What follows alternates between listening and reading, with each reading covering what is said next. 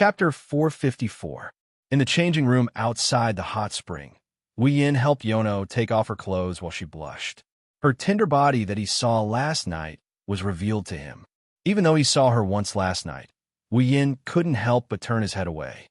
It's not that he's pretending to be serious, but if he doesn't do this, he's afraid that he'll lose his composure. Shidaesan, you're shy? Siono smiled and teased. Wu Yin rolled his eyes and ignored her. Wu Yin picked up a small bath towel and wrapped it around Siono's body. Then he took off his clothes and wrapped himself in a towel. His firm chest heaved up and down in the air. Occasionally, there would be the sound of his heartbeat, and occasionally, there would be a glimmer of light flashing through his eyes. He looked very well built. Touching his chest, Wu Yin couldn't help but laugh. If it was in the past, with his small otaku body, how could he have such a golden ratio?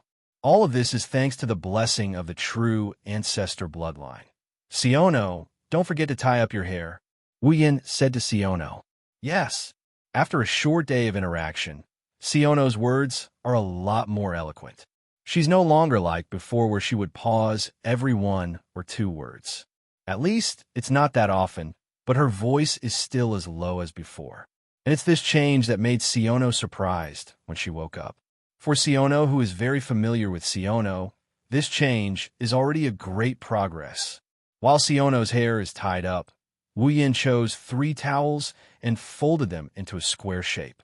For some reason, when they're soaking in the hot spring, they always have to put a square towel on their head. Wu Yin thought it's a bit troublesome, but since everyone did it, he followed suit. After doing all this, Wu Yin brought Siono to the hot spring and opened the door. When the hot spring came into view, 2 figures entered the hot spring as well. Shido. Toka leaned on the side and waved at Wu Yin. Come down quickly. This is amazing. It's much more comfortable than bathing at home. Wu Yin didn't answer Toka because he's completely focused on the scene in front of him. In the hot spring, Kotori grabbed her towel and sat opposite Toka. Her delicate body was deeply hidden under the hot spring, making it impossible to see what's going on inside. But her face, which is red from embarrassment or from the heat, is exceptionally charming. Toka sat opposite Kotori, but compared to Kotori, Toka didn't wear a towel. She leaned on the edge of the hot spring and closed her eyes comfortably. Half of her naked body was covered by the hot spring water, but the 2 semicircles were exposed. Seeing the 2 in the hot spring, Wu Yin swallowed a mouthful of saliva. When he came back to his senses, he scolded himself for not living up to expectations. He had 8 wives at home. How could he not see enough of them? He couldn't even withstand the test. While despising himself, Wu Yin's body shrunk back unnaturally. Because seeing the 2 women like this, Wu Yin couldn't hold back his lust and raised the flag. He didn't want to let anyone see the tint under his towel. It looks really comfortable, Shitona shouted while dancing with joy. Shitona also wanted to try it. When she heard Shino blinked her eyes, and then she walked towards the hot spring. When her little feet soaked in the hot spring, her large eyes couldn't help but narrow slightly while a flush appeared on her face. It seemed that the effects of the hot spring were rather outstanding for Shino. Yoshino quickened her pace and slowly submerged herself in the water. She swam to Toka's side and sat down. Seeing Yoshino enter the water, Wu Yan's restless heart was released. He couldn't wait to get into the water. Looking at him, he almost shouted, "I'm coming." Wu Yin glanced at Toka and Yoshino, then at Kotori. A wicked light flashed in his eyes. Then, without hesitation, Wu Yin came to Kotori's side and sat down. Kotori shrunk back and looked at Wu Yin sitting beside her. Her face blushed even more. She tightened her grip on the towel, and her gaze became unnatural. But she didn't leave. After Wu Yin entered the water, the hot spring became quiet. Toka, Yoshino, and Yoshino's eyes were closed as if they were asleep. Kotori envied them. She also wanted to close her eyes and enjoy the hot spring. However, Wu Yin made her nervous. She couldn't calm down and enjoy the hot spring after a while. Wu Yin suddenly said in a voice only Kotori can hear, "Kotori, you didn't bring a black ribbon to the hot spring, right?" Kotori was stunned. She tilted her head in confusion. She didn't understand why Wu Yin suddenly asked this, but she answered honestly. No, I brought a ribbon. It would get wet. Wu Yan's wine-red eyes flashed with a brilliant light as he grinned. Coteries' body stiffened. She made a strange sound like a hiccup. Her red eyes flashed with disbelief. She slowly turned to look at Wu Yan. She wanted to prove that Wu Yin didn't do it. Unfortunately, all she saw was a face with a hateful smile. Oni-chan, Coteries' face turned red. She wanted to scream when she saw Wu Yan's face, but Wu Yan's words stopped her. Toka and the others are still on the other side. Coterie swallowed the scream she was about to blurt out. She pouted and wanted to cry, but no tears came out. Wu Yan's hand on Coterie's breast started to slowly move. A scorching sensation traveled from Wu Yan's skin into Coterie's body. Her heart trembled violently. The hand that seemed to have a very high temperature seemed to have some sort of magical power. Coterie almost moaned. Coterie bit her lips and looked at Toka and Yoshino, who had their eyes closed. She was so embarrassed that tears welled up in her eyes. Coterie was extremely afraid. She was afraid that Toka and Yoshino would open their eyes and see what happened. If that happened, she wouldn't be able to face them anymore. Coterie quickly stopped Wu Yan's mischievous hand and looked at Wu Yan pleadingly. Oni-chan, don't be like this. Wu Yan raised an eyebrow. He glanced at Toka and Yoshino before turning back to Coterie.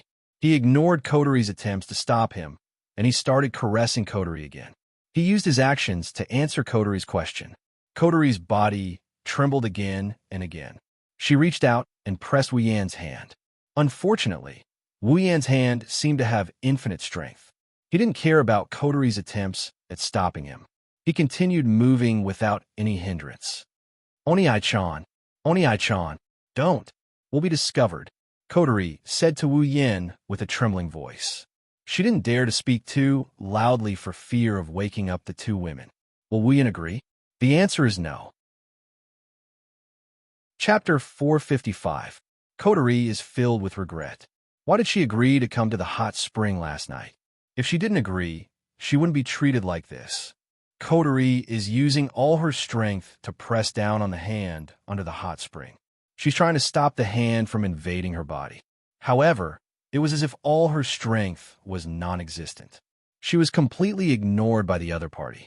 Under the suppression of all her strength, the big hand was not affected at all. It moved freely as if it was nothing. It touched Coterie's body from front to back, from top to bottom. Coterie's heart seems to stop for a moment every second. She's gasping for air as if she can't breathe in fresh air. The quiet hot spring is filled with soft panting sounds. Every time she gasped for breath, her strength would decrease by a notch. The strength in her hands would decrease as well.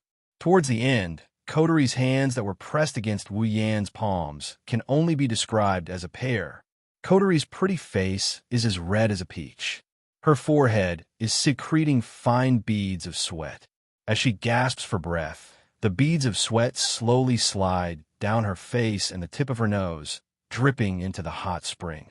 The air above the hot spring is filled with a faint body fragrance. Feeling her strength leaving her body, a strange desire is gradually attacking her. Coterie lowered her head and gasped for breath. From time to time, she'll let out a soft murmur. Her red eyes are starting to water. Wu Yan shook his head and laughed. He started looking forward to Coterie's reaction.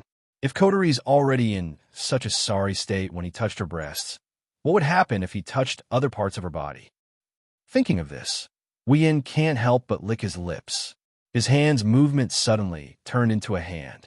Coterie's smooth body is now completely in his palm. Coterie clenched her teeth, trying her best to endure the strange feeling in her body. This feeling made Coterie panic because this is the first time she's felt this kind of desire. Coterie panted and looked at her big brother.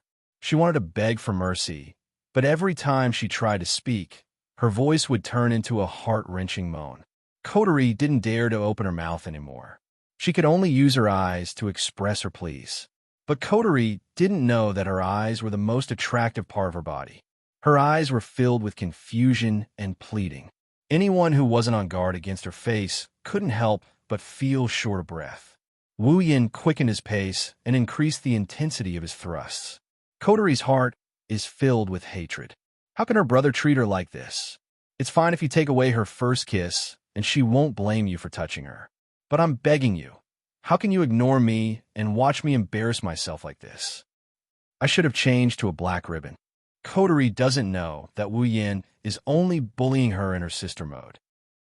After all, a soft girl is easy to bully. As for the commander mode, Wu Yin doesn't have the guts to tease her yet because he doesn't want to die. Thus, Wu Yin can only take it slow, starting from sister mode. When the time comes, he will push Kotori down, and she will have no choice but to accept the fact that she is in commander mode. This is why every time Wu Yin has bad intentions, he'll either take away her black ribbon or ask her if she has one. One has to admit that this method is very effective. At the very least, the sister mode Kotori can't refuse Wu Yin. She can only let Wu Yin do whatever he wants.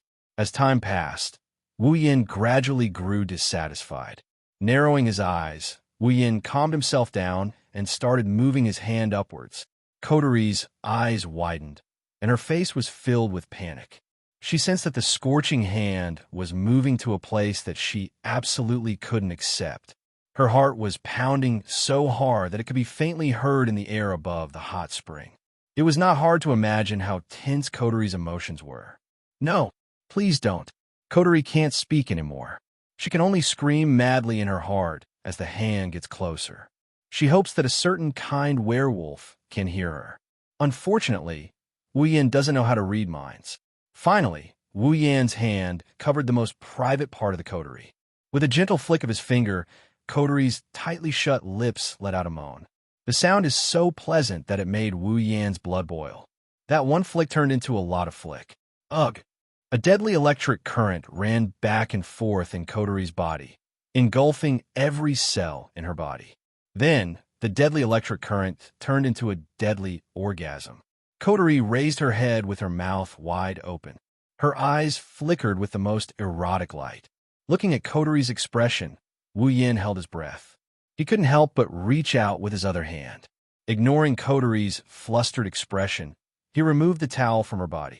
When the white towel was removed from her body, Kotori's body was revealed. The pair of white bunnies he saw in a hurry in Wu Yan's bathroom entered Wu Yan's eyes. Oni Ai-chan. Kotori couldn't help but cry out. Her body was completely exposed in front of Wu Yan. She was extremely embarrassed. However, Wu Yan's hand didn't stop moving. Kotori felt like she was in an abyss of fire. She couldn't save herself. She could only watch as her body writhed in front of Wu Yan's eyes. Finally, Kotori is within Wu Yan's grasp. Wu Yan couldn't wait any longer, and he started rubbing Kotori's body. While rubbing Kotori's body, he bit down on one of her ears. Kotori let out a seductive moan. Her face was as red as water. She placed her hands on Wu Yan's upper and lower arms, but she couldn't exert any strength. From the outside, it looked like Kotori was the one driving Wu Yan's hand. Kotori kept moaning. The luxury called rationality was slowly collapsing.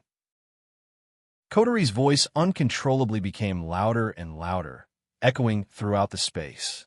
To avoid attracting the attention of the two girls, Wu Yan lowered his head and he sucked on Kotori's lips. He also pried open her teeth, and he searched for Kotori's flustered tongue. Then, he started making love with her. The ambiguous atmosphere began to spread throughout the entire hot spring. Even the hot springs seemed to be shy. It began to accelerate the evaporation of heat, enveloping the two's entwined bodies, covering their embarrassment. On the other side, Toka, Yoshino, and Yoshino seemed to be really asleep. They didn't notice at all that there was a ripple that was enough to destroy the pure thoughts of the elves in front of them.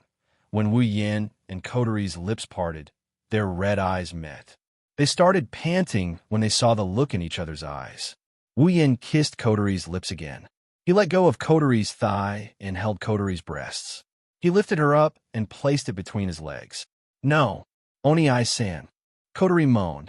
Don't. Here. Kotori's words made Wu Yan realize where they are. His mind cleared up. He bitterly smiled. There's nothing he can do. He stopped pressing down on Kotori's breasts and started to move his hands back and forth. Kotori's light panting sounds kept coming from the hot spring. Chapter 456. Hot Spring Hotel. At a certain moment, the door of the hot spring was finally opened. Tin Fragrance and Si Wenai walked out of the hot spring with a towel wrapped around their bodies. There was still some mist around their bodies, and there was a strong sense of satisfaction on their faces, so comfortable. Toka sniffed and smiled happily. Hot spring is really good stuff. Yoshino by the side also repeatedly nodded her small head. One could see a trace of joy in her large blue eyes. For Yoshino, who was temporarily unable to properly express her emotions, this kind of expression was already an extremely happy expression. "Oh, where's Shido?" Yoshino waved her rabbit hands, reminding the two elves who were immersed in the hot spring world not to forget a certain someone. "Ah?" Toka was shocked. "Yeah, where's Shido?" Siyu tilted her head in confusion. She blinked her big eyes, full of question marks. It was obvious that Tin Fragrance had asked the wrong person. Thus, the two sprites, one big and one small, immediately began to stare at each other. "He should still be in the hot spring," Yoshino said. She covered her mouth and secretly smiled. So little Toka doesn't care about Shido anymore. Yoshino must tell Shido this fact. Shido will be very sad and then ignore little Toka. Tin Fragrances immediately turned pale with fright. He shook his head frantically and shouted, "Of course not. Shido won't ignore me." Yeah, Shido won't ignore little Toka." Yoshino's words pierced Toka's heart. "But this time, it was you little Tin Fragrances who left Shido behind. Yoshino thinks Shido will be very sad." Toka's eyes were full of tears. She said to Yoshino, "But didn't Yoshino also leave Shido behind? Shido will also ignore Yoshino." Yoshino was stunned. Then her little face started to become nervous. Her eyes were filled with tears. Yoshino's heart jumped. She didn't want to scare Yoshino. She changed her tone. "We're all in the same hot spring. Why didn't you notice Shido?" Toka opened her mouth. She tilted her head and said seriously, "I forgot." Yoshino lowered her head and said weakly, "Me too. These two elves are so natural that they broke through the sky. More importantly, it's not too late to remember Wu Yin, but you forgot about Kotori." Both Toka and Yoshino seemed to be scared by Yoshino's words. Toka quickly said, "I'll go find Shido." The four Kano nodded. The two spirits turned around, and when they were about to enter the hot spring, Wu Yin appeared before them. He slowly walked out of the hot spring with a smug look on his face. He looked like he just ate something good. Anyone who saw him would know that he's in a good mood. His body and mind are at their best. Under Toka and Yoshino's surprise gaze, Wu Yin said to Yoshino in a bad mood, "I say, Yoshino, is it fun to bully Toka and Yoshino?" Yoshino giggled. Yoshino didn't want to bully Yoshino. Yoshino only wanted to bully Toka. Toka suddenly realized. It's like she just realized she was being bullied. But the truth is, she just realized she was being bullied. She angrily looked at Yoshino and said, "So you've been bullying me? Who told Toka to be so fun?" Yoshino said while waving her hand. Her tone is asking for a beating, that it's not good to quarrel. Si Ning withdrew the shitona in her hand a little and softly said. That gentle voice caused Ten Incense's anger to involuntarily subside. Wu Yin laughed and shook his head. These two elves are being bullied by a doll. If they really cared about me, they would have come to me from the start. Bang. Suddenly, a foot kicked Wu Yin from behind. It landed on Wu Yan's waist. Wu Yin didn't expect someone to attack him. He was completely unprepared. Puffed. The sudden kick landed on his waist, causing him to spit out a mouthful of saliva. He flew through the air in a parabolic arc before crashing into the ground. His toes twitched a couple of times before he went limp and couldn't get up anymore. Shido, Oni Ai-chan. Sure Xiang and Si Wenai couldn't help but exclaim. They turned to look at the owner of the foot and couldn't help but be stunned. Kotori, why did you suddenly kick Shido? Toka looked at Kotori. Yoshino was also anxious. Kotori's state is too strange. His red eyes were actually suffused with a black light. His face was so gloomy that it seemed as though water was about to drip from it. His body was constantly trembling, as though he was enduring something. However, there was a misty mist in his black eyes. His gloomy face was suffused with a red flush. If the state was not strange, what was it? On the ground, Wu Yin struggled to get up. He looked at Coteries' head. Wu Yin despaired. The white ribbons on Coteries' head have turned black. Commander mode. Coterie narrowed her red eyes. A fierce glint flashed in her eyes. Under the bath towel, her long white legs strode towards Wu Yin. Each step is followed by a heavy thud. It's like she's stepping on everyone's heartstrings. Toka and Yoshino hugged each other. They're trembling. Wu Yin laughed dryly.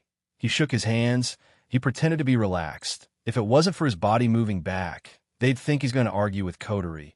Coterie stood in front of Wu Yin. She looked down at Wu Yin. Ignoring the fact that Wu Yin is seriously injured, she said coldly, "Speak. How do you want to die?" Wu Yin smiled sheepishly. "Must I be sentenced to death?" "Looks like you don't want to choose how you want to die," Coterie said. "Then let me decide for you." "Coterie." Wu Yin looked at Coterie, who's glowing black. He shouted with grief and indignation, "Please listen to my last words." "Oh." Coterie glanced at Wu Yin expressionlessly. "What do you want to say? This commander allows you to speak." "What should I do? What should I do? What should I do?" Looking at Coterie, who could turn into a dark one at any moment, Wu Yin racked his brain to think of a way to get out of this situation. However, the cruel selection process slowly extinguished his hope. In the end, Wu Yin looked like he wanted to cry, but no tears came out. "Looks like you're testing my patience." Coterie clenched her teeth and raised her foot. "Since that's the case, let me end you." Wu Yin looked at the foot that's about to land on him. He jumped up and grabbed Coterie's hands. Coterie was shocked. She shouted, "Let go. Let go. How can I let go? I'll die if I let go." He grabbed Coterie's hands and hugged her tightly. Coterie's body stiffened. Coterie pushed Wu Yin away as she glared at Wu Yin. She gasped for air as if she had used up all of her strength to push him away. She looked at Wu Yin with a dark expression on her face. After a while, Coterie snorted coldly. "You're lucky." Coterie grabbed her clothes and walked out of the changing room without looking back. The other three sighed in relief and looked at each other. Coterie's legs turned to jelly and she fell against the wall. Her face was flushed. The murderous glint in her eyes turned into a daze and her skin was flushed red. Coterie's face reddened again when she recalled what she did with Wu Yin in the hot spring. Idiot. Chapter 457. The sky had darkened, and the night had surrounded the entire sky in darkness. The stars were slightly glowing, embellishing the black sky, making the color not so monotonous. Unfortunately, perhaps because it was a little superfluous, the moon did not appear in this beautiful scene. In the distance, a luxurious car drove over at an average speed and soon stopped at the door of Wu He's house. All the doors were open in a moment, and a man and 3 women also got out of the car, closed the door, and came to the gate. These 4 people were naturally Wu Yan's group who came back from the hot spring hotel. "Then, I'll go back first," Murasame Ling Yin said to everyone with a pair of eyes wrapped in dark circles. It had to be said that this time, Murasame Ling Yin sacrificed a lot. Not only did she act as a driver, but she also didn't go to the hot spring. This was only secondary. More importantly, when Wu Yan's group was comfortably enjoying the hot spring, Murasame Ling Yin was entertaining herself in the hot spring hotel alone for several hours, which was admirable. It wasn't until Murasame Rain drove away that everyone retracted their gazes. However, Yoshino raised his head and looked at the sky. There was a strange color in his big blue eyes. The big eyes reflected the scene of the night. The little starlight at this time seemed to enter Yoshino's big eyes, flashing frequently, which looked very beautiful. Catching a glimpse of this scene, Wu Yin, who was about to enter Wu He's house, stopped, looked at Yoshino sideways, and asked in confusion, "What's wrong?" Hearing Wu Yan's voice, Yoshino seemed to be awakened.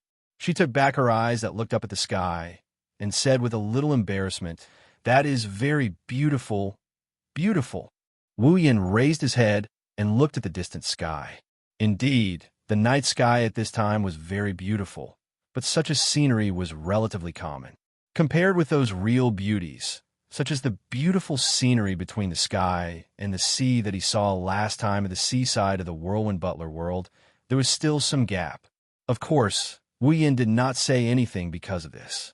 He could more or less guess why the four bunnies were behaving like this. Squatting down, Wu Yin touched the beautiful hat on Xianxia's head and said, "Haven't you seen it?" He is being touched by Wu Yin on the head. Yoshino seemed to enjoy it very much. Her eyes narrowed slightly, and a happy blush appeared on her face as she whispered, "Yeah, I've never seen it before." Upon hearing this, not only Wu Yin, but even Toka and Kotori, who was still in commander mode, turned to look at the four genii at the same time with a pitiful expression on their faces. Yoshino is the spirit of ice and water. Every time it descends to this world, it will bring along a sky full of rain because of its special ice and water spirit power. Because of this, if Yoshino were to raise its head to look at the sky in the past, it would only see the same rain and clouds up until now. Everyone still remembered that after Yoshino's power was sealed last night, when she woke up the next day, her face that always carried a bashful expression, when she saw the blue sky, just what kind of brilliant expression appeared on her face from a certain point of view, Yoshino was really pitiful. Looking at Yoshino's blushing face, Wu Yin smiled and scratched Yoshino's nose. He said dotingly, "In the future, there will be a lot of time to see it." Yoshino raised his head and smiled. He nodded his little head. The crowd was able to sense that Yoshino's mood seemed to have become very happy. Thus, smiles involuntarily appeared on the crowd's faces. After rubbing Yoshino's head again, Wu Yin stood up and glanced at the door. He hesitated for a bit, but didn't choose to enter. Instead, he turned to Kotori. "I say, Kotori, aren't you going to switch back to sister mode?" Wu Yin asked out of curiosity. To prevent Shirori from getting involved in unnecessary trouble, Kotori has always been reluctant to act like a commander in front of Shirori. This is why Wu Yin was able to bully Kotori back in the Itsuka family. Kotori snorted. She glanced at Wu Yin and she mumbled, "It's all because of you. What did you say?" Kotori's voice was so soft that even Wu Yin couldn't hear it. This made Wu Yin even more confused and curious. Kotori glared at Wu Yin and shouted, "I said it's none of your business." Kotori's shout caught Wu Yin's attention. Wu Yin felt like his head was struck by lightning. He felt dizzy and his eyes were spinning. Pursing her lips, Kotori swung her two red ponytails as she walked towards the door. She's cursing inside her heart. In her sister mode, she's so naive and cheerful. How could she have a nerve to come out and see Wu Yin after that dubious affair in the hot spring with him? "That's strange, Kotori." Toka held Wu Yin's ears and pouted. "She's like a different person." "No, she's like a different person. In a sense, she's a different person." Kotori followed Wu Yin, Toka, and Yono into Itsuka's house. They pushed open the door, and the three girls greeted them with a sweet, "I'm back." Shirori came down from upstairs as well. "You're all back." Shirori looked at everyone with a warm smile. "Did you have fun in the hot spring?" Zhuxiang and Si1 nodded vigorously. It could be seen that they were indeed very happy. After all, something as enjoyable as a hot spring was something the two of them could never enjoy in the past. In the past, the two of them only had to constantly be chased and run away. Of course, Shirori didn't know all of this, but as long as everyone was happy, it was fine. Shirori quickly noticed Kotori's difference and asked with some doubt, "Kotori, why are you wearing a black ribbon?" "Here it comes," Kotori sighed. Then she showed a bright and innocent smile, just like when she wore the white ribbon. She came to Shiori's side and hugged her arm. "Sister, my ribbon got wet in the hot spring." "I see." Shirori nodded in agreement. Wu Yin, who knows the situation, felt a chill down his spine. He looked at Kotori's innocent smile and the black ribbon on her head. After confirming that this is indeed commander mode, Wu Yin's lips twitched and he turned his head away in an awkward manner. The one acting like a spoiled brat is the same face as before. However, when he thought of Kotori's commander mode, he couldn't stay calm. It's hard to believe that commander mode Kotori would act like a spoiled brat. It's a good thing Kotori didn't know what Wu Yin was thinking. Otherwise, he would have been sentenced to jail for sure. At night, lying on his bed, Wu Yin exhaled and looked at the ceiling. His eyes looked a bit unfocused as he thought of something. Apart from the beach trip in Butler Whirlwind's world, it's been a long time since he had such a relaxing time. Come to think of it, since he got the system and came to Spalier World half a year ago, he rarely had such an ordinary life. Fortunately, even though it's few, it's not like there's none. In the world of Butler Whirlwind, I lived the life of a student of White King Academy. In the world of magic, I also went on dates with the girls and went shopping. When I was in the world of Silveria, I also lived quite a peaceful life. Compared to those seniors who have to work hard every day after transmigrating, he's much happier with the system. I wonder how Chuju and the others are doing. Is Flanderchan obedient? I miss them so much. Chapter 458. The next morning, Wu Yan's house had a peaceful morning as usual. Aside from the girls being dissatisfied with Wu Yan's habit of sleeping in instead of cooking, nothing else happened. Of course, that's only for the girls. Due to some unknown reason, Coterie has been in commander mode since yesterday, even when she's sleeping. Normally, this would be inconceivable. Since Coterie is in commander mode, Wu Yan, who used to be the one to wake up in the morning, got to wake up by force this morning. After all, commander mode Coterie isn't as nice as sister mode Coterie. She'll call out Oni Ai-chan a few times and get bullied by Wu Yan. For Coterie, waking up Wu Yan is a piece of cake. She only needs to pull his blanket and kick his feet to wake him up. When he wakes up, he's no longer on the warm sheets, but on the cold floor. If Shirori wasn't still at home, Coterie would have ordered Wu Yan to make breakfast. After all, Coterie has always coveted Wu Yan's food. Then, after sending the 4 Kanai to Fraxinus, Murasame Rain took care of them. Everyone left home and went to school separately. Tiangong City, Duralai Zen High School. Meng Meng's homeroom teacher stood on the podium and looked around at the students below. She nodded her head in satisfaction. Then she opened her arms cutely and said with a smile, "Good morning, everyone. Today, there will be a transfer student coming." Hearing this, the students looked at each other, not knowing what to say. Some time ago, there was already a Tsuka Shido and a Night Blade God Toka in the class. Now, in just a few days, there was another transfer student. Since when were there so many transfer students? Shirori, Toka, and Tabichi Origami didn't know what's going on. Only Wu Yin, who was sleeping at the last row, opened his eyes when he heard this. He lifted his head and looked at them. A transfer student? At this time, his consciousness slowly returned to his mind. Narrowing his wine-red eyes, he turned towards the classroom door. He bitterly laughed and sighed. The transfer student after Toka, in the original work, other than her, who else could it be? Come in." As the homeroom teacher's voice rang out, the voices of everyone in the class weakened. Under everyone's gazes, the classroom door was slowly opened. The sound of footsteps echoed throughout the silent classroom. The person slowly walked up to the podium and revealed his true face to everyone. For a moment, the students who were originally waiting for a good show widened their eyes and were speechless when they saw the person's true face. Her long black hair was tied into 2 long braids and stretched out in front of her chest. She had long bangs on her forehead, but the length was completely different.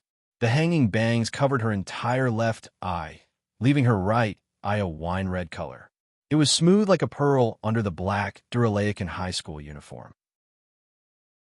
A pair of black silk stockings were on her feet, making her look very charming. After writing his name on the blackboard, he turned around and smiled at everyone. "My name is Toka Kurumi." That's right. The newcomer is the Time Fairy. Toka Kurumi. The Toka Kurumi who almost swallowed Wu Yin a few days ago. Seeing the beautiful Toka Kurumi on the podium, everyone in the classroom came back to their senses when they heard Toka Kurumi's voice. Everyone instantly fell to their knees before Toka Kurumi's beauty and screamed in surprise. Tokisaki Kurumi didn't seem to care about the students' reactions. She scanned the classroom with her wine-red right eye until she saw Wu Yin sitting at the back of the class with an expressionless face. Tokisaki Kurumi's eyes lit up, and she flashed a sweet smile. Another wave of wolf-like howls erupted from the class. Hearing the cheers in the classroom, Wu Yin couldn't help but bitterly smile. He looked at the dignified and elegant Toka Kurumi. Who would have thought that such an existence would be a fairy who personally killed more than 10,000 people? If he didn't remember the battle with Toka Kurumi a few days ago, Wuyin wouldn't have believed that Toka Kurumi was such a crazy fairy. Toka Kurumi's lips curled up as she retracted her gaze from Wu Yan. She smiled and said, "By the way, I am a fairy." The loud cheers came to an abrupt end. Everyone was a little stunned as they looked at Shikisaki Kurumi, who was standing on the podium as if he was talking about something insignificant. They looked at each other and froze on the spot. Wu Yan, who was sitting in the back row, bitterly smiled. As for Toka and Origami, their mouths were wide open. A drop of cold sweat dripped down the teacher's forehead as he looked at the silent classroom and dryly laughed. That's a really rich self-introduction. The form teacher wiped her forehead. She was a little dumbfounded. Why were the 3 transfer students in her class so good? In order to prevent Tokisaki Kurumi from saying anything else, the homeroom teacher quickly said, "Then, please take an empty seat. Before that, can you wait?" Tokisaki Kurumi interrupted the homeroom teacher. The homeroom teacher froze on the spot and forced a smile. "What's the matter?" he asked. "I'm unfamiliar with a lot of things in this school. So, I hope someone can show me around the school." Shit. Wu Yan had this thought when he heard Tokisaki Kurumi.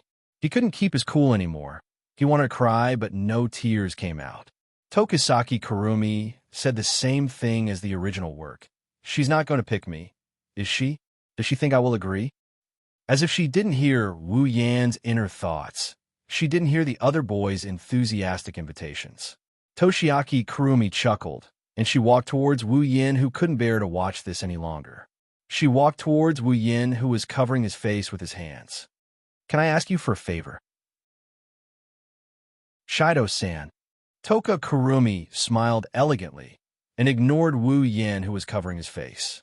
Her voice echoed in the classroom and made everyone's jaws drop, including Toka and Shirori. Time seemed to have stopped at this moment. Not long after, the crowd boiled over. The girls whispered to each other and pointed at Wu Yan while the boys had a dark cloud hanging over their heads. They looked very gloomy, and their gazes at Wu Yan looked like they were about to spit fire out of them. Who would have thought that a normal and unremarkable student like Shido would be able to attract the attention of a goddess? That guy, Toka, who was originally a bit lazy, suddenly became alert. She looked at Tokisaki Kurumi with hostility and gritted her teeth. "Why is it Shido? Could it be? Is it someone you know?" Shirori nodded doubtfully. She then turned to look at Toka, who was still fuming, and laughed inwardly. Looks like the vinegar jar is about to explode. All kinds of piercing gazes made him want to vomit blood. He almost cursed out loud. "Do you guys really want to be with such a dangerous person?" Tokisaki Kurumi giggled. She lowered her body and she whispered to Wu Yan in a voice that only Wu Yan could hear. "Like I said, you can't reject me." A demonic red glow flashed in Tokisaki Kurumi's red eyes as he scanned everyone in the classroom. His meaning was obvious. Wu Yan stared at Toka Kurumi's smiling face for a long time before he sighed. "Fine." Chapter 459. In the sky above Tiangong City, in Fraxinus, Radatasker's members are in a mess in the command room. They're looking at Tokusaki Kurumi, who's sitting in Toritsuki Zen High School's second-year class 4. Their eyes are filled with disbelief and confusion. Even Kanazuki Kyuhei, Rei Murasame, and Yuki Chinyu are the same. At some point, the door to the command room opened by itself. Kotori, who was in commander mode, finally walked in. Her presence was like a tranquilizer. Everyone's faces lit up with joy as they calmed down a little. One had to admit that Kotori was indeed very authoritative in Ratatosker. Commander, Kanazuki Kyuhei, Rei Murasame, and Yuki Chinyu heaved a sigh of relief when they saw Kotori. She's like Radatasker's pillar of support. They're all relieved when she's here. "What's the situation?"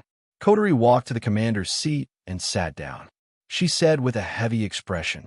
Her red eyes stared at Shikisaki Kurumi on the screen. No one knows what she's thinking about. Nothing important has happened so far. Tokusaki Kurumi doesn't seem to want to show off in Toritsuki Zen High School. Kanazuki Kyuhei reported. He's confused as well. He doesn't understand why Tokusaki Kurumi would come to his door. Kotori opened a pearl and put it in her mouth. That Tokusaki Kurumi, if I'm not mistaken, she's here for Shido, right? That should be the case. Yuki Chinyu said calmly.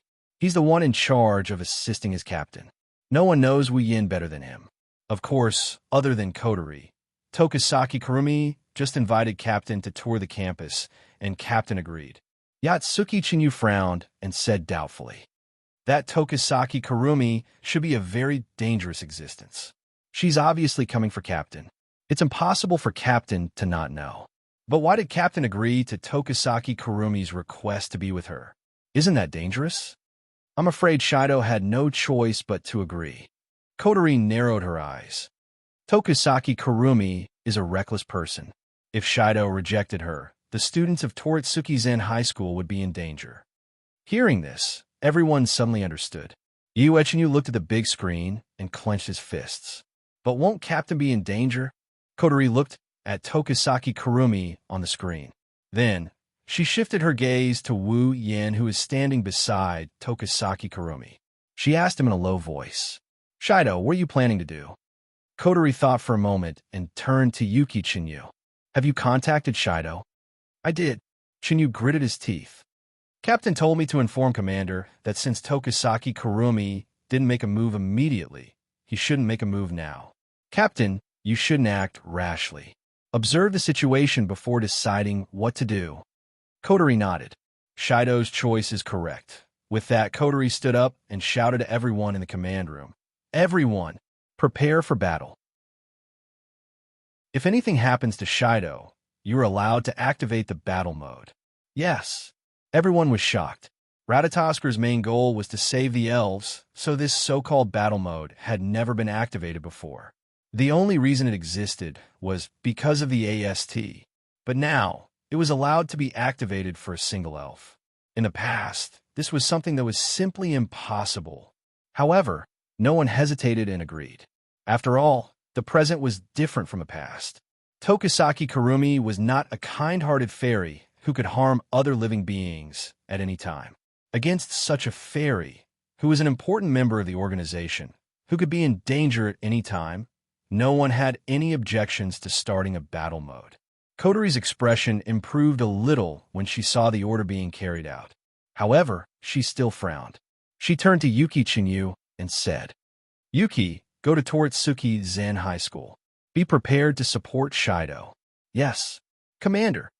Yuki Chinyu replied and ran out of the command room.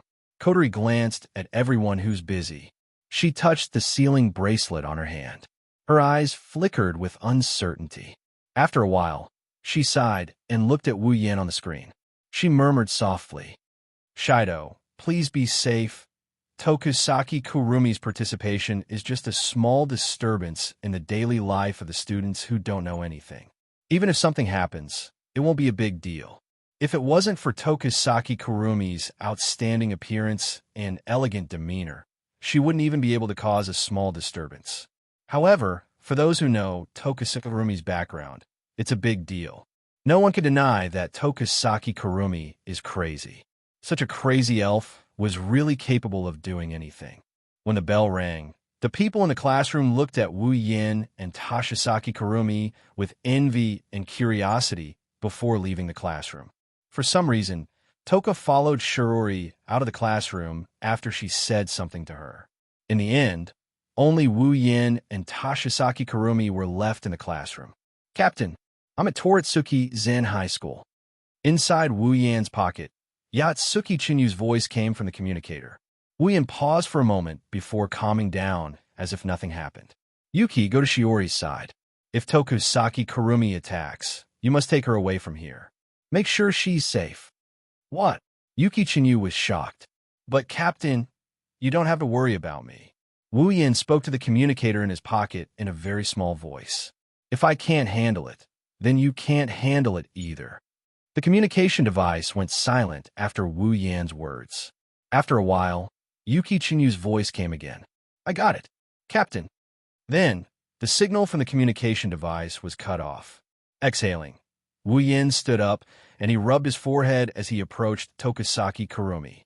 He walked over as well. "Sorry to trouble you, Shido-san. Please take care of me." Tokisaki Kurumi tilted her head as if she didn't know Wu Yin at all. She spoke in a flat tone. "All right." Wu Yin sighed. "Let's go." Hearing Wu Yin's answer, Tokisaki Kurumi smiled and tapped her cheek. She narrowed her eyes and followed Wu Yin out of the classroom. On the other side of the classroom, Tokisaki Kurumi looked at Wu Yin and Tokisaki Kurumi walking together. She muttered in dissatisfaction. What the hell is he doing? Why did he choose Shido out of all the girls? Toka doesn't know why, but looking at Tokisaki Kurumi, she felt an inexplicable sense of irritation. She could understand why, but there was also a faint trace of unease. This kind of uneasiness was different from the usual uneasiness.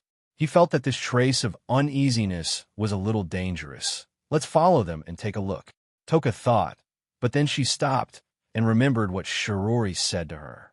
If you push a guy too hard, you'll make him hate you, hated by Sherdao. Fragrance pouted and paced back and forth. After a long time, she stomped her feet and pouted with dissatisfaction before walking in another direction. Chapter 460. Inside one of the corridors of Toritachi Zen High School, Wu Yin and Tokisaki Kurumi walked together. They looked at each other like strangers. They didn't even talk to each other. That's if you ignore Tokisaki Kurumi's constant glances at Wu Yin. As they leisurely walked along the corridor, neither of them spoke first. They tacitly walked in the same direction. If one were to observe carefully, one would discover that as the two of them walked, the number of people in the corridor became fewer and fewer. When they reached a deserted corridor, the two slowed down their pace. With his hands behind his head, Wu Yin yawned lazily. Finally, he started talking to her for the first time since they started walking together. "So, what are you doing here?" Tokisaki Kurumi.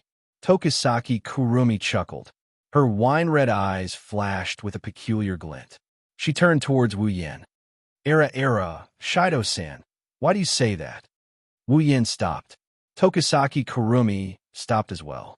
Wu Yin turned around to look at Tokisaki Kurumi. Wu Yin snickered. "Don't tell me you're really here for school?" Tokisaki Kurumi's beautiful eyes narrowed into crescents. She took a few steps forward and approached Wu Yin. She didn't stop until she touched Wu Yin's body. Her head was still moving towards Wu Yin. Wu Yin frowned as he looked at Tokisaki Kurumi, who was getting closer. He couldn't help but take a step back. However, Tokisaki Kurumi didn't give up and continued to press closer to Wu Yin. Wu Yin had no choice but to step back. After a while, Wu Yin felt a cold touch on his back, and he couldn't retreat anymore. He could only let Tokisaki Kurumi get closer to him and fall into his arms. From the outside, it looked like a girl in love falling into the arms of her lover. Her soft body fell into Wu Yin's embrace. Tokisaki Kurumi's huge chest pressed against his chest. It gave Wu Yin a strange feeling. However, Tokisaki Kurumi didn't seem to be satisfied. She twisted in his arms and looked at Wu Yin's face. Her face flushed red as if she was aroused. That woman. In the command room, Kotori saw this scene on the big screen and crushed the jewel in her mouth. The crisp sound caused everyone in the command room to shiver. They could feel their commander's resentment from this action. It would be fine if it was another elf, but it's Tokisaki Kurumi. Kotori is very unhappy. Tokisaki Kurumi's personality is a bit of a headache for Wu Yin. However, it's an undeniable fact that Tokisaki Kurumi has a face that can drive anyone crazy. Coupled with her blushing face, Wu Yin couldn't help but feel a little restless. Wu Yin didn't know whether to laugh or cry at this. Wu Yin suppressed the restlessness in his heart and looked away helplessly. "I say, what are you trying to do? What's wrong?" Tokisaki Kurumi tilted her head and smiled. "Don't you like it, Shido-san?" Wu Yin shook his head. "Don't tell me you like doing this kind of thing." Tokisaki Kurumi nodded without hesitation when she heard Wu Yin's words. "Ah, yes, if it's Shido-san, I'm very willing. I like it very much." Wu Yin gulped. He didn't know what to say and sighed. I don't think I have that much charm to make a beautiful girl like you fall in love with me. At least when you've only met me once. Era. You're wrong, Shido-san. Tokisaki Kurumi's eyes glistened with tears. One could see the unconcealable blurriness in her eyes. Since the last time I saw Shirdao, I've been thinking about you. Every day, Shirdao's figure is flying and stirring in my mind. It's driving me crazy. I can't hold back my longing for you any longer. Tokisaki Kurumi wrapped her arms around Wu Yan's neck.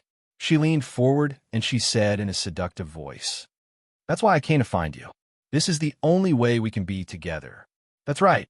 I'm very happy right now.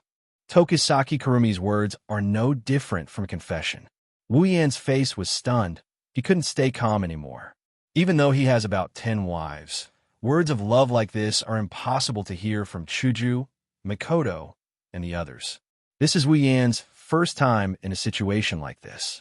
It's also his first time being confessed to. Wu Yan is at a loss of what to do. He's behaving like a pure and innocent little boy. No one would have guessed that this guy already has a wife, and 8 of them at that. Moreover, Tokisaki Kurumi's body kept moving closer to his as she spoke. Even a real gentleman wouldn't be able to hold himself back, let alone a fake gentleman like Wu Yan. Wu Yan could only hold back the evil fire in his heart. His face was red as he leaned against the wall like a little girl who was violated. He was about to cry. Of course, Wu Yan was having a good time, but a certain arrogant girl with 2 ponytails in the command room almost went berserk. Just like Wu Yan, she was also holding it in. Her face was red as well.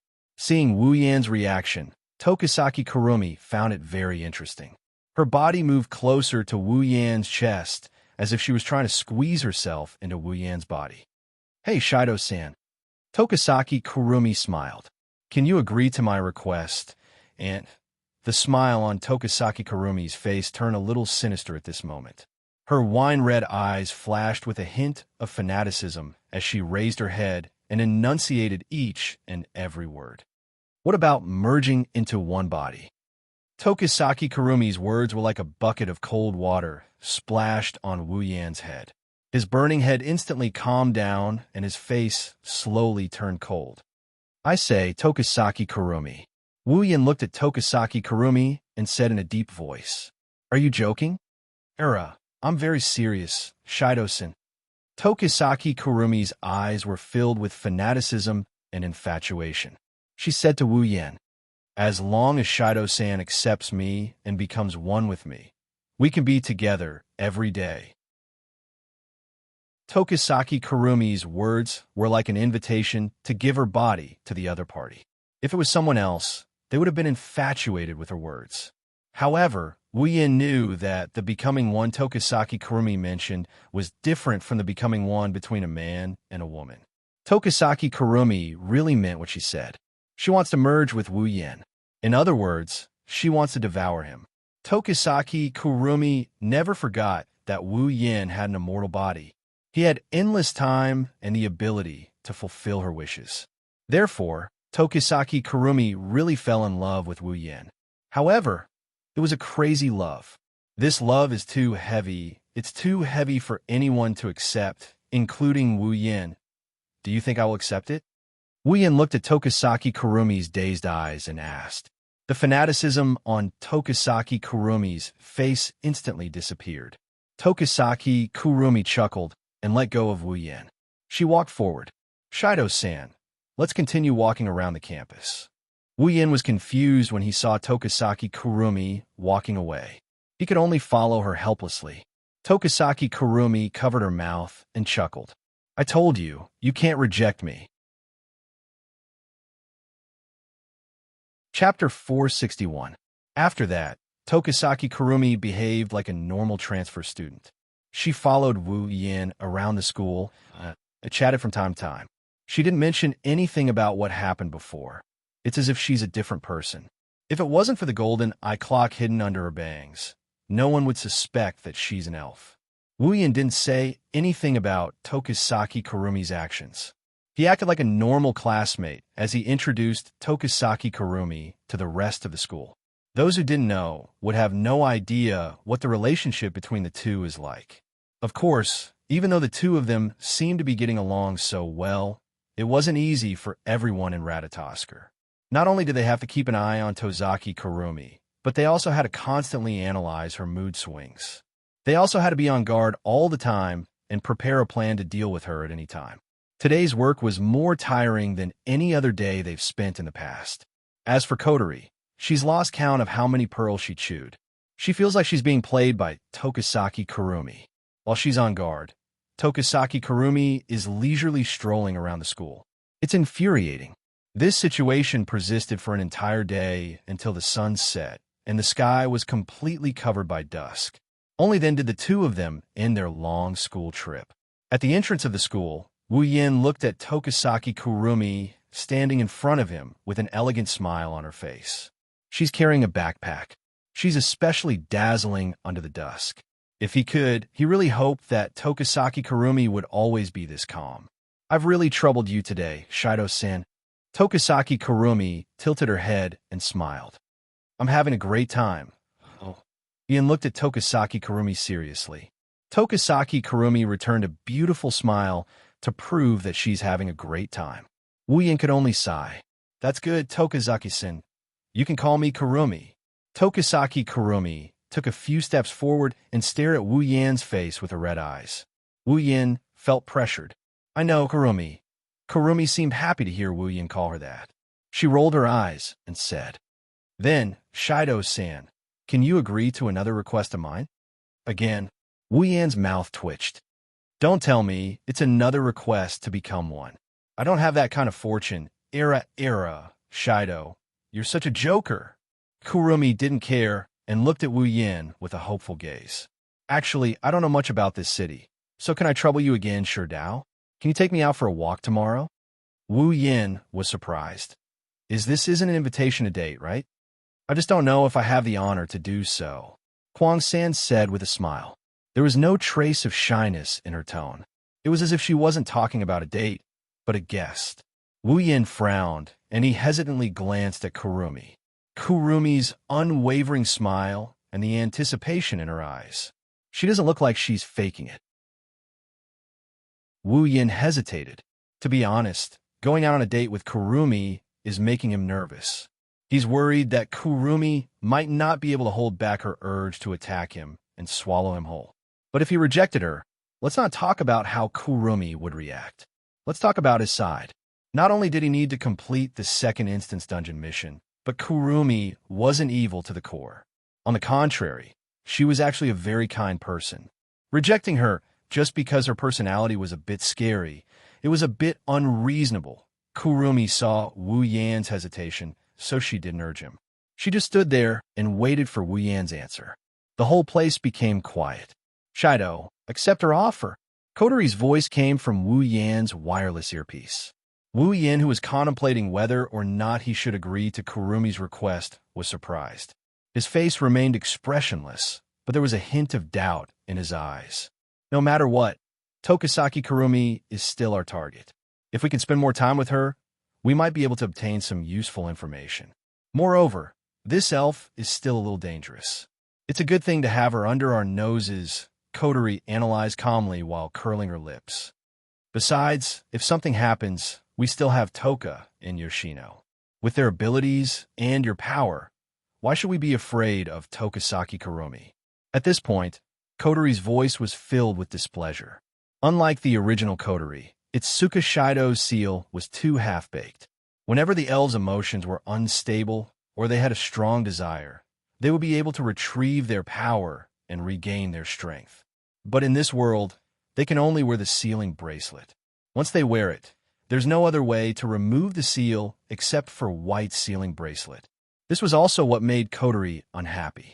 If she could use her fairy force, she would have taught Tokisaki Kurumi a lesson for acting so recklessly. Kotori is confident in her power. She won't lose to Tokisaki Kurumi. And that's the truth. Kotori's words shattered the last bit of hesitation in Wu Yan's heart.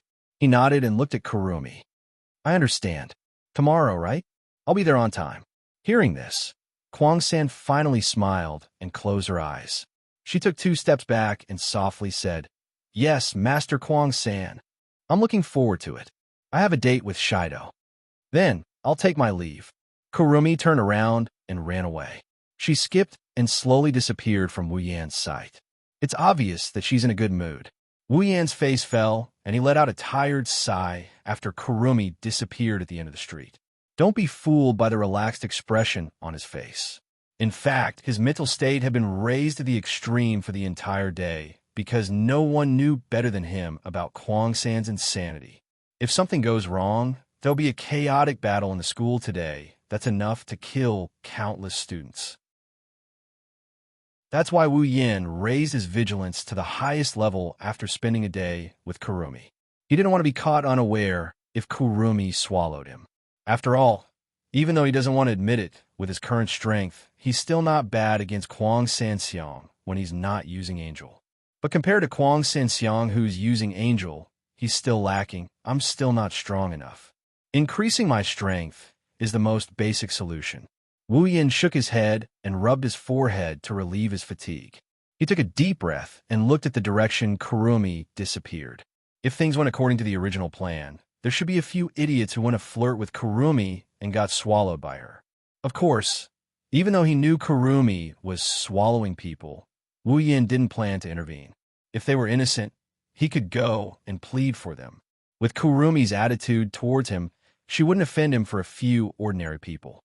However, Wu Yan wouldn't be so kind as to save those scumbags who came to his door. Just because he has the name Itsuka Shido doesn't mean he is Itsuka Shido. He doesn't have a compassionate heart. He has killed a lot of people himself. He can save innocent people if he wants to. But if it's someone who deserves to die, he's not going to stick his nose in their business. Let's think about tomorrow's date. Chapter 462. The next day, Heavenly Palace City. Standing at the intersection of a certain street, he looked at the bustling crowd coming and going. He looked up at the sky and estimated the time. He couldn't help but sigh. In order to go out and have a normal date with Kurumi, Wu Yan put in a lot of effort, and only he knew how hard it was. Not only because of the process of the date, but more importantly, Toka. In the original work, the protagonist also had a date with Kurumi, but that date, in Wu Yan's view, was more appropriate to call a day of suffering than a date. Because in the original work, it wasn't only Kurumi who went on a date with the protagonist, but also Toka and Yuichi Origami, for various reasons, also went on a date with the protagonist. In other words, in the original work, the protagonist went on a date with 3 girls on the same day. It sounded like a perverted idea, but after truly enjoying it once, I realized that it was nothing more than torture. Not only did I have to take care of all 3 aspects, I also had to prevent the 3 girls from meeting each other in case a fire broke out in my backyard. In the original novel, the date between the protagonist and the 3 girls fully demonstrated the truth of this world is really small. Even though Heavenly Palace City was so big, the 3 girls had passed each other back and forth countless times. This made the protagonist try his best to smooth things over and exhaust himself. But in the end, he still met them. Although Yuichi Origami has nothing to do with him here, and it's impossible for her to invite him on a date, he didn't want to follow the tragic path of the protagonist in the original work. As for Toka, Wu Yan put in a lot of effort. Not only did he play with her for the whole night, but he also cooked for the whole night, almost making Wu Yan's true ancestor body collapse. Fortunately, in the end, Toka was satisfied and didn't bother him this morning, allowing him to get away smoothly. Otherwise, Wu Yan wasn't sure if Toka would suddenly want to follow him and let him experience the same thing as the protagonist in the original work. Of course, Kotori definitely contributed a lot to this. After all, he was with Kurumi today, and if something went wrong, they might get into a fight. If that happens, he would need Toka's help. Kotori spent a lot of time talking to Toka about Ratatosker and the elves, letting Toka know what Wu Yan did for the elves. This made Toka very moved. Perhaps because she thought of the scene where Wu Yan saved her, it made Toka sympathize with Kurumi, who was also an elf. So when Kotori asked for Toka's help in times of need, Toka readily agreed. This made Wu Yan almost burst into tears. Sure enough, having a sister who can do and see in all kinds of ways is a very happy thing. Moreover, With Toka's feelings for Wu Yin, even if she was jealous, she wouldn't just watch Wu Yin die.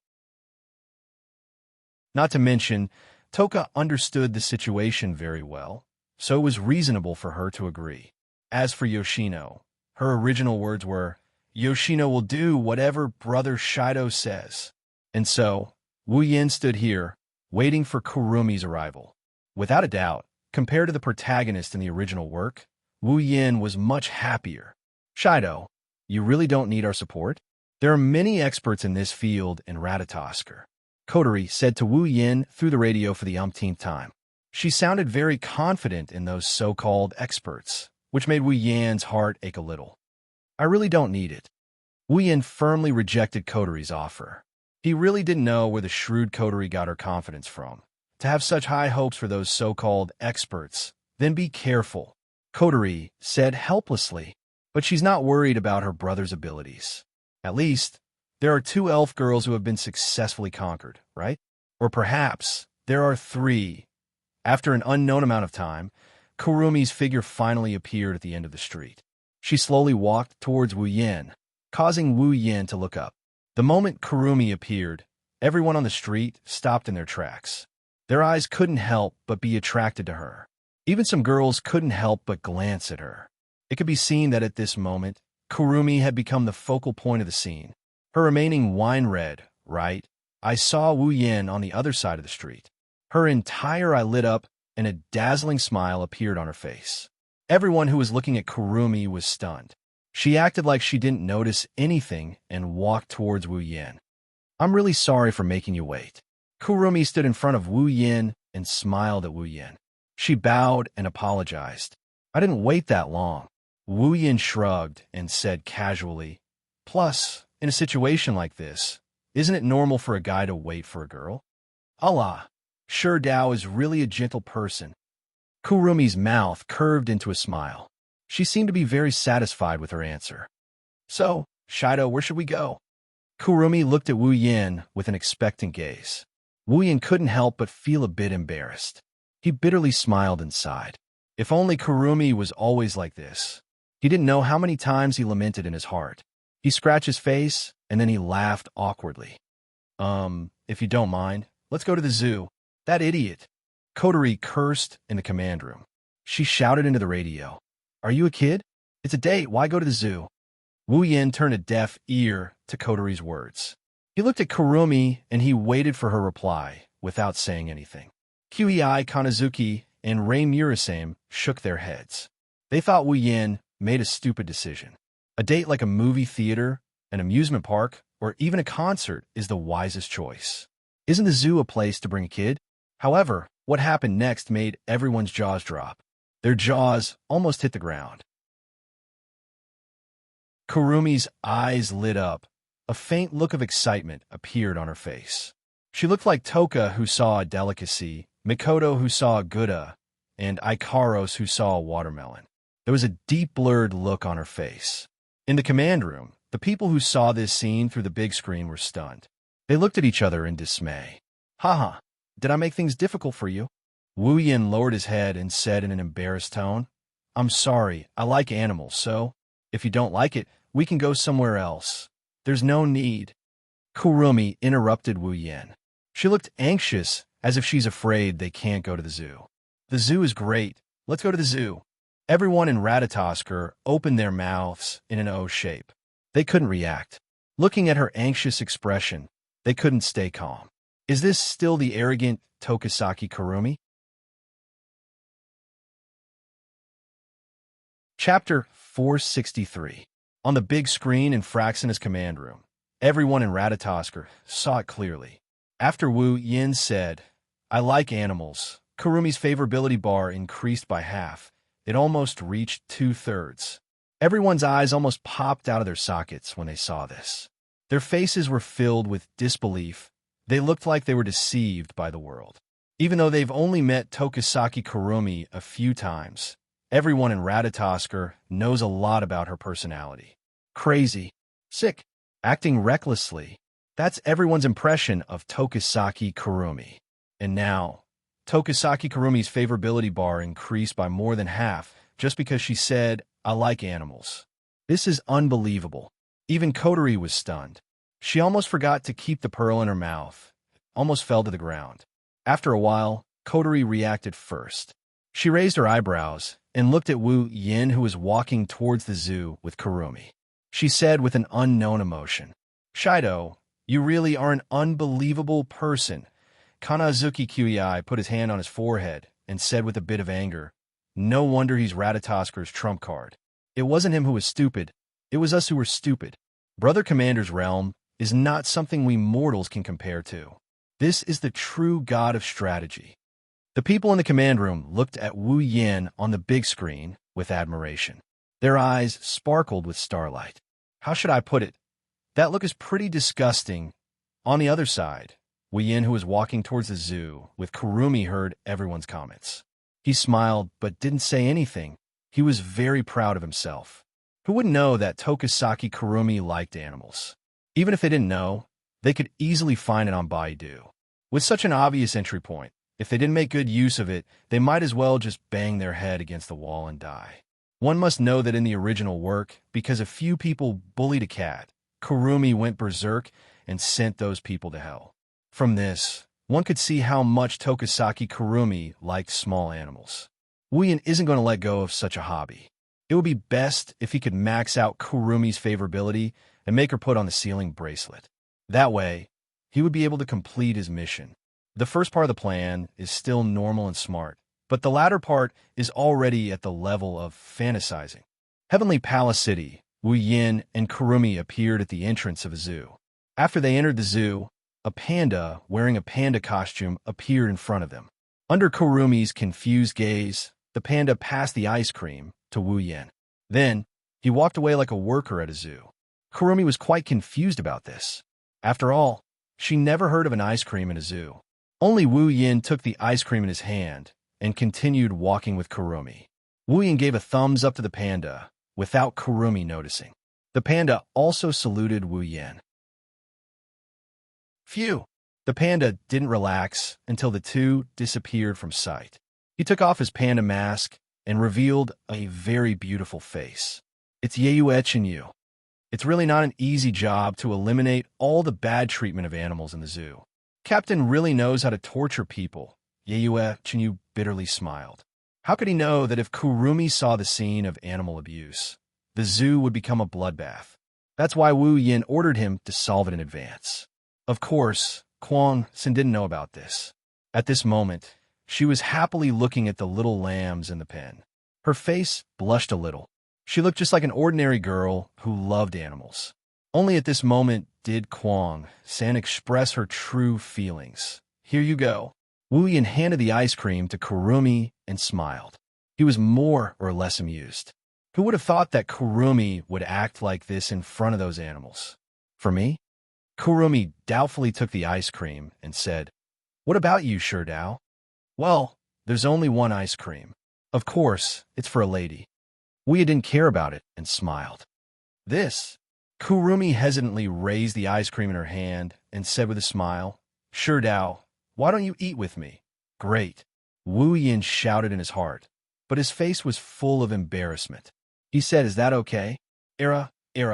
Kwang Sin rubbed her face and blushed.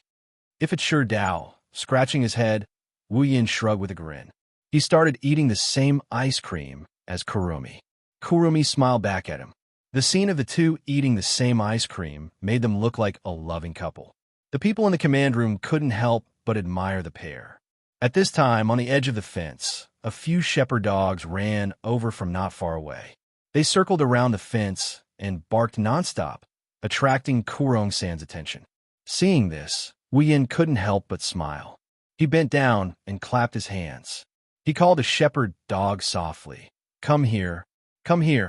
Seeing Wu Yin's action, Kurumi was startled. She nervously looked at the shepherd dog, as if she was expecting it to come over. The shepherd dog seemed to be hesitating. It paced back and forth not far away. After a while, it slowly took a step and walked towards Wu Yin. Seeing the shepherd dog coming, Kurumi became even more nervous. She held her breath, as if she was afraid that her breathing would scare the shepherd dog away. As time passed, the shepherd dog finally got close enough to Wu Yin to lick his palm. Wu Yin laughed out loud and rubbed its head. After rubbing its head, the shepherd dog finally let down its guard and started barking. Honestly, this shepherd dog is pretty cute. Kurumi was so excited that her face turned red. She quickly squatted down and looked at the shepherd dog in front of her. She tilted her head. A trace of excitement could be seen on her face. It could be seen that Kurumi really liked animals. Wu Yin was observing Kurumi's performance. He smiled and turned his head towards Kurumi. "Why don't you touch it too?" "Me?" Kurumi was startled. She hesitated and said, "Can I? Won't it scare it away?" "It won't. Try it." Wu Yin shook his head with a smile. He didn't expect Kurumi to be so careful around an animal. She's worried about scaring it away when she's just touching it. No wonder she got so angry when she saw people bullying animals in the original work that she even summoned her spiritual equipment. Kurumi's eyes flickered. She looked at Wu Yin for a while and then looked at the shepherd dog barking at her. She couldn't help but like the shepherd dog. She finally reached out her hand and patted the shepherd dog's head. The shepherd dog comfortably snorted twice and barked at Kuang San again. Then it ran in front of Kuang San and threw itself on her, licking her cheeks. "Wait! Ha ha ha, it's itchy!" Kurumi couldn't help but hug the shepherd dog. The wet and itchy feeling on her face made Kurumi laugh. For a moment, the scene of a young girl being licked by a dog and the smile on Kurumi's face formed a very beautiful scene. Chapter 464. Wu Yin narrowed his eyes as he looked at Kurumi, who was happily interacting with the shepherd dog. He walked to Kurumi's side and squatted down to pet the dog. Wu Yan's expression suddenly changed. "Not good." Wu Yan's sudden words stunned Kurumi, who was playing with the shepherd dog. She looked at Wu Yan with surprise and asked, "What's wrong?" Wu Yan's expression darkened. His eyes flashed with a terrifying light. "There's something wrong with this shepherd dog. Is there a problem?" Kurumi was startled. After she reacted, she hurriedly stood up and patted the shepherd dog in a panic. "What's wrong? What's wrong? Is it sick?" "No." Wu Yin shook his head. "If I'm not wrong, this shepherd dog should have been infected with a virus." "Virus?" Kurumi's expression changed. "Ah, I'm afraid it's the work of AST." Wu Yin said with a gloomy face. "I've seen this virus before. Although I don't know the name, I've seen AST people use it. The effect is terrible." "Then what should we do?"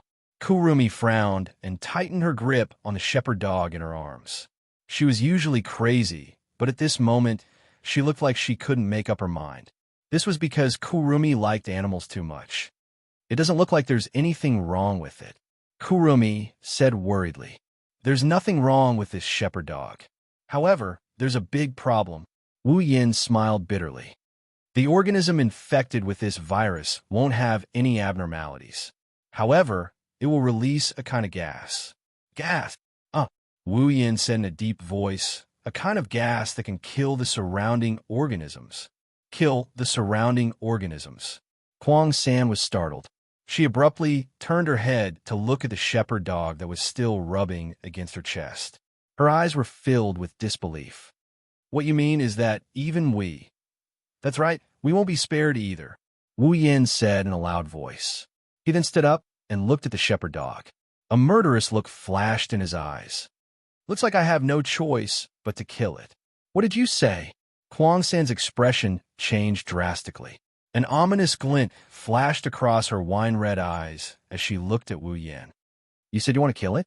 Kuang San's face was filled with madness. "That's right." Wu Yin raised his hand. Lightning flashed in his hand to prove his words.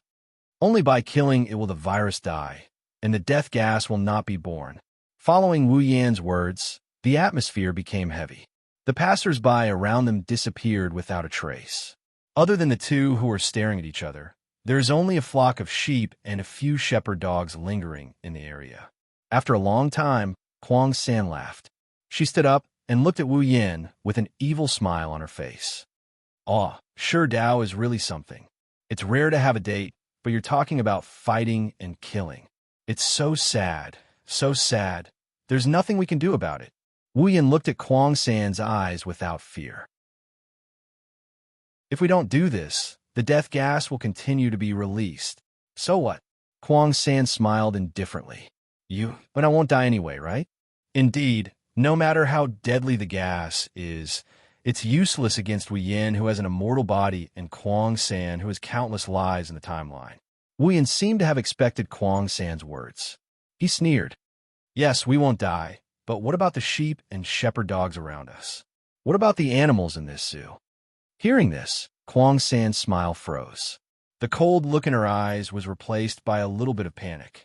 Although it disappeared quickly, Wu Yin still saw it. So for the sake of those innocent animals, this shepherd dog, Wu Yin glanced at the shepherd dog coldly. It must die. Kurumi's complexion slowly sank. Her wine-red pupils faintly flashed with a bit of madness, but more than that, there was hesitation and reluctance. She glanced at the shepherd dog beside her, who was wagging its tail at her. She gritted her teeth imperceptibly. Do we have to do this? Then you say. Wu Yin looked at Kuang San mockingly. He said decisively, is there any other way to save those innocent lives except for killing the source? Kuang San's body trembled slightly. She looked around at the animals in the zoo. Her face was a little pale, and her hands were a little cold. For Kuang San, if she had to kill a person, she would do it without hesitation because it was just food for her. But animals were the only thing she liked. Now, she was faced with a choice. Kill the shepherd dog and save all the animals. Otherwise, they would have to leave this shepherd dog behind, and all the other animals would die. To her, this choice was too cruel. Woof. While Kuang San was struggling in his heart, the shepherd dog suddenly barked, waking Kuang San up. Kuang San seemed to have gone crazy as he shouted, No, no, no, you can't do this. Killing the source may not solve the problem. There must be another way. There must be a way to solve the problem without killing the source. Hearing Kuang San's words, Wu Yan's indifference and mockery disappeared in an instant. It was replaced by deep compassion. The lightning on his body also disappeared. So, you also know that killing the source may not solve the problem. You will also look for other solutions. Kuang San was stunned. She didn't understand what was going on. Her face was a little blank. Wu Yan's next words were like a bolt of lightning that hit her head. You know this, so why are you so persistent in changing the past? Why do you want to go back to the past and erase the source? Kuang San couldn't help but step back. She looked at Wu Yan with a shocked face. How do you know? Looking at Kuang San, Wu Yan sighed. Kuang San, killing the source may not solve the problem. There must be a way to solve the problem without killing the source. Don't be obsessed with the wrong idea. Kuang San's body trembled. She raised her head and shouted crazily. What do you understand? You don't understand anything. No, I understand everything. Wu Yan rudely interrupted Kuang San and said loudly, If you change the past, will the elves really cease to exist? Can you guarantee that there won't be another first elf in the future? With your brain? It's impossible that you don't understand this. You're just deceiving yourself. No, that's not it. It's not like this. Kuang San stepped back step by step, as if she had collapsed. She shouted at Wu Yan, Only by killing the first elf can everything go back to the beginning. Everything can start over. Humans and elves shouldn't meet. The arrival of elves will only lead to sorrow. As long as we change everything. Yes, that's right. Kuang San raised her head. Her wine-red eyes were full of fanaticism and fascination. She looked at Wu Yan as if she was looking at the most beautiful treasure. She laughed wildly. So, Shi Dao, in order to change everything, I came here to find you. I want to become one with you. You are the best. The best. As Kuang San's voice sounded, the surrounding air seemed to become a little sticky. Sa! Kuang San reached out her hand to Wu Yan and smiled. Be with me forever. Chapter 465. Be with me forever. A gentle breeze brushed past the scene, sweeping up a few green leaves. It swept past the two people who were facing each other from afar. Time seemed to have stopped at this moment. Looking at Kuang San, who was standing in front of him and reaching out her hand, Wu Yin sighed and said seriously, "If you mean be with me forever, then I refuse." Kuang San smiled like a flower. She didn't change her expression because of Wu Yan's words. However, her wine-red eyes shone with a scarlet light. Her smile became a bit ferocious. "Ah, sure Dao." Kuang San tilted her head and said with a smile, every time, you cruelly refuse me, but..." Kuang San raised her head. "I should have said that you can't refuse me." After saying that, a dark purple stream of air burst out from Kuang San's body. Black and purple ribbons revolved around Kuang San. Bits of black light emerged from Kuang San's body and floated into the air. At the same time, an evil and dark aura wrapped around Kuang San's body. Divine spiritual equipment? 3 times, Elohim. Following that shout, the dark aura around Kuang San's body dissipated. A gothic dress appeared on her body. Her long black hair was tied into 2 ponytails. Her wine-red right eye flashed with scarlet light. The golden clock on her left eye also started to spin. "Kuang San." Wu Yin gritted his teeth and shouted, "How long are you going to lie to yourself like this? Shut up." Kuang San coldly looked at Wu Yin. Her hands shook and a long and short gun and rifle appeared in her hands. She crossed her hands and raised her head. "No matter what, you are mine. You can't escape. You can't escape." Hearing Kuang San's crazy words, Wu Yan's anger rose. He waved his hand and countless scarlet spatial ripples appeared behind him, pointing at Kuang San. His wine-red eyes turned into a noble gold color and a violent pressure descended on this space. "Since you insist on dreaming, then I will beat you awake, even if I have to beat you." A voice that seemed to resound from the horizon echoed in this space. The pressure of a true ancestor mercilessly poured on Kuang San's body, causing her slender body to sink down. It was as if an entire sea of blood was pressing down on her body. A suffocating feeling swept through Kuang San's mind. The boundless anger of its master made this pressure seem like a real airflow. Kuang San felt like her body was being pressed down by a mountain, causing her bones to begin to creak. However, this kind of pressure not only didn't make Kuang San tremble, but she also couldn't help but laugh wildly. Her red and gold eyes stared straight at Wu Yin, who was like a demon god descending from the heavens. Her voice was full of infatuation and love as it came out of her mouth. "Great, that's great. Sure enough, a scholar is the best. The best. I must have you. I must have you. Huh. Begin. At this time, Kuang San had completely lost her mind.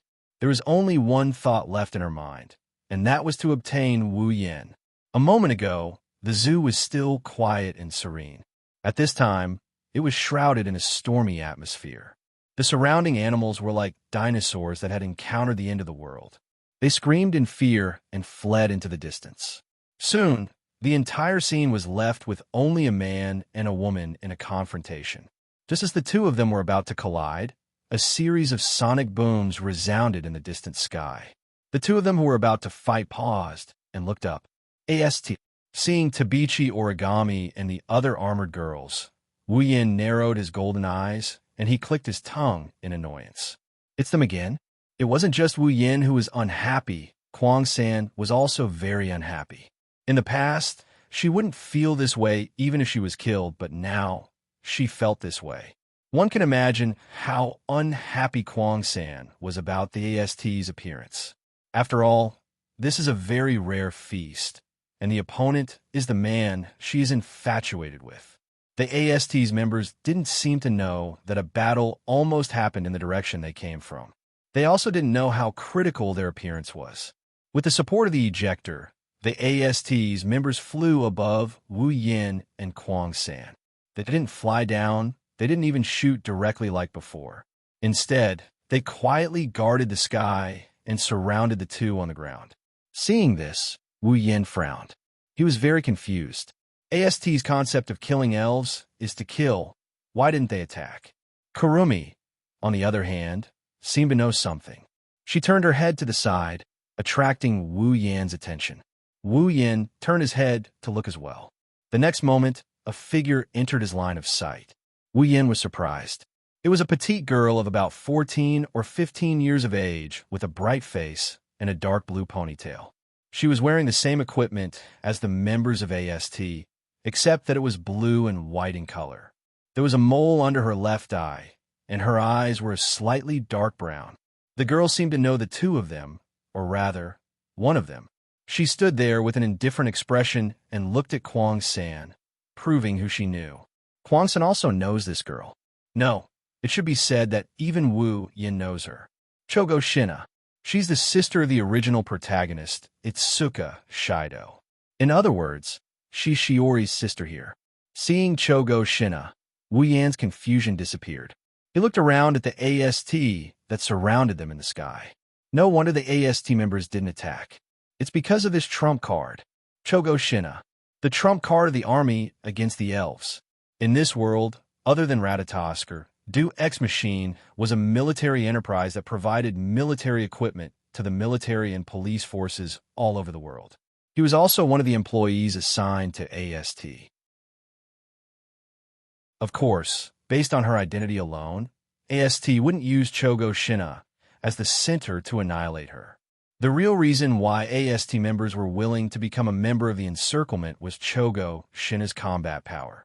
Chogo Shina may be only 14 or 15 years old, but in terms of combat power, even if everyone in AST worked together, they might not be able to defeat her. Of course, Chogo Shina's unique equipment contributed to this. However, Chogo Shina's combat power can't be ignored. Even Kuang San is no match for Chogo Shina if she doesn't use Angel. That's why Chogo Shina has killed Kuang San countless times in the past. One can only imagine how strong Chogo Shina is. After all, in order to cultivate such a trump card, Chogo Shina was modified by Do Ex Machine. She has less than 10 years left to live. Chogo Shina doesn't know about all of this. After filtering through all the information about Chogo Shina in his mind, Wu Yin couldn't help but frown. He looked at Chogo Shina, who's expressionless and emotionless. His golden eyes flashed. He felt a bit helpless. Since she's Shiori's sister, he can't just stand by and watch her die.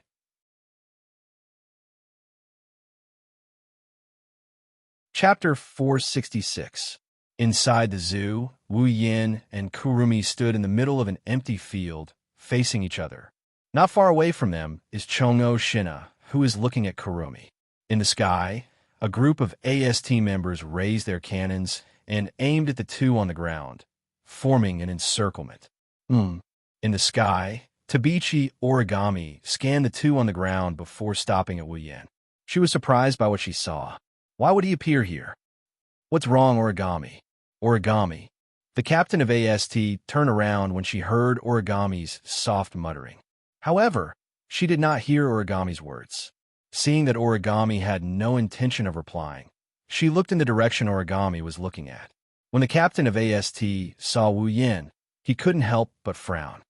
That guy, why does he look a bit like the red devil that descended a while ago and never appeared again?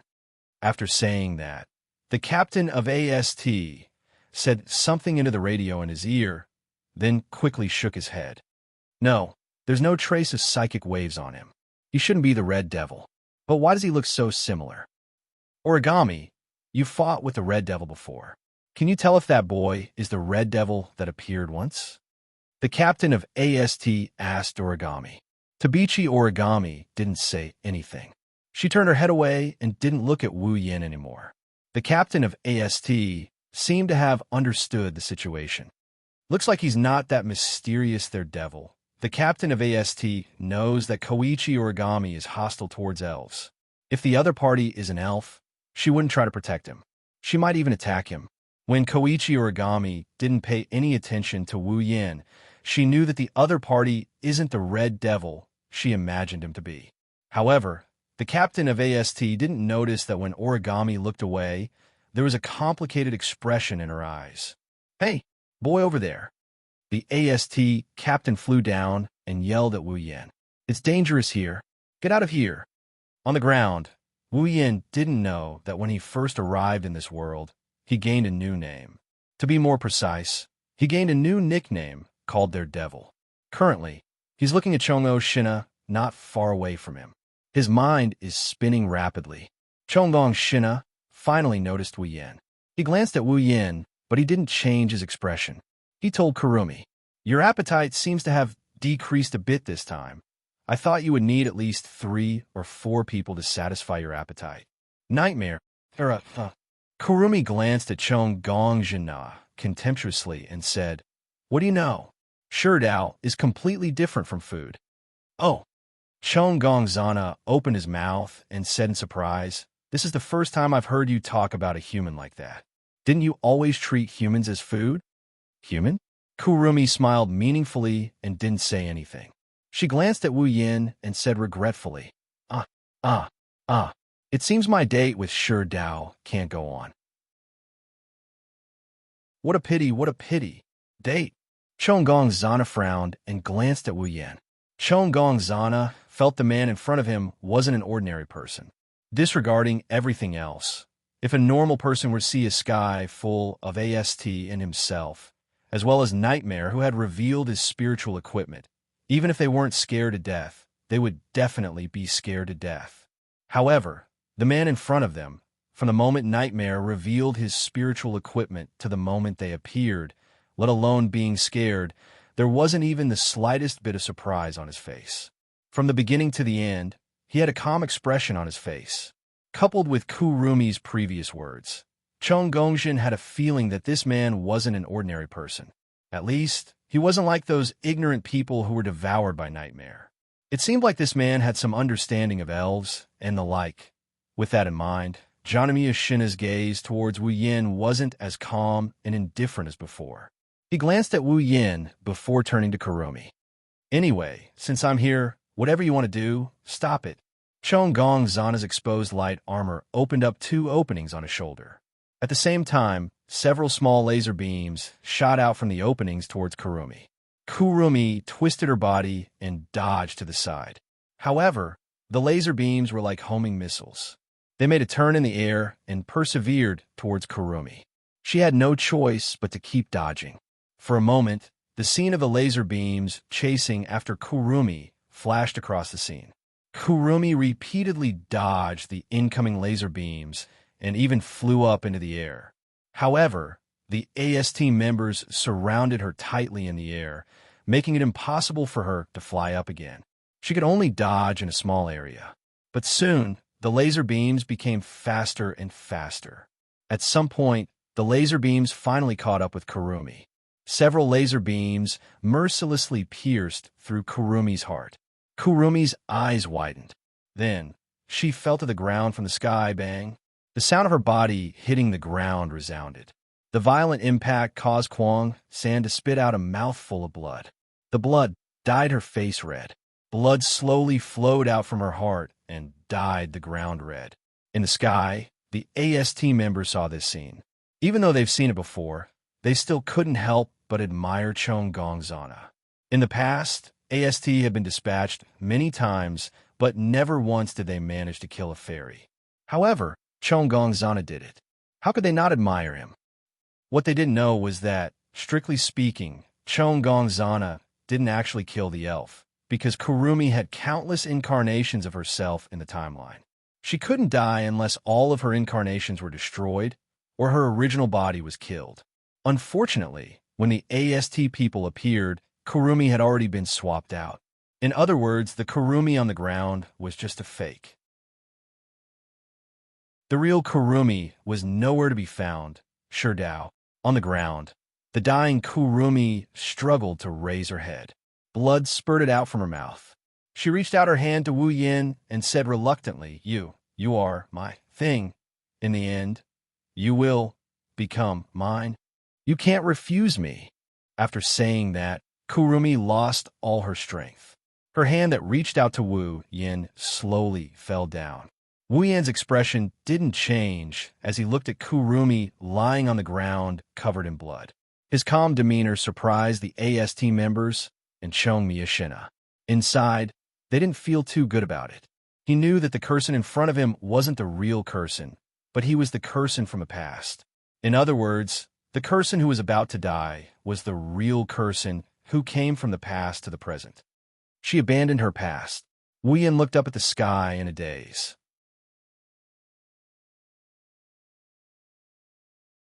Chapter 467.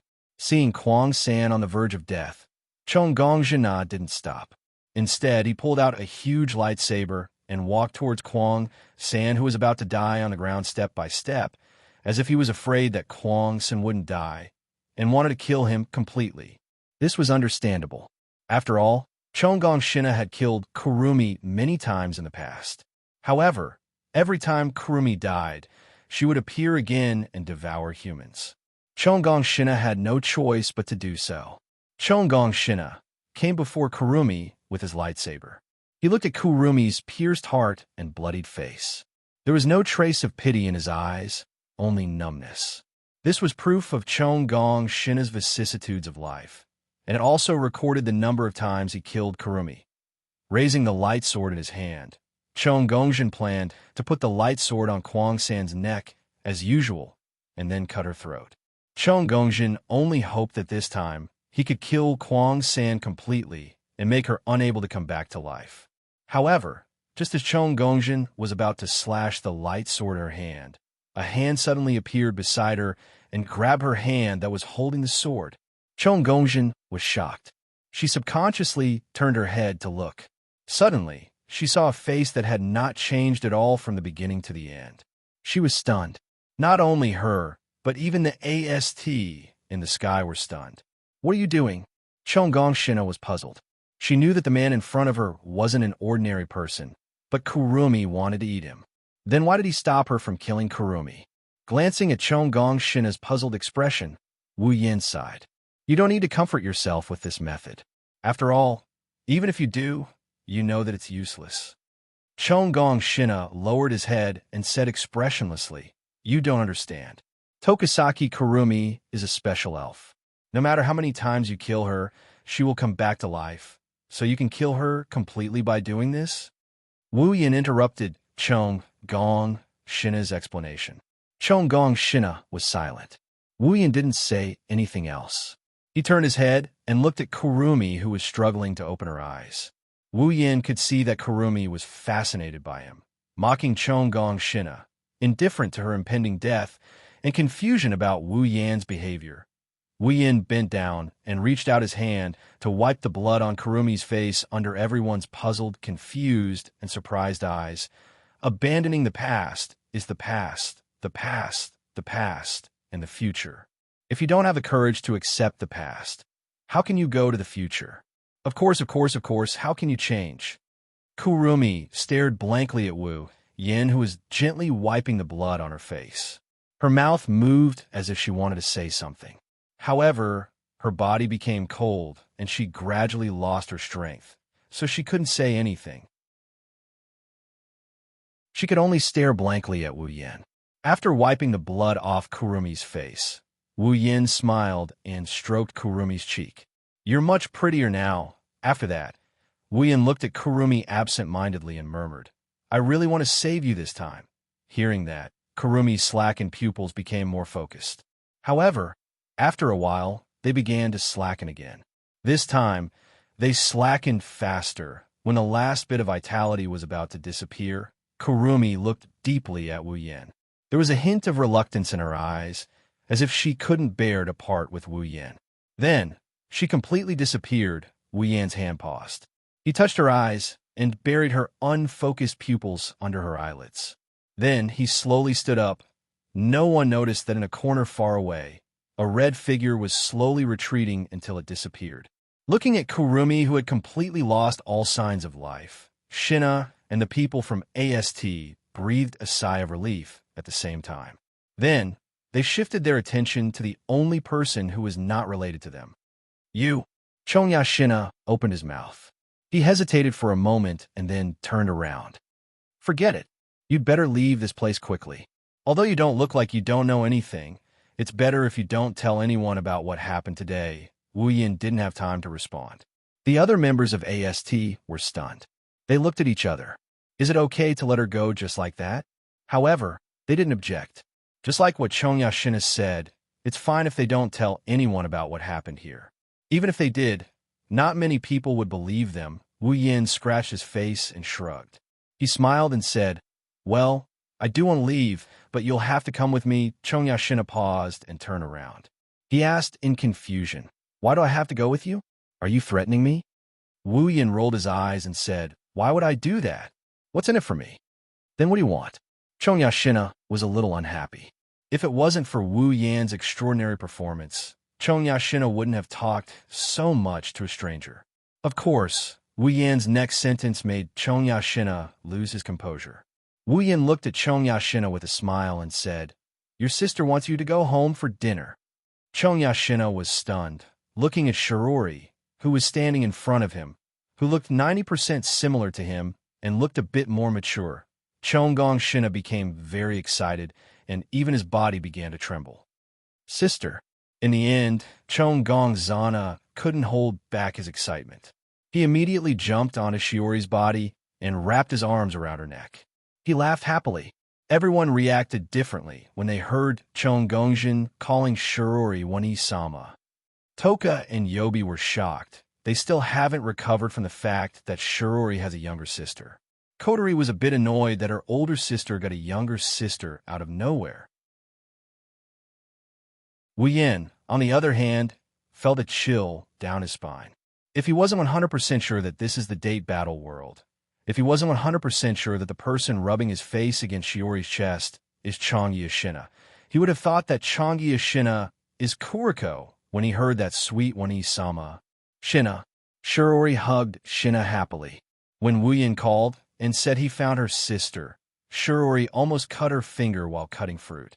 After all, Shiori didn't remember having a sister. Of course, Kotori wasn't her biological sister. However, Shiori, who was waiting at home with doubts, believed 90% of Wu Yan's words the moment she saw Shina. Not only because Shina's face was very similar to hers, but also because the faint throbbing in her heart made Shiori believe that the child in front of her was her sister, her biological sister. Maybe this is the so-called blood connection. Blood is thicker than water. Apart from Kotori, who was a little jealous, everyone couldn't help but smile at the sight of this pair of sisters who shared a 90% resemblance with each other. They had to admit that this scene was really heartwarming.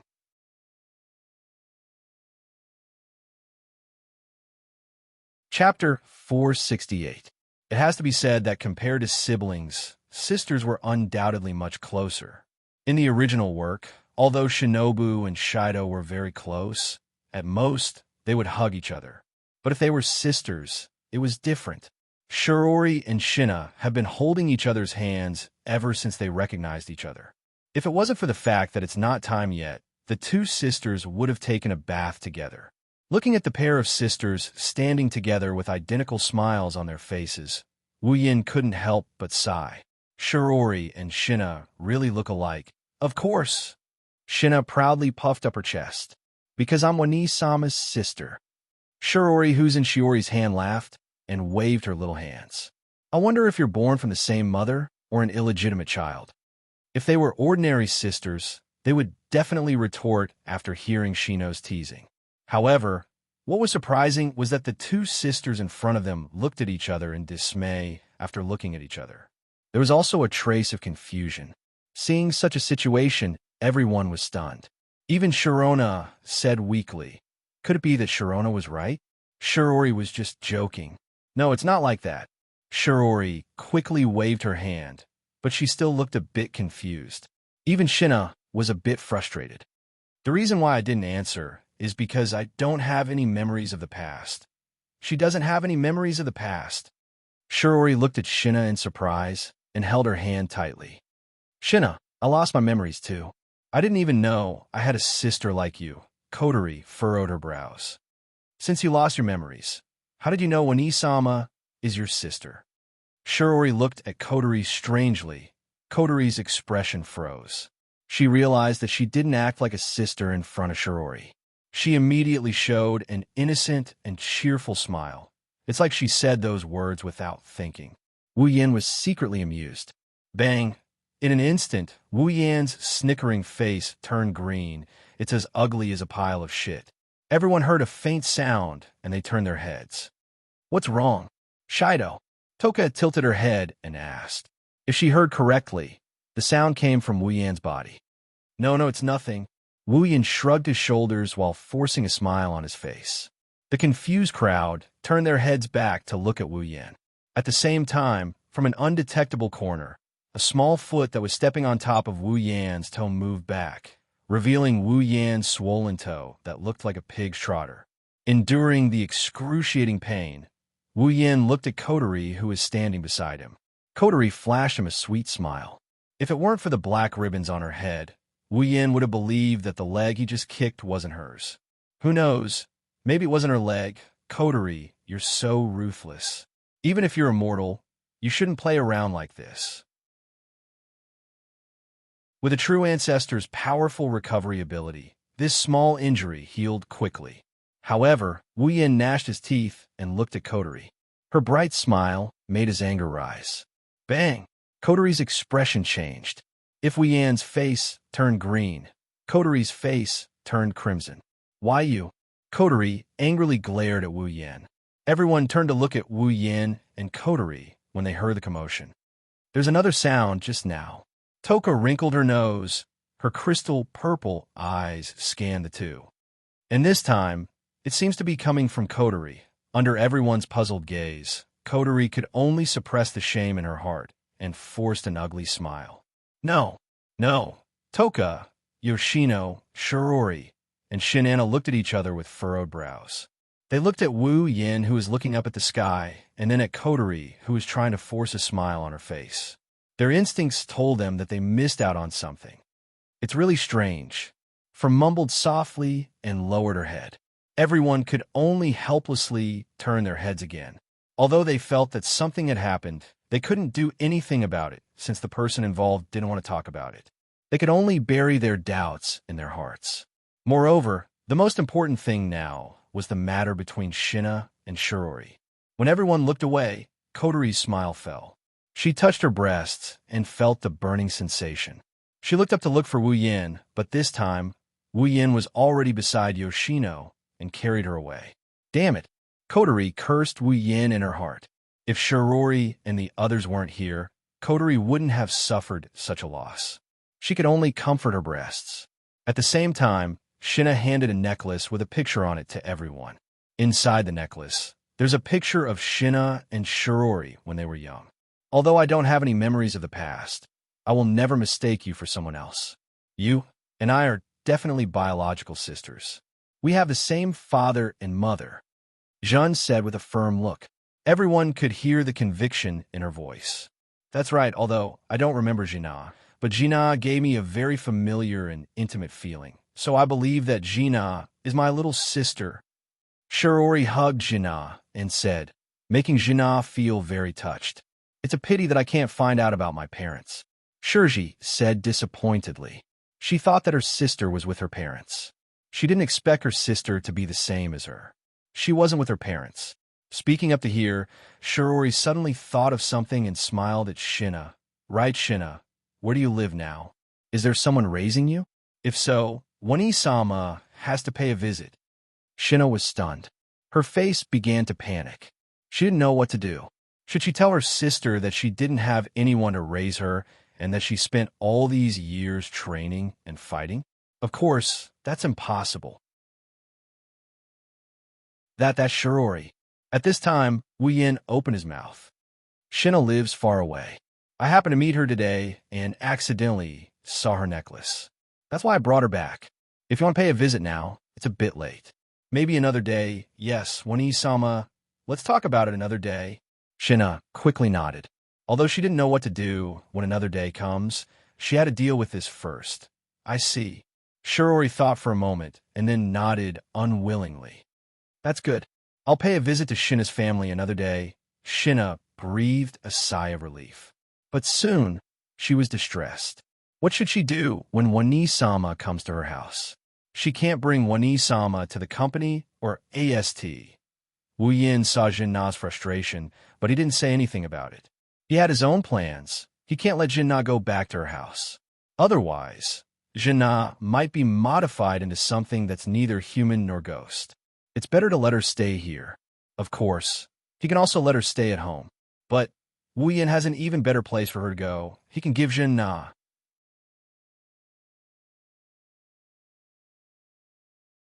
Chapter 469. Xianxia, who is in the middle of being intimate with Shiori, doesn't know that Wu Yin has already arranged her escape route. Shiori's words put her in a difficult position. Xianxia, since you live so far away, why don't you stay here tonight? Shiori tightened her grip on Xianxia's hand. She doesn't have any memories of Xianxia, but Xianxia is still her sister. Shiori had a lot of questions to ask Xianxia about her life. Jina was put in a difficult position. After all, she was now a member of AST and lived in the workplace. If she did not return on time, it could be a big deal. Just like the military dormitory, nothing could be accomplished without rules. Even if Jin Na wanted to spend more time with Shiori, she had no choice but to reject her. Before Xianxia can say anything, Wu Yin spoke again.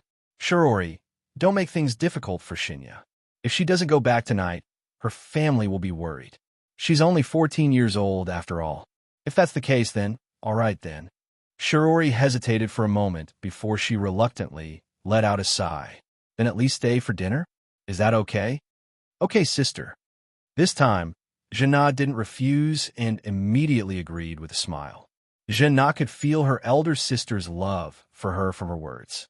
She was very moved and felt guilty that she couldn't agree to her elder sister's request. Now that it was just a meal, of course, Jina wouldn't refuse.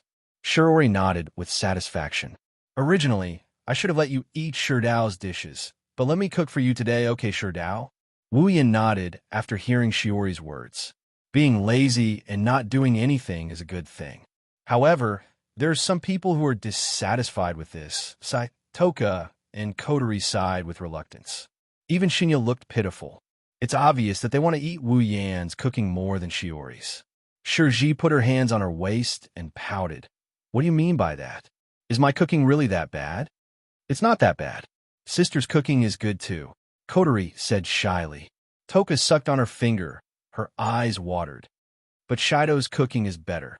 Shiji rolled her eyes at the girls, turned her head away angrily, and walked to the kitchen. Then, I'll only cook for Xianxia and Shido tonight. You guys don't have to eat. No, Toka, Kotori, and Xianxia were shocked and begged for mercy. Shiori rolled her eyes when she saw their teary eyes. She didn't know what to do with them. Shiori entered the kitchen, and he sat down on the sofa. Wu Yin tapped the back of his hand, and he looked at Xianxia. Xianxia, I have something I want to say to you. The moment he said that, all four pairs of eyes landed on him at the same time. Their gazes seemed to have materialized, and they pierced his face until his expression froze. What are you trying to do? Kotori narrowed her eyes. She stared at Wu Yin with a wary look. Wu Yin felt a little restless. Hey, what's with that look? Wu Yan's mouth twitched. I just want to talk to Xianxia about something serious. Why are you looking at me like I'm an idiot? Is that so? Kotori is very skeptical of Wu Yan's words. She pursed her lips in disbelief. It's hard to tell if she's pissed at Wu Yan or if she's pissed at Shinobi. Maybe it's both. Kotori isn't as forgiving towards Xianxia as she is towards the other elves. This sister who came out of nowhere made Kotori unhappy. She's not sure if it's because her sister's surname was stolen from her. As for Wu Yan, there are many things she's unhappy about. Kotori's nipples are still burning with pain. Wu Yan's face twitched. He slapped the table and said angrily, Do I look like the kind of person who would attack a girl I've only known for a day? Kotori sneered. She glanced at Wu Yin in disdain and mocked him. Then who was the one who attacked a sister you've only known for a day? Wu Yin choked. He couldn't find any words to refute her. His face fell, and he wanted to cry, but no tears came out. Well, who told him to have a criminal record? This time, I really have something to talk to you about. Wu Yin raised his hand weakly to defend himself. Kotori only snorted coldly. That. She lowered her head awkwardly. She really didn't know why the topic suddenly changed to such a strange place. At the moment, she could only embarrassingly interrupt. Big brother, what do you want to talk to me about? Oni-sama, Lord Big Brother. Hearing this form of address, the expressions of the people present were all different. However, all of them contained a trace of strangeness. Looking at Xianxia, who seemed to have no idea what he had said and had a natural expression, everyone looked at each other.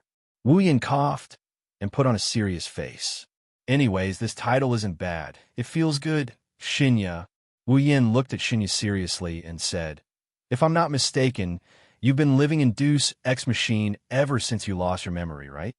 Xianxia suddenly raised his head and said in surprise, "You? How did you know? Deus Ex Machine?" Coterie was also shocked. That military enterprise that provides equipment to military and police forces all over the world other than Ratatoskr. The Deus Ex Machine Company? Coterie's words made Xianxia even more shocked. "How did you know about it?" "Xianxia." Wu Yin stood up and walked up to Xianxia. He said seriously, "If possible, I hope you can leave Deus Ex Machine." "What?" Xianxia looked at Wu Yin, and he shook his head without hesitation. "That's impossible." Coterie couldn't help but frown. "Why would you want to stay in a black-hearted company like that?" "Yeah, black-hearted company." Xianxia's eyes flickered. "But it's this black-hearted company that gave me a place to stay and a reason to exist after I lost my memory." "Xianxia, you're wrong." Wu Yin looked straight into Xianxia's eyes and said something shocking.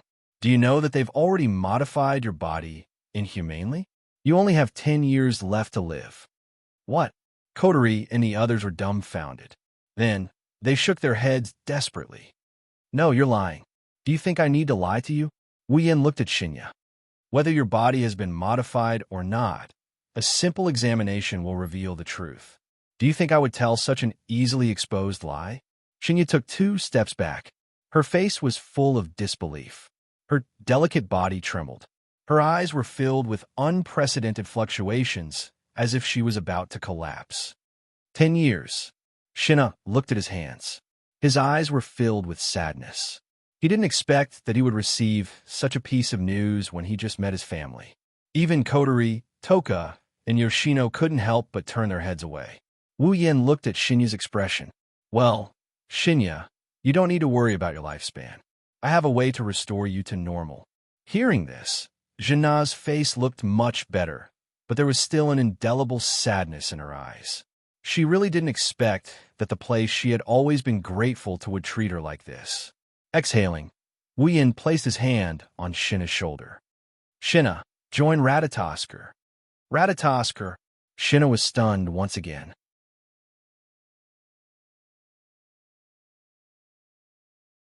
Chapter 470.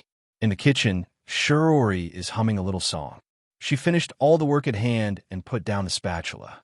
Looking at the table full of dishes, Shirori nodded with satisfaction.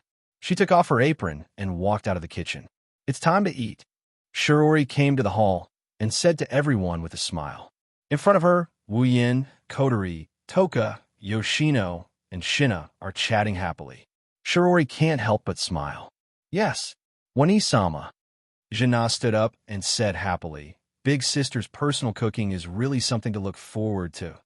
I'm very confident in my own craftsmanship." Shirori straightened her back, but then said with a bit of frustration, "Although compared to Shido's cooking, my cooking is only at the level of unpalatable." "No way. The dishes made by sister will definitely be delicious," Xianxia hurriedly said, which made the disheartened Shirori burst into laughter. "All right, you don't need to console me. Shido's cooking is at the level of a monster. It's a bit unfair to compare me to him." She rolled her eyes at Wu Yin, who was standing not too far away from her. Wu Yin chuckled in embarrassment. "Okay, let's eat," Shirji said with a smile. Almost at the same time, Shirji stood up impatiently and pounced toward the table. Xianxia was startled and hurriedly followed her.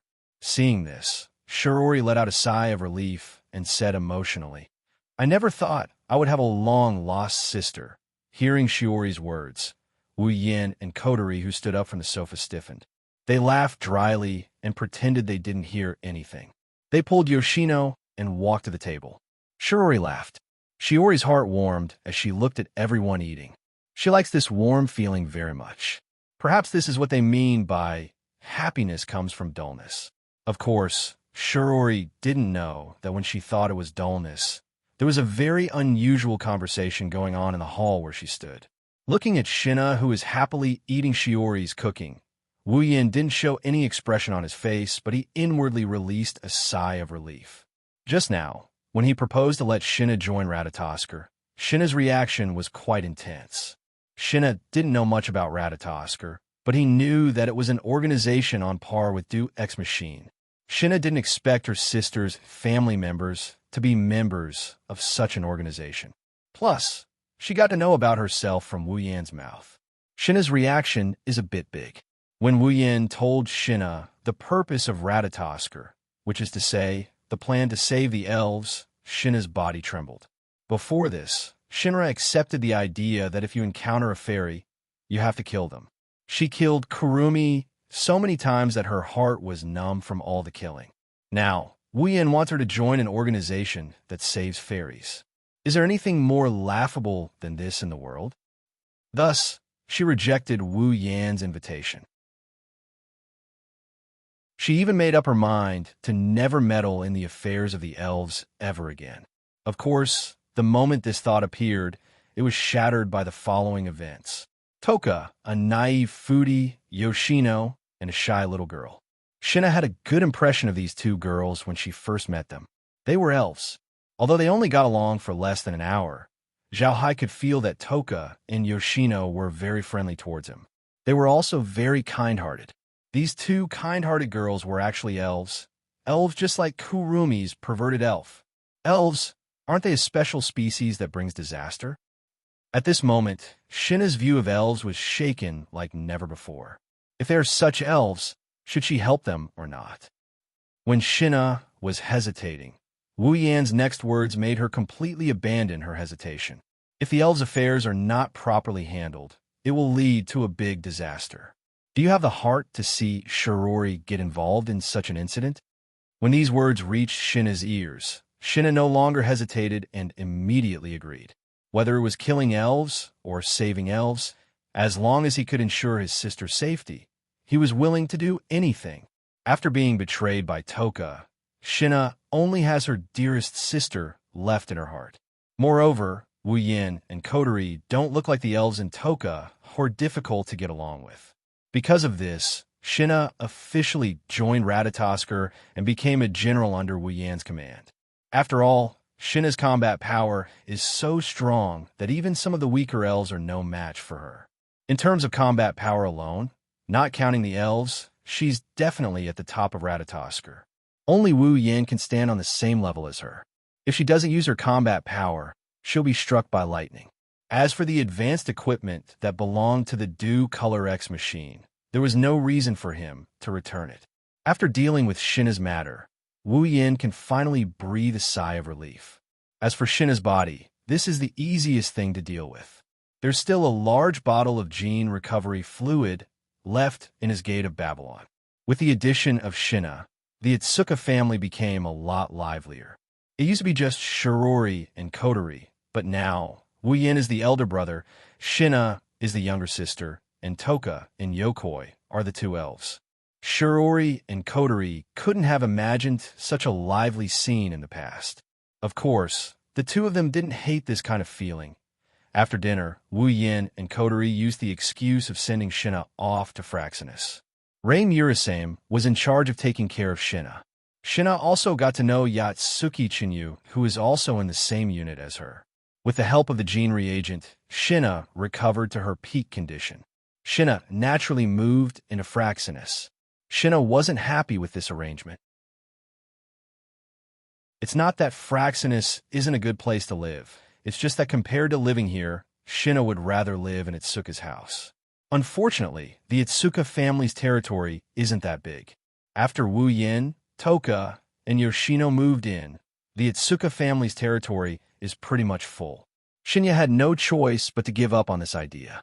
Finally, the matter reached a happy ending for everyone, of course. This is only on the surface. Nighttime, Shiori's room in Itsuka's house. Shiori wiped her hair and was about to change into her pajamas when she suddenly felt a sharp pain in the back of her head. Then, Shiori completely lost her consciousness. Inside Toka and Yoshino's room, The two women who were sleeping on the bed disappeared after a strange whirlwind came in from the window. At the same time, in Coteries' room, a red shadow suddenly appeared in front of the bed. Coterie, who was sleeping on the bed, heard the noise and opened her eyes. Her pupils shrunk when she saw the figure in front of her. "It's you." In the darkness, the red shadow cackled wickedly and slowly walked out of the shadows. Coterie saw a pair of eyes, one gold and one red.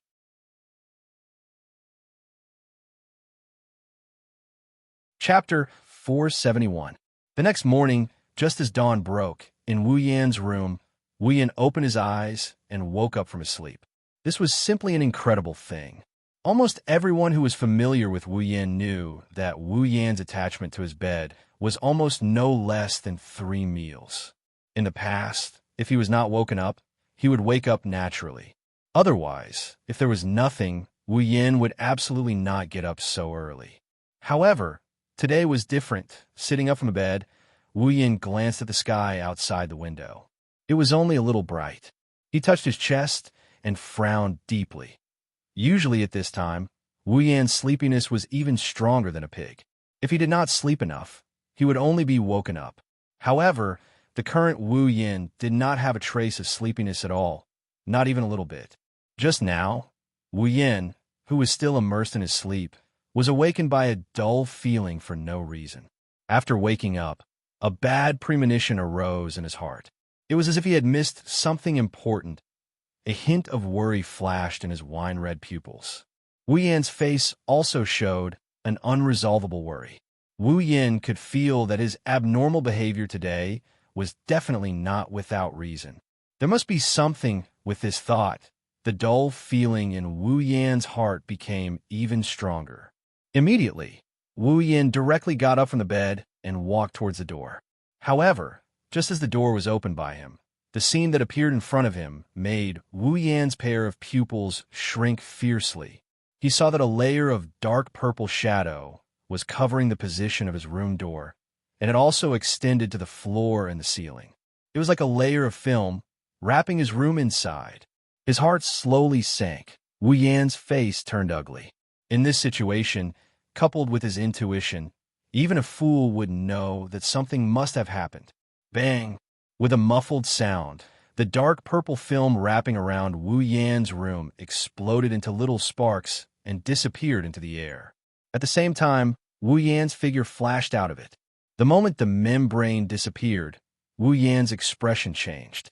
He can feel that there isn't a single trace of life in Itsuka's house. In other words, he's the only one left in Itsuka's house. The bad premonition in his heart completely rushed to Wu Yan's heart. Wu Yan's face turned ugly to the extreme.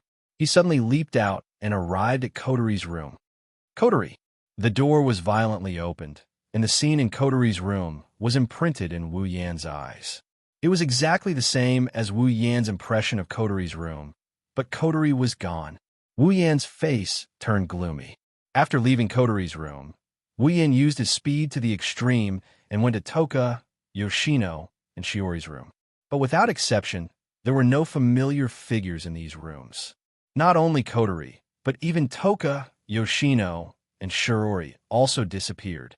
Combined with the strange film from before and the current phenomenon, there was only one explanation. Coterie and the others were very likely kidnapped. Standing in the middle of the hall, Xianxia glanced around the entire Wu He residence. The usual noises in the morning had disappeared completely. The entire Wu He residence was unusually quiet. If someone were to stand in this quiet atmosphere, they would probably lose their mind due to the terrifying pressure that engulfed the entire Wu He residence. The surrounding air seems to have turned into a solid blood aura, glowing red and floating back and forth in the entire hall. Wu Yan raised his head. His face was terrifyingly gloomy. Bright golden light flashed in his wine-red eyes. Murderous intent and ferocious aura swept across his eyes. At this moment, this pair of beautiful eyes turned into the most deadly coldness. Wu Yan's chest heaved up and down as he breathed heavily, forcing himself to calm down. But the anger in his chest couldn't be suppressed at all. The more he suppressed it, the fiercer it rebounded, until Wu Yan's ear, the wireless headset that he never took off, sounded. Only then did the terrifying pressure that pervaded the entire Itsuka house was suppressed. "Sir, can you hear me? Sir." Ling Yin. Wu Yan's entire body trembled. He quickly pressed down on the wireless headset and shouted, "Ling Yin, it's me." After Wu Yan's voice sounded, Ling Yin's relieved voice sounded from the other side of the wireless headset. "That's great. You finally replied. Ling Yin, what in the world happened? From what you've been saying, it sounds like you've been looking for me. Kotori, Toka, Shirori, and the others are all missing. Do you know what's going on? Hurry up and tell me." "Calm down first." Ling Yin's emotionless voice sounded from the other side of the headset, calming down Wu Yan's boundless impatience a little. "Ling Yin, what happened?" "Tashisaki Kurumi." Ling Yin's words caused Wu Yan's expression to change again. "Last night, Tashisaki Kurumi kidnapped Kotori, Toka, Shirori, and the others. We received Kotori's distress signal in Fraxinus, but it was cut off as soon as it rang. The only thing we could receive was Tashisaki Kurumi's name. We couldn't contact you, so we thought you were in Tashisaki Kurumi's hands." "Kurumi." Wu Yan lowered his head. The anger in his heart is rising. No wonder Tashisaki was able to kidnap Kotori and the others without anyone noticing. If it was Kurumi, then it wouldn't be that strange. The dark purple membrane around his room was probably set up by Kurumi to block his senses, right? It's also because of that layer that Ling Yin and the others couldn't contact him. "I was tricked," Wu Yan said with a cold smile. Ling Yin couldn't help but feel a chill run down her spine. She knows Wu Yan is really angry this time. "I can let you do whatever you want. I can also let you reveal your desire to eat me all the time, because I know you're also a pitiful person. However, Kwang-san, this time, you've really pissed me off. A pitiful person must have a hateful side. You shouldn't have done anything to the people around me." Looking at the ceiling, Wu Yan finished his speech without any fluctuation in his tone. Ling Yin, who is far above Tiangong City, could feel the anger hidden beneath that calm tone. It's like the calm before the storm, the pressure before the eruption of a volcano. It's enough to send chills down one's spine. "Ling Yin, did you find Kurumi's location?" Suppressing his anger, Wu Yan calmed himself down before he told Ling Yin. Since Kurumi went to great lengths to cut off the connection between his room and the outside world, and didn't do anything to him, but kidnapped Kotori and the others, there was no doubt that her true goal was him. Just like in the original work, Kurumi threatened Itsuka Shido with the lives of all the students of Dakurai Zen High School. Perhaps, in her eyes, this was just a game. But, for Wu Yan, this is a reverse scale that cannot be touched. In the command room of Fraxinus, Ling Yin looked up at the coordinates displayed on the big screen and said, "Ah, we found it not long ago. We couldn't contact you, so Zhen Na and Yi Yu went there first." "What?" Wu Yan is shocked. No one knows Kurumi's true power better than he does. Shina and Yatsuki Chinyu couldn't possibly win against Kurumi. Forget about saving Kotori and the others. They might even get themselves killed. Kurumi isn't the type to show mercy. "Ling Yin, where is Kurumi?" "She's in the zoo where you were dating yesterday."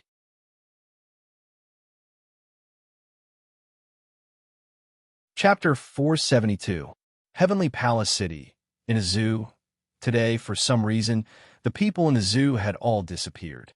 Even the animals had disappeared. The entire zoo was deathly silent.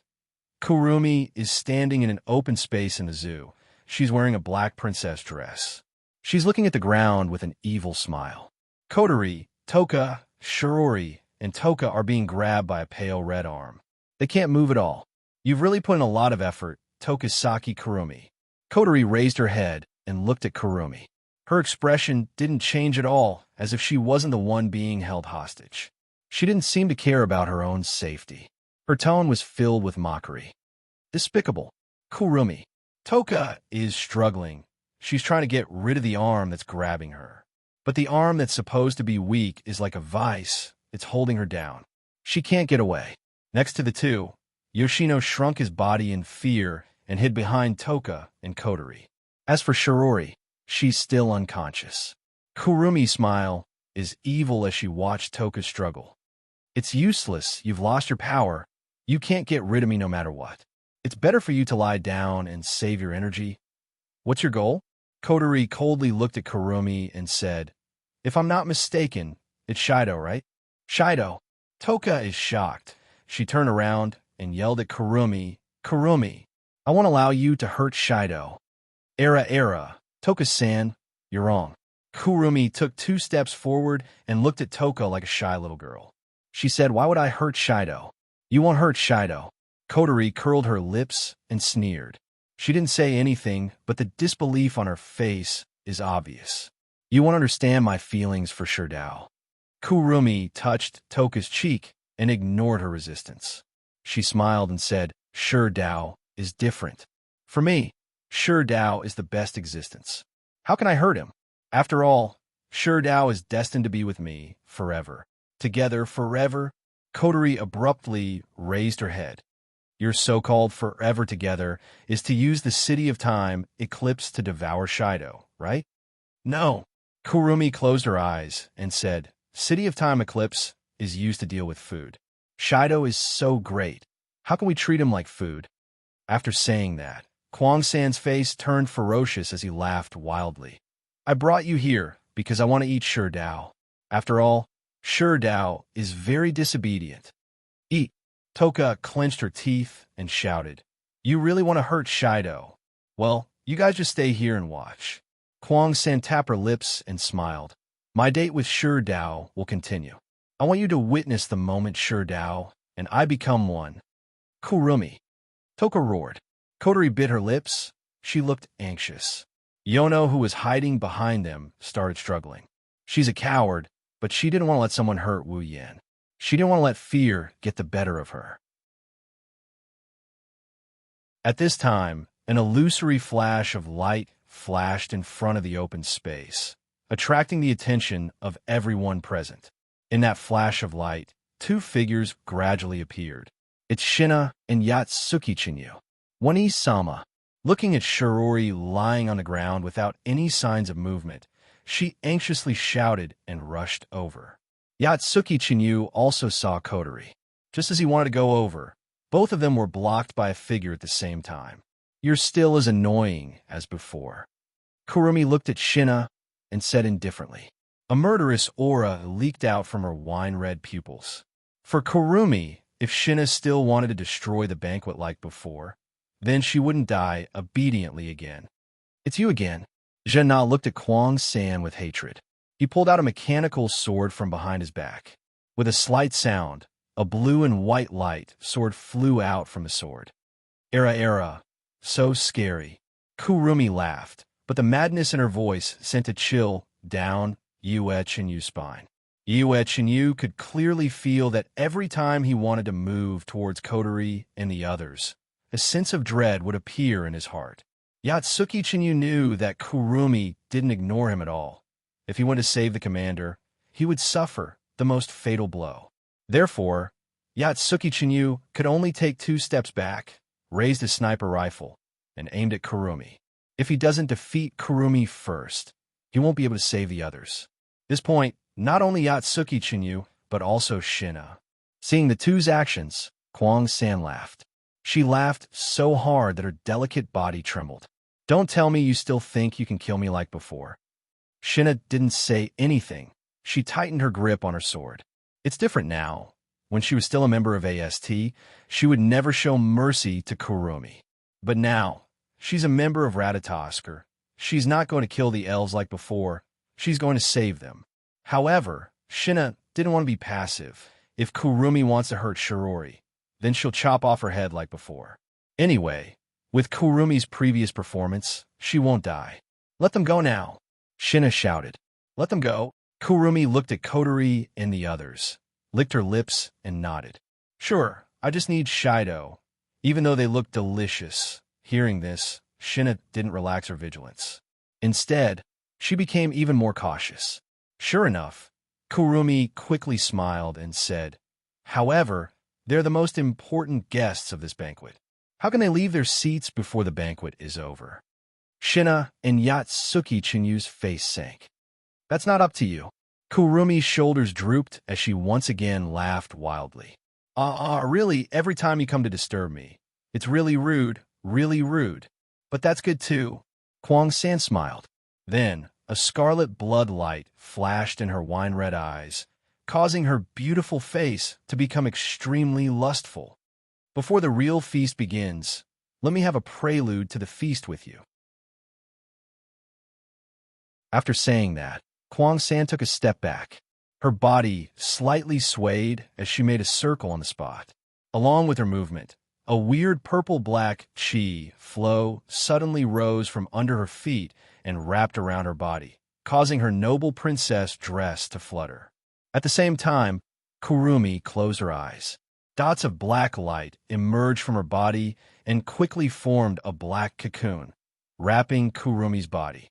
A gloomy aura drifted out from the cocoon and reverberated in the open space, causing Kotori and the others' faces to turn slightly pale. Shina was fine. After all, they've faced each other many times, and she's strong enough. As for Yatsuki Chinyu behind Shina, he felt a bit heavy. After all, this is the first time Yatsuki Chinyu faced an elf. When Kurumi appeared in front of everyone again, her appearance has completely changed. She's wearing a red and black gothic dress. Her long hair turned into 2 ponytails, and a golden clock eye appeared. Coupled with her revealing dress, she's extremely charming. Divine power equipment? 3 times Elohim.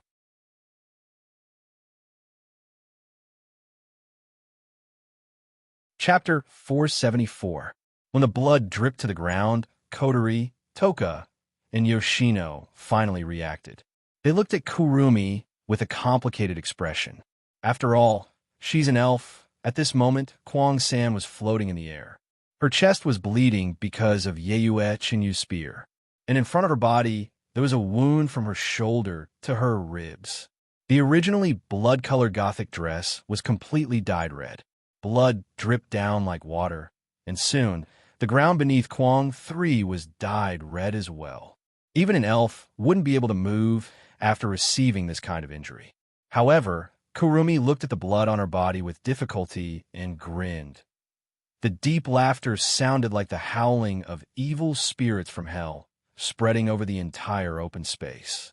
The strange laughter, which was low but extremely harsh, passed into the ears of Jinna, who was still in a chopping posture, causing her to frown. Kwang San stretched out her hand and touched her body. Scarlet blood stained her hand. She raised it in front of her eyes and looked at it. However, Kwang San's expression didn't change at all. Instead, it was as if she had seen something amazing. She smiled excitedly. Good job, you guys. Kurumi ignored her bleeding wound and grinned at Shina and Yayue Chinyu. She didn't care about it. I didn't expect that after I summoned Zafkiel, you could still beat me up like this. Not bad at all. Hearing Kurumi's words, Junna and Yue Chinyu's hearts tightened at the same time. They involuntarily clenched their weapons and vigilantly looked at Kurumi, who was fatally injured. They could feel that at this moment, Kurumi seemed to be different, but Kurumi raised her head. Her wine-red eyes flashed with a terrifying light. Then she raised her rifle and shot at Shina, sending him flying again. That's not enough to meddle in Mai and Shirdao's banquet. It's not enough. Jinna didn't expect that Kwang San could still move after suffering such an injury. In a hurry, he was caught off guard and fell in front of Yeyue Chinyu. When Jinna stabilized his body and looked up at Kwang San in the air, Kwang San had already made a new move. Ignoring the bleeding wound in front of her, Kwang San spread out her hands. Along with her movement, the illusory wheel on the huge clock behind her also sped up. Bullet of 4-inch on the huge clock. The number for suddenly lit up, black and red airflow rolled out and flowed into the pistol in Kurumi's hand. She didn't even think about it. She pressed the pistol against her temple and pulled the trigger. With a gunshot, the bleeding wound on Kurumi's body began to heal at a speed visible to the naked eye. Even the bullet wound on her chest slowly disappeared with the gunshot. In the end, Kurumi's body, even her broken gothic dress, became intact. Seeing this, everyone on the ground couldn't help but bite their lips. Even Kotori and Yayue Chinyu, who saw the battle between Wu Yin and Kurumi on the big screen in the command room of Fraxinus, had the same feeling. At this moment, everyone on the scene had the same feeling. That is, this is going to be tricky. Bullet of One, the familiar sound echoed. Xianxia and Yayue Chinyu, who have already seen the Bullet of One, already had a change in expression. Xianxia yelled and crouched down. The armor on his body emitted a green light, and then a green crystal barrier like a hornet's nest covered Xianxia's body. Almost at the same time, a black bullet hit the green barrier, causing a ripple. Kurumi appeared next to Xianxia and shot again, shattering the crystal barrier. The barrier was shattered, but Xianxia didn't retreat. Instead, his lightsaber pierced through the sky and pierced towards Kurumi. Clang! A short pistol was pressed against the front end of the light sword, blocking the attack of the light sword. The crisp sound of weapons clashing rang out, and a huge force was transmitted from the weapons of both sides to each other, causing both sides to separate. Kurumi giggled, and the number 7 on the huge clock behind her lit up. Black and red airflow flowed into her rifle, and Kurumi raised it towards the retreating Xianxia. Bullet of 7, Zain. The black bullet hit Xianxia, making her heart tremble. She didn't forget the consequence of being hit by the bullet of 17. If not for Yayue Chinyu's help, she would have been defeated long ago. Therefore, after making sure that she couldn't dodge the bullet, she directly waved her lightsaber and chopped the bullet of 17. However, when the black bullet broke, another black bullet passed through the lightsaber in Xianxia's hand and hit her body. Xianxia didn't even have time to react. The transparent black barrier shrouded her and froze her movement. Oh no! Yayue Chinyu was shocked. He didn't care about anything else, and aimed his sniper rifle at Kwang San. However, just as Yayue Chinyu was about to pull the trigger, a voice came from behind. It shocked him. "Where are you looking?" Evil laughter came from behind Yayue Chinyu, and in the next second, a gunshot sounded, and Yayue Chinyu felt a sharp pain in his back. Yayue Chinyu knelt on the ground. There was a bloody hole on his back. Blood had stained his clothes. Yayue Chinyu turned his head. He saw Kurumi's familiar dark red figure and a clear mocking smile. Yayue Chinyu's forehead was covered in cold sweat, his hand on the ground. Gasping for breath, he looked at Kurumi in front of him and Xianxia. He bitterly smiled. Lei foam? At the same time, several gunshots sounded from Xianxia's side, and then Xianxia fell to the ground after Yayue Chinyu. Xianxia and Yayue Chinyu, who had the absolute advantage, in the blink of an eye, collapsed to the ground. "Ah, it's over," the two Kwangsins said in unison. They even raised their rifles and pointed them at the space between the two people's eyebrows. "Xianxia, Yayue." Ta Shang's voice trembled. She desperately struggled. "Damn it." Kotori cut off the red glow on her body and glanced at her arm. She then glanced at the sealing bracelet in her hand. If it was possible, Kotori would like to release her power. That way, Kotori is confident she could defeat Kurumi. But reality was cruel. Kotori in this world wasn't the original Kotori. She could retrieve her power whenever she wanted. Without the permission of the other pair of sealing bracelets, Kotori would never be able to retrieve her power for the rest of her life. The problem is the pair of sealing bracelets doesn't exist, at least for now, if Ta Shang and the others. Kotori looked at Ta Shang and Yoshino. They are powerless. They can't break the seal either. It's reasonable. Wu Yin hasn't arrived yet. He wouldn't dare to break the seal before he knows the situation of Ta Shang and the others. If something went wrong, Kwang Sen might be scared after the seal was broken. Kwang Sen might even make the first move to gain the upper hand. Those glowing red arms weren't just capable of grabbing people. Are we just going to watch? Kotori's face is gloomy. She turned to look at Xianxia and Yayue Chinyu, who were struggling to get up. Kotori shouted, "Oni Ai-chan!"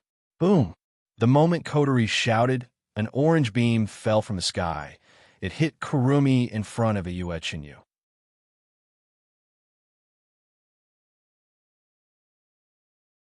Chapter 475. The orange light flashed in everyone's eyes. They couldn't help but squint their eyes.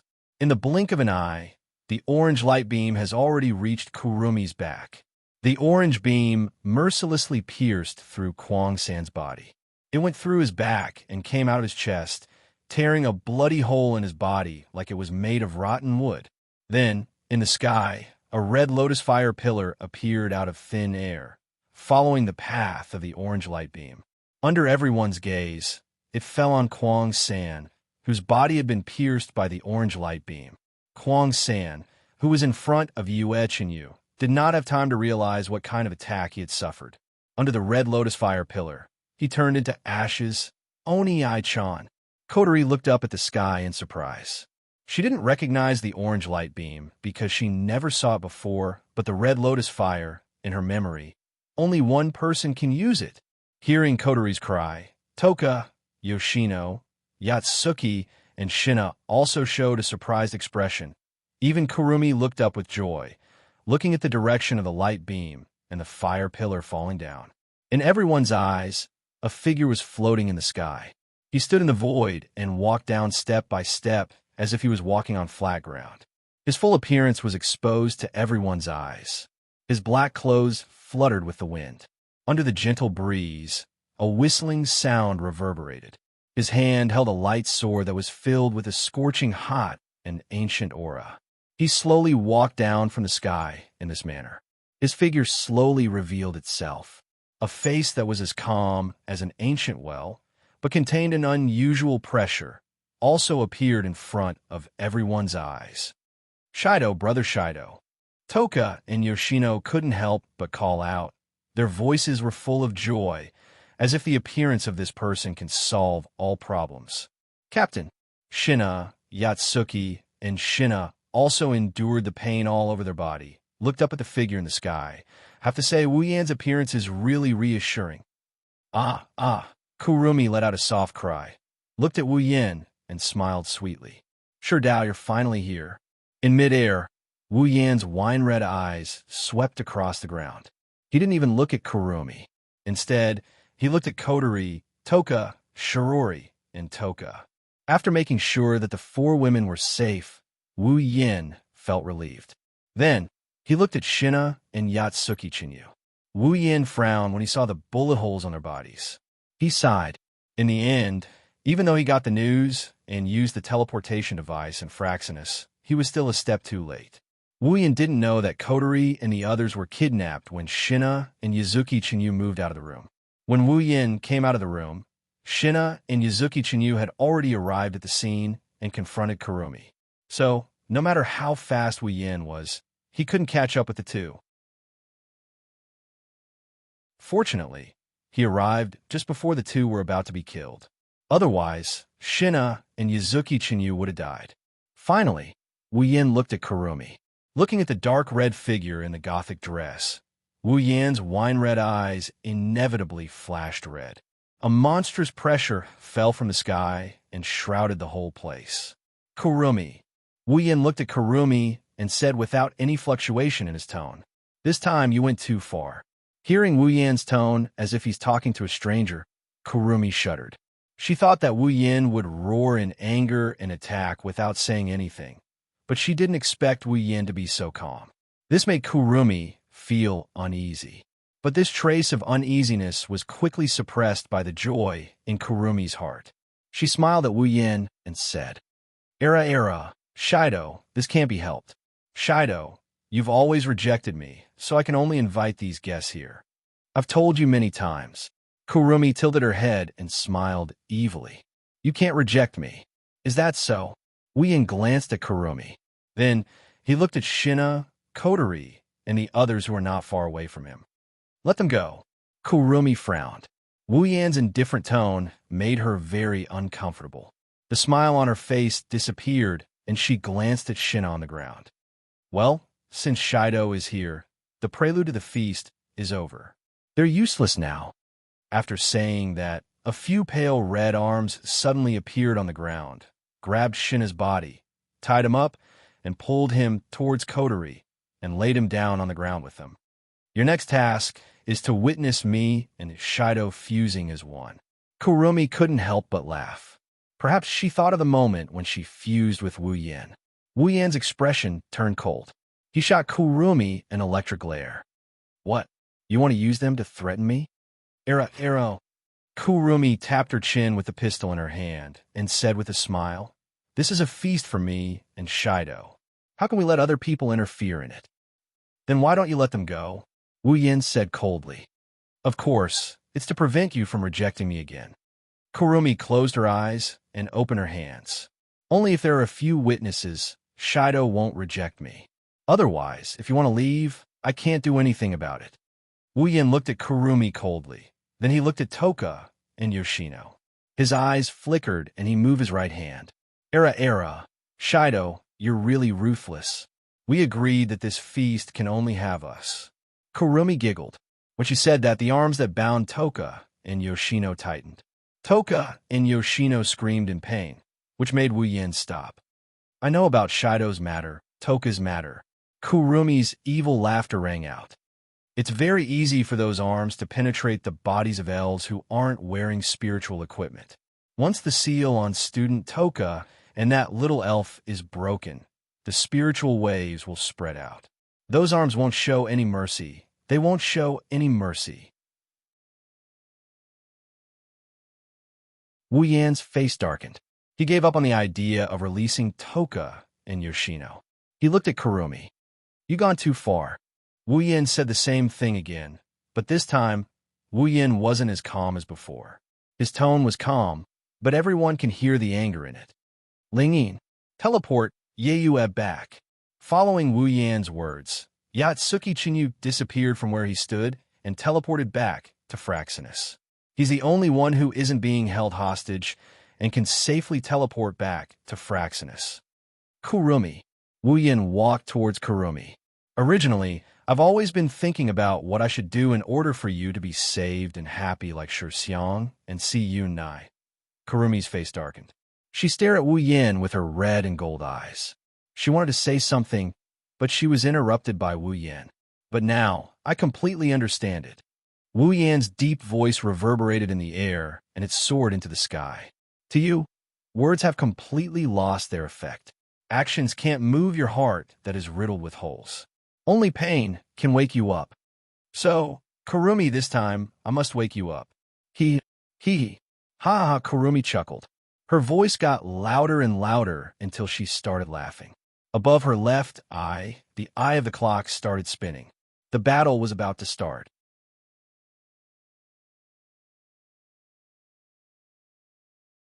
Chapter 476. Shi Dao. 10 Fragrances looked at the two people who were standing opposite each other, not far away. Her voice was full of worry. "One person, no problem?" "No problem. No problem." The one who answered Toka was actually the most timid and shy Yoshino. At this moment, there was no fear on Yoshino's face. There was only determination and trust. "Brother Shido, you will win." Hearing Yoshino's trust in Wu Yin, Kotori couldn't help but smile. Toka paused for a moment, then smiled. "Ah, yes, if it's Shi Dao, there will be no problem." Kotori looked up at Wu Yin and whispered, "Oni-I-chan, you're my cute Oni-I-chan. You can't lose." His wine-red eyes stared straight at Kwang-san. After a slight squint, his eyes began to spin.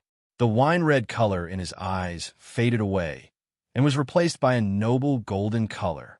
When Wu Yan's eyes turned golden, his frail body emitted an oppressive aura that enveloped Kurumi. This is the aura of a true ancestor. Even Kurumi couldn't help but feel the pressure weighing down on her. However, this trace of heaviness didn't make Kwang-san timid. Instead, a fanatical expression appeared on her face. Her red and gold eyes were filled with intoxication, telling everyone that Kwang-san's heart was fluctuating at this moment. "It's as fascinating as always. This power is like blood being brewed from a wine jar." Kwang-san waved his hands like a madman. The two spears in his hands danced in the air and pointed at the huge clock behind him. "It's so exciting. It's so exciting." Zafkiel, as soon as he finished speaking, the illusory wheel on the edge of the huge clock rotated. The golden clock in Kwang-san's left eye also rotated. The word 7 on the Zafkiel lit up. Black and red airflow flowed out and rolled into the short pistol's muzzle. As soon as the stream of air flowed into the pistol, Wu Yan's golden eyes flashed coldly. The sword in his hand trembled, and with a bang, a red lotus flame danced on the blade and wrapped around Wu Yan's body. Flame! Not far away. Shina, who was lying beside Shirori, gasped when she saw the flames on Wu Yan's body. I've never heard of a weapon that can use flames. Captain's ability to control flames. Is he an Efreet? But an Efreet is a female. Kotori curled her lips and looked at Wu Yan, who was wrapped in flames. Her eyes were a bit blurred. She has to say, Wu Yan really does look like an Efreet at this moment, a version of herself who has released her power. Wu Yan stomped on the ground, and the red lotus flame around his feet burned a black mark on the ground. He leaped up and turned around in the air and fiercely waved his sword at Kurumi. Kwang-sen had just finished reloading her bullet of 7, but before she could fire it, a wave of heat hit her face, causing her to pause her movement. At this time, the red lotus fire had already filled her entire field of vision. Kwang-san's red and gold eyes flashed as he decisively gave up on the bullet of 7. Instead, he took a step forward. Suddenly, countless pale red arms reached out from under Kwang-san's feet and formed a wall of arms in front of Kwang-san. The red lotus flame smashed against the wall of hands. The hand wall trembled slightly before it was incinerated into nothingness. However, the red lotus flame was also blocked. When the hand wall and the red lotus flame disappeared at the same time, Kurong 3 raised his pistol and shot out the bullet of 7 with a sinister grin. However, not long after the bullet of 7 shot out, a blue-white lightning bolt flew from afar and collided with the bullet of 7 head-on. The lightning and the bullet of 7 collided, and the bullet of 7 instantly turned into a transparent black light shield, covering the lightning and causing it to stop in mid-air. Kurumi was startled. When she reacted, she quickly raised her head and looked forward. At this moment, the sound of air breaking rang out, and a black figure wrapped in red lotus flame appeared in front of Kurumi. The cold golden eyes met Kurumi's eyes, and Kurumi's face trembled. However, the Nin Temple Shana was already slashing towards Kurumi. The scorching flames landed on Kwang-san's clothes first, and a wisp of smoke appeared on the spiritual equipment. Kwang-san actually used the rifle in her hand as a weapon when she saw the flaming blade about to reach her. She slammed it on the Nin Temple Shana and blocked it. Kurumi's scarlet right. I looked at Wu Yan, who was holding the Nin Temple Shana. The corner of her mouth rose, and she raised her pistol and pointed it at Wu Yan's forehead. Bang! The sound of the pistol rang out, and everyone's heart tightened. However, they immediately let out a sigh of relief. The black bullet didn't enter Wu Yan's forehead, but instead shot towards the sky. This was because a black iron sand sword blocked the bullet and pushed it away. Chaotic return to sky dance, Wu Yan shouted in a low voice. The Nin Temple Shana emitted a fiery red halo, and then Wu Yan fiercely swung it down. Boom! The red blade blasted away the rifle and smashed into Kurumi's body. She groaned, and a crazed expression appeared on her face. She forcefully pulled back the rifle and smashed it into Wu Yan's chest. Bang! Wu Yan's chest also felt heavy. He gritted his teeth and kicked at Kurumi. Kurumi seemed to have the same idea. She kicked out, and both of them were kicked away. Bullet of 1. Aleph. Kurumi clenched her teeth as she flew backward. She forcefully lifted her body and shouted. A huge clock appeared, and a black-red stream of energy swirled around the number 1. It flowed into the muzzle of the gun and was shot by Kurumi. Bullet of 7. Zia-in. This time, it's the 7 characters' turn to release black and red energy. This time, it's 2 streams of energy that flowed into the guns in Kurumi's left and right hands. Kurumi disappeared from her spot and reappeared next to Wu Yan, who is still flying backwards. However, as soon as Kurumi appeared beside Wu Yan, a fierce red lotus flame ignited on Wu Yan's body. It suddenly expanded, and like a flaming whip, it hit Kurumi, causing her to spit out a mouthful of blood. Beep, beep, beep. At the center of the red lotus flame, a crazy sound reverberated. A blue and white light flashed from the red lotus flame, attracting Kurumi's attention. She raised her head, and an orange light beam was already in front of her. Bang! Just as the orange light beam was about to hit Kurumi, she fired the bullet of 7 Z18 from her handgun. The orange light beam stopped in midair. Then, Kurumi swept her gaze towards the center of the red lotus flame and fired the bullet of 7 Z18 from a rifle. The red lotus flame was covered by a transparent black shield. The flames that were originally burning slowly inside were all frozen like a painting. At the edge of the transparent black shield, Wu Yin brushed past the shield and flashed out of the flames, dodging the attack of the bullet of 7 Z18. Suddenly, a pale red arm shot out from the ground in front of Wu Yin. The long arm swung towards Wu Yin from the side and sent Wu Yin flying. At this time, only 10 seconds had passed since the start of the battle. In 10 seconds, the battle between the two sides was fierce.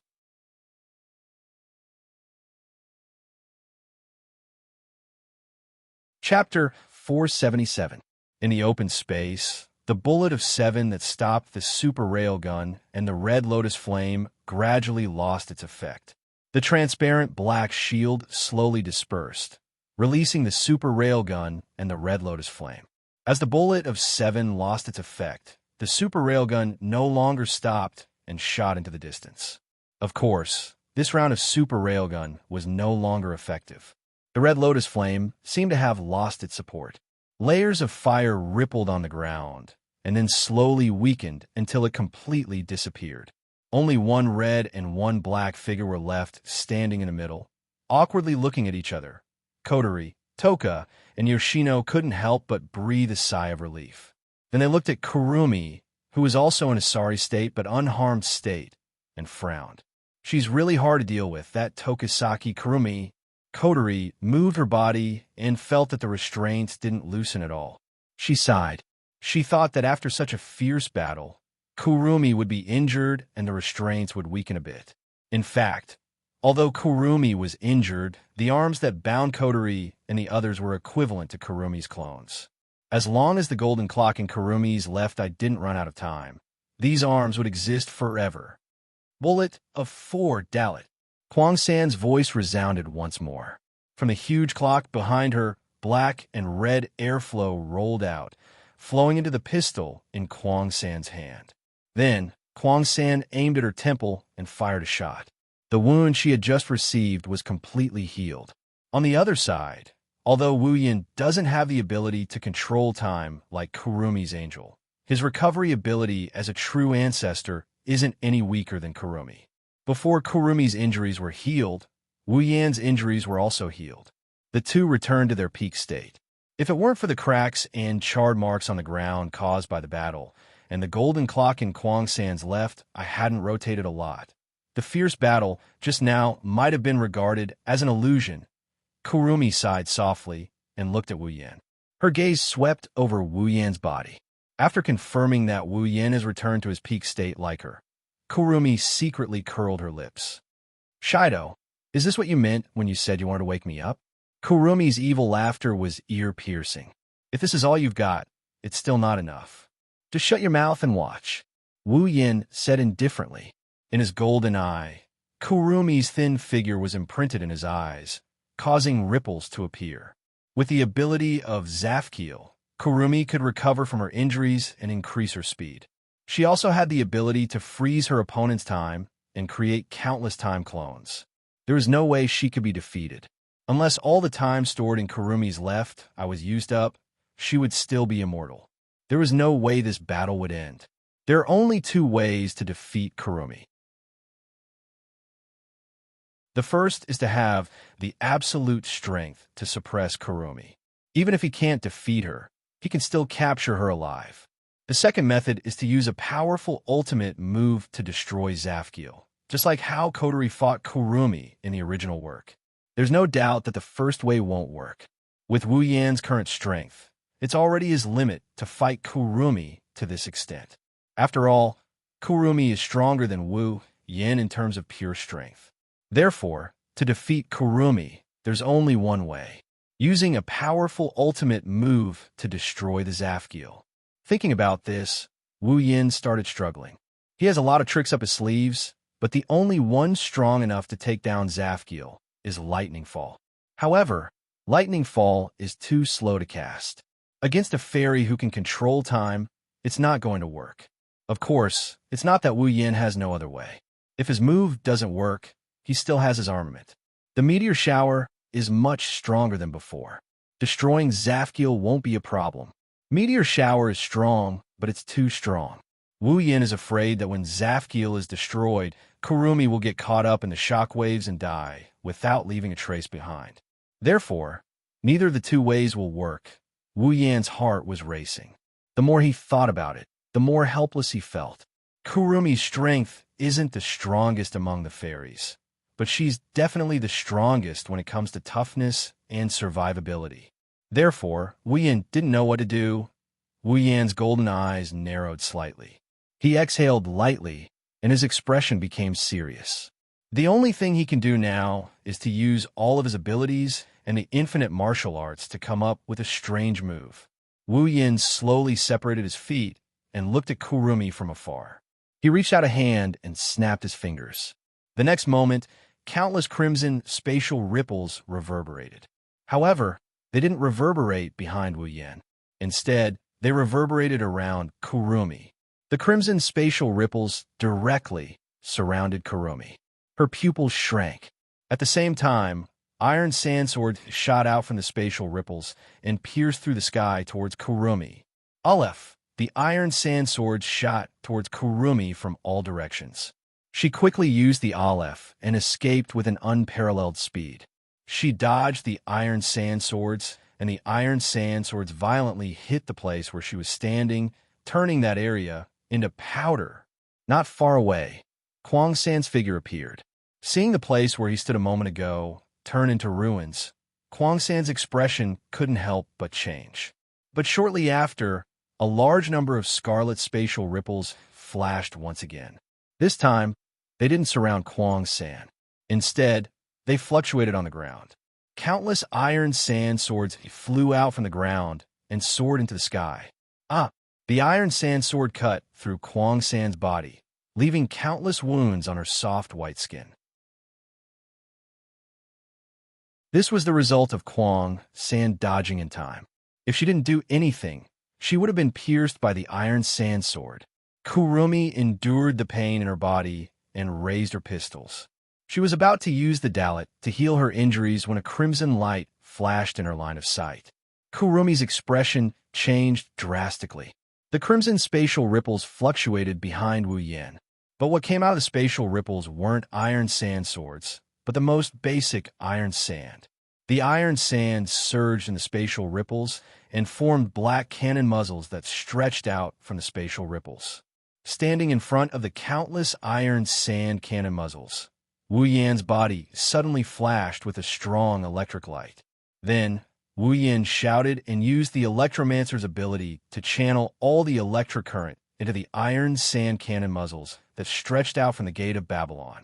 As the electric current flowed into the iron sand cannon muzzles, the iron sand cannon muzzles flashed with a strange blue and white light that became stronger and stronger. Soon, all of the iron sand cannon muzzles lit up with blue and white light. Extreme impact! Wu Yin stretched out his hands, and huge blue and white light beams shot out from the iron sand cannon muzzles. With an unimaginable speed, they shot towards the shocked Kurumi. Boom! The explosion resounded through the world.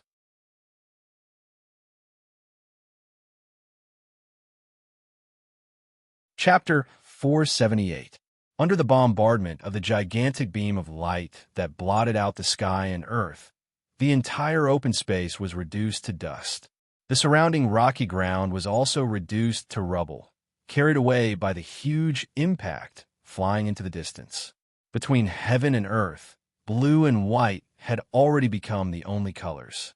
The earth-shattering boom resounded through Tian Fei, and even the white clouds in the sky were blown away. Kotori, Toka, Yoshino, and Shinna, who were closest to the beam, were already shedding tears due to the dazzling blue-white light. The four girls quickly closed their eyes. The shockwaves from the beam also swept over, causing them to cry out in shock. If it weren't for those pale, red, glowing arms restraining them, with their weak weight, they would have been blown away long ago. However, the light was too dazzling, and they could close their eyes. Their weight was lighter, and their pale arms could be fixed. However, when the earth-shattering sound rang out, the four girls had no hands to cover their ears. Immediately, under the attack of the loud sound, the four girls' ears were bombarded with buzzing sounds, and even their heads were a little dizzy. After an unknown amount of time, the explosion slowly faded away. The blue and white light also dimmed. The shock wave slowly weakened. After a while, everything returned to silence. Kotori was the first to recover. She groaned in pain and shook her dizzy head. Then, she opened her eyes and looked ahead. The empty space had disappeared. The ground was filled with cracks, and the rock plate was exposed to the air. It looked like a barren land that had lost its water source. No one would have thought that this place would be empty before this. At the center of the light beam, there was only a deep pit that Kotori could not see in its entirety. "Did we win?" Kotori murmured. Then, she thought of something and her expression changed. She quickly looked to the side.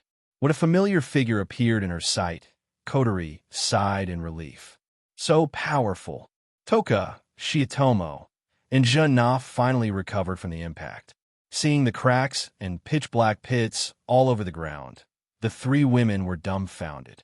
They were stunned on the spot. On the other side of the crater, Wu Yin stood there. Sparks of electricity crackled around his body as he panted heavily. Behind him, the space rippled with crimson ripples.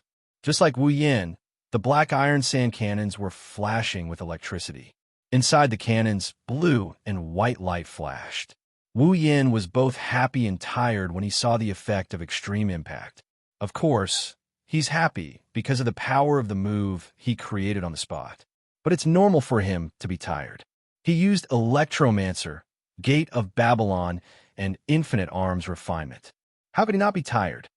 After taking a deep breath to calm his chest, Wu Yin straightened his body. He looked at the dusty pit and wondered how Kurumi is doing. However, this was a good opportunity for him to do so. Wu Yin turned to look at Kotori and the others. He jumped up and landed in front of Kotori, Toka, Yoshino, and Shinna. Shido. She wanted to get up, but she couldn't move at all. She could only hang her head down dejectedly. It wasn't just 10 fragrances. Even Sima and Jun couldn't move. Wu Yin and Kotori's expression changed. No matter how independent these arms are, if the owner is defeated, they won't disappear, but they won't be completely weakened. This only proves that Kurumi is fine. Bang! Almost as soon as this thought appeared in his mind, Wu Yin heard the sound of something breaking through the air. Wu Yin's expression turned ugly. He didn't need a guess to know that Kurumi hasn't been defeated yet.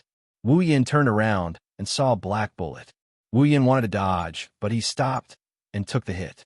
The bullet broke through Wu Yin's body and entered Wu Yin's shoulder. Blood flowed out of the wound.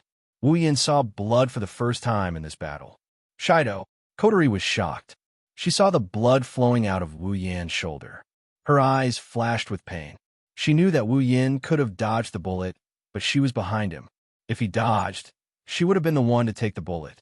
That's why Wu Yin took the hit. "I'm fine," Wu Yin answered without turning his head. He rubbed the wound on his shoulder, and the wound on his shoulder disappeared. All that was left was the blood staining his clothes, a clear indication that he was injured here before. He raised his head and looked at the deep pit. Kuang San was slowly walking out of it with a giant clock behind her. She was holding a spear with both hands. Her red and gold eyes were shining with a strange light. As expected of Shido, the man I like, Kurumi's face was calm. She walked in front of Wu Yin and coldly said, "If I didn't summon all my avatars to block the attack, I wouldn't even be able to lift my gun." Wu Yin turned around when he heard Kurumi. "Oh, that means that hit was enough to defeat you, right? Do you have the confidence to take another hit from me? This time, I don't have any avatars to block the attack for you." Era, Shido, do you think using the same trick against me would work? Kurumi laughed in a creepy manner. Wu Yin couldn't help but feel helpless against her. Indeed, the reason why he was able to force Kuang San to that point was mainly due to his surprise attack. After all, Kuang San didn't understand his ability, but he understood Kuang San's ability very well. Therefore, he was able to force Kuang San, who was stronger than him, into a disadvantageous position. But now that his attack was seen through, Kurumi probably knew his ability. It would be difficult for him to gain the upper hand in the next battle. Oh, by the way, Kurumi raised her pistols, and she told Wu Yan, I summoned all my clones to block the attack for me. However, there is still one more clones left. Wu Yan's pupils shook. His body tensed up. Bullet of 7. Zin. At this time, a series of gunshots rang above his head, accompanied by the sound of bullets flying through the air. These were all bullet of 7, Zayin.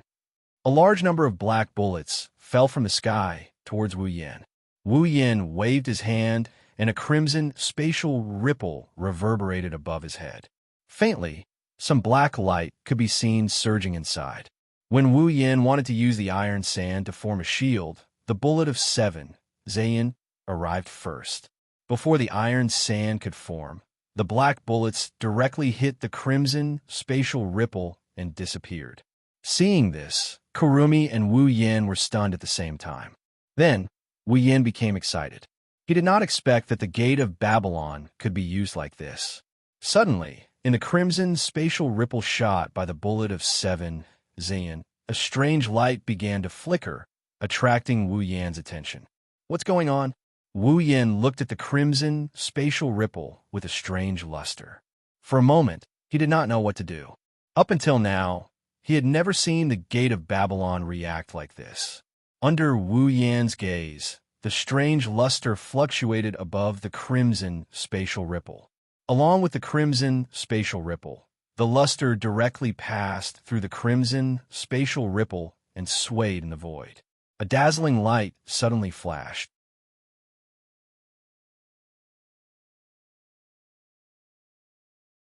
Chapter 479. The crimson spatial ripples of the Gate of Babylon flashed with a dazzling light. The Gate of Babylon in the void was like a glowing lake with ripples, illuminating the entire space as if it was daytime.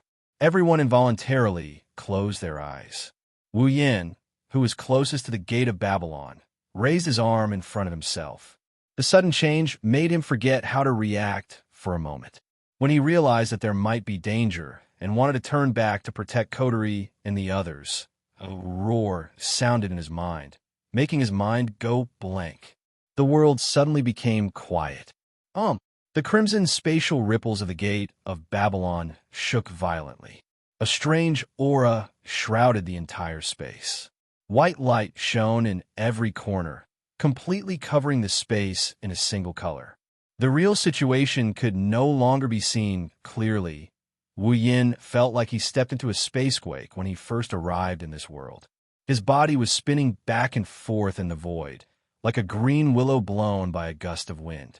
He couldn't control his body at all, swaying in the dizziness. After a long time, the dizziness slowly subsided, and his body was no longer swaying. Wu Yan regained control of himself and opened his eyes. However, as soon as he opened his eyes, the scene in front of him shocked Wu Yan. What's going on? At this time, Wu Yan was floating in the air, his body slightly tilted, looking down at the ground below. On the ground, there was a familiar small city, Heavenly Palace City. However, on the ground, the tranquil and serene scenery of Heavenly Palace City had long disappeared. Instead, it was replaced by a sea of fiery red. All the buildings were burning and burning in this sea of fire.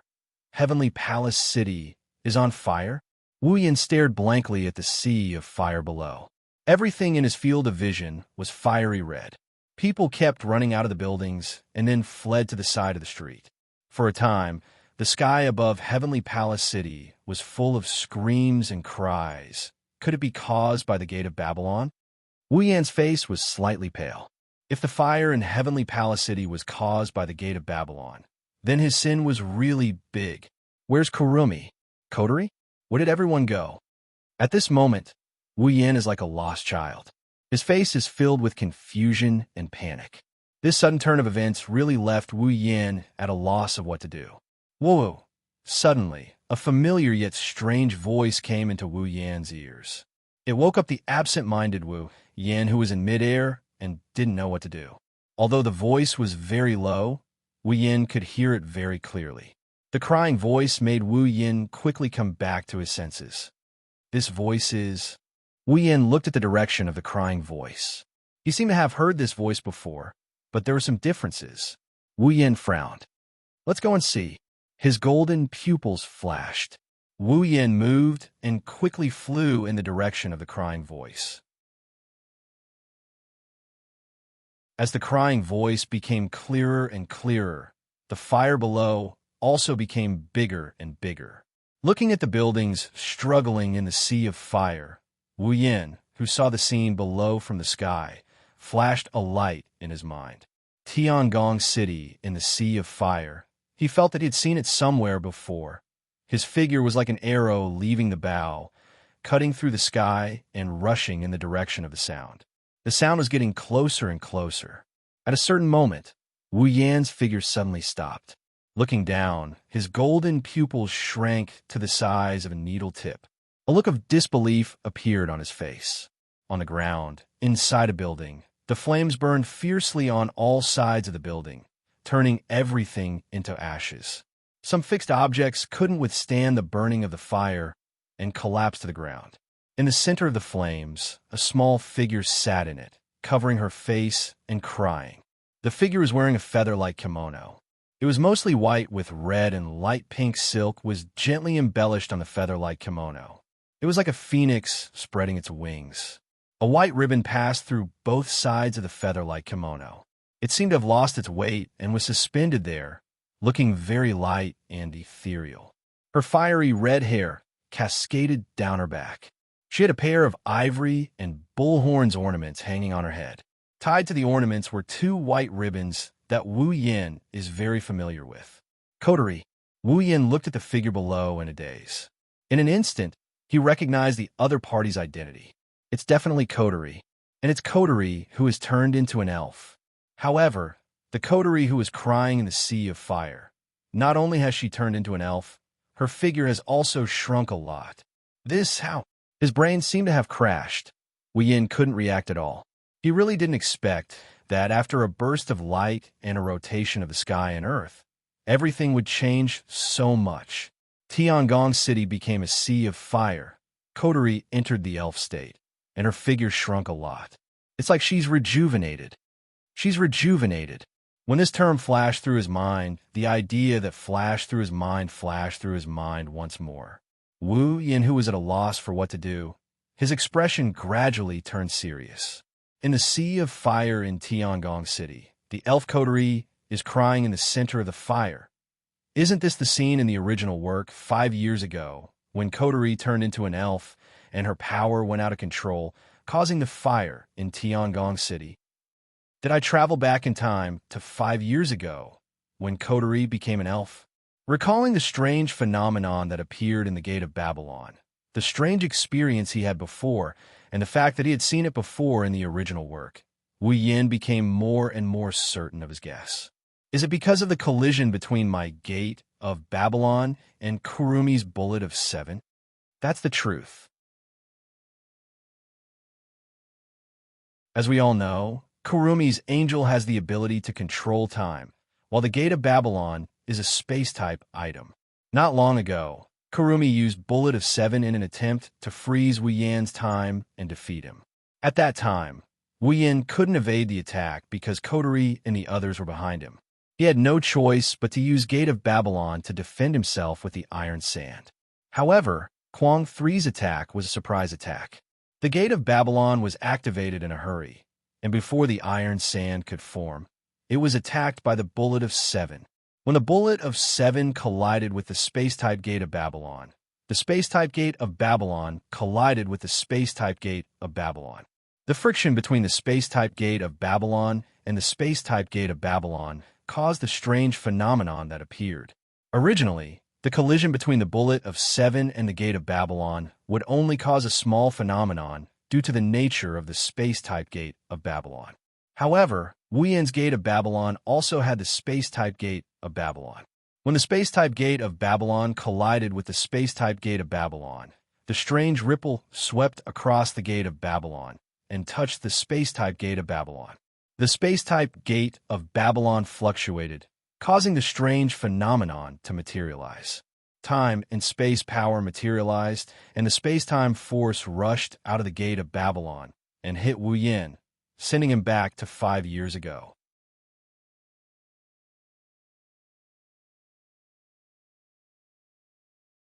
Chapter 480. It had to be said that this was a coincidence that would never happen a second time. The phenomenon caused by the collision of time and space might have involved other factors. There might also be other reasons for the materialization of the power of space-time. Even if it was a fixed reaction, it would not be able to teleport people to such a suitable time.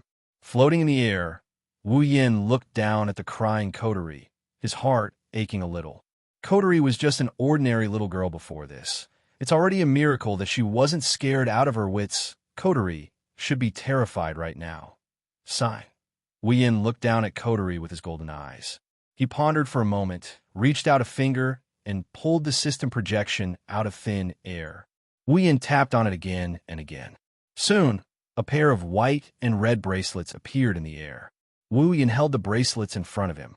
They're the sealing bracelets. So, this is how it all started. Wuyan shook his head and he laughed. Now, he finally understood the reason behind everything. No wonder Coterie was wearing the sealing bracelets when they met for the first time. No wonder Coterie would recognize the bracelets and invite him to join Ratatosker. She even acknowledged him as her older brother. It's not the first time they've met. If it wasn't for this one in a billion coincidence, his experience in this world would have been completely different. He equipped the white sealing bracelet on his hand. Now, he has 2 sealing bracelets on each of his hands.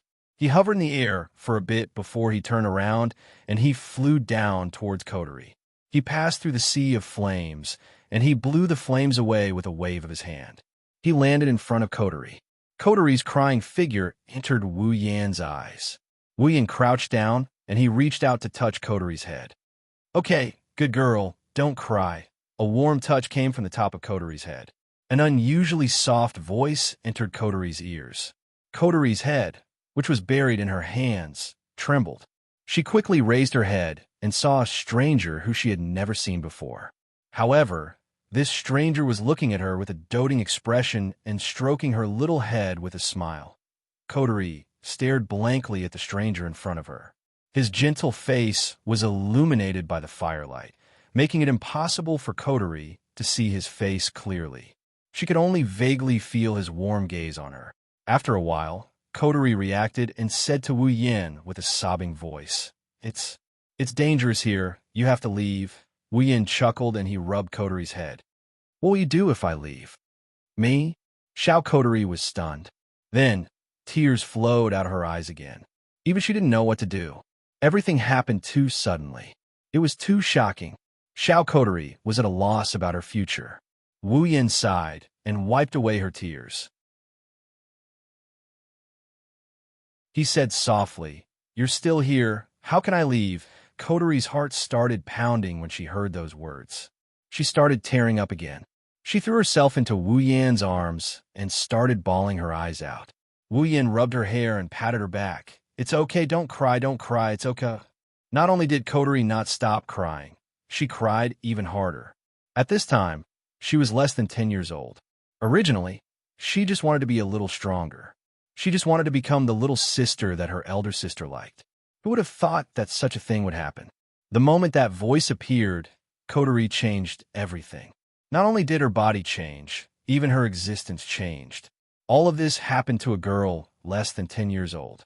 It's easy to imagine how scared she was. Under such circumstances, Wuyan's gentleness touched her heart all the time. She just wanted to cry out loud in this man's arms and express her feelings in the sea of fire. The two embraced each other as if they didn't see anything. The flames automatically avoided that area and burned to other places, leaving them with peace. After a long time, Coteries' crying weakened. Her body was still sobbing, and her face was full of tear stains, making people feel sorry for her. When she stopped crying, Wuyan let her leave his arms and took out the sealing bracelet. Coterie, put it on.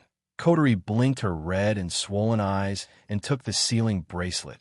She looked confused, as if she didn't know what it was used for. Seeing this, Wu Yin told her about the effects and restrictions of the sealing bracelet. Then he said, "So, put it on, and you'll be an ordinary person again." "Really?" Coterie cried out in surprise. She looked at the sealing bracelet in her hand and hugged it like it was a treasure. At this time, a powerful suction force fell from the sky and smashed onto Wu Yin. His body trembled violently, and he almost lost his balance. When he reacted, Wu Yin quickly stabilized his body, but the suction force sucked him up and pulled him up. "What's going on?" Wu Yin said in shock as he resisted the suction force with great difficulty. This attracted Coterie's attention. She suddenly felt uneasy and grabbed Wu Yin's clothes tightly. What's wrong? Wu Yin gritted his teeth and resisted the suction force. He felt his body being pulled up bit by bit. Wu Yin seemed to understand something and said to Coterie, "Coterie, remember to put on the sealing bracelet." "I'm leaving what?" Coterie was shocked and quickly hugged Wu Yin. She cried, don't go, Coterie's scared. "I don't want to be alone." "Look, Coterie." Wu Yin stabilized himself and said, "Don't be afraid, you'll be fine." "Where are you going? Can you take Coterie with you?" "Coterie doesn't want to stay here. It's so scary." Coterie cried and begged. Wu Yan's heart almost broke from crying. "Coterie, you have to be strong." Wu Yan panted and looked at Coterie. "I can't take you with me, but we'll meet again." Little Coterie stared blankly at the face that could not be seen clearly under the illumination of the fire. She tightened her grip on the sealing bracelet and muttered, "See you again, yes. See you again." Wu Yin rubbed Coterie's head, and he grinned. "When the time comes, I'll take you wherever you want to go, Coterie." "Really?" Coterie grabbed Wu Yan's clothes and whispered, "Yes, of course." Wu Yin chuckled. "That's why, Coterie, you have to be strong. Don't cry. It'll be over soon. Be strong." Coterie held the sealing bracelet tightly and looked up. She said with determination, "Yes, Coterie will be strong." Wu Yin chuckled. Unable to resist the suction force any longer, he let go of Coterie and got pulled into the sky. "Wait, who are you?" Wu Yin opened his mouth when he heard Coterie shout. Before he could say anything, his body turned into specks of light, and he vanished into thin air.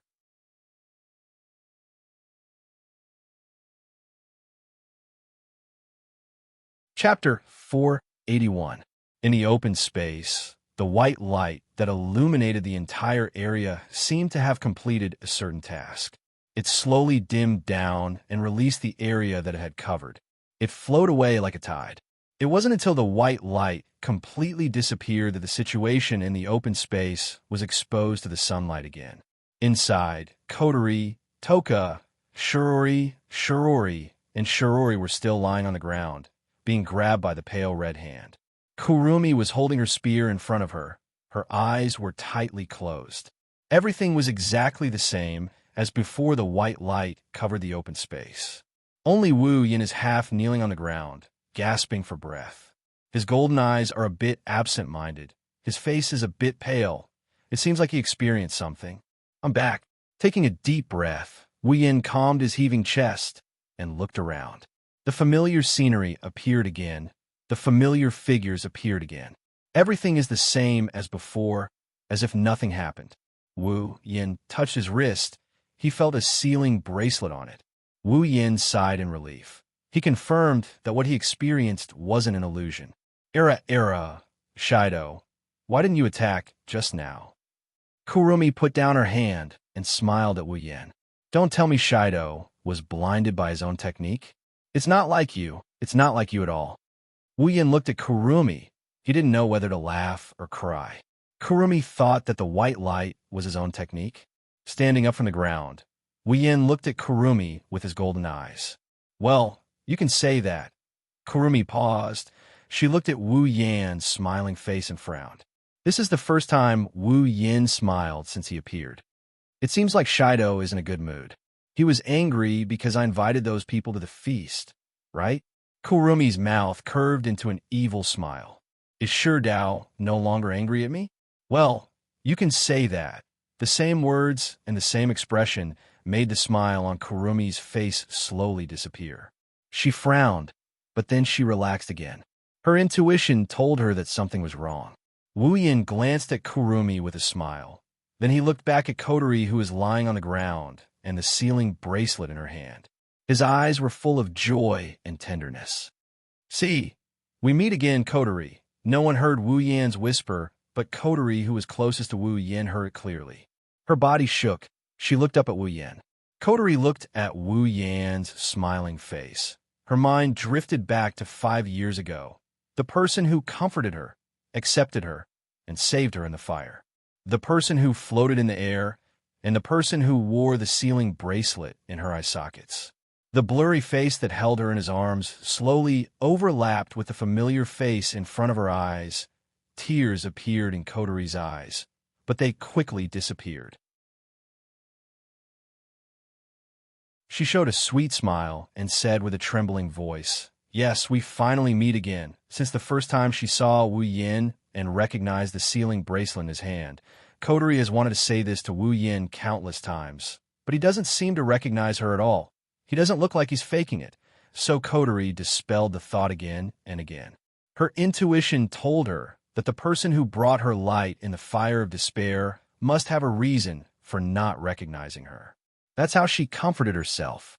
Now, even though he didn't know what had happened, the words that he had hidden for 5 years had finally reached the ears of its rightful owner. And he had also received the words that he had been waiting for 5 years. Kotori felt it was all worth it. Wu Yan saw Kotori's reaction. He shook his head with a smile.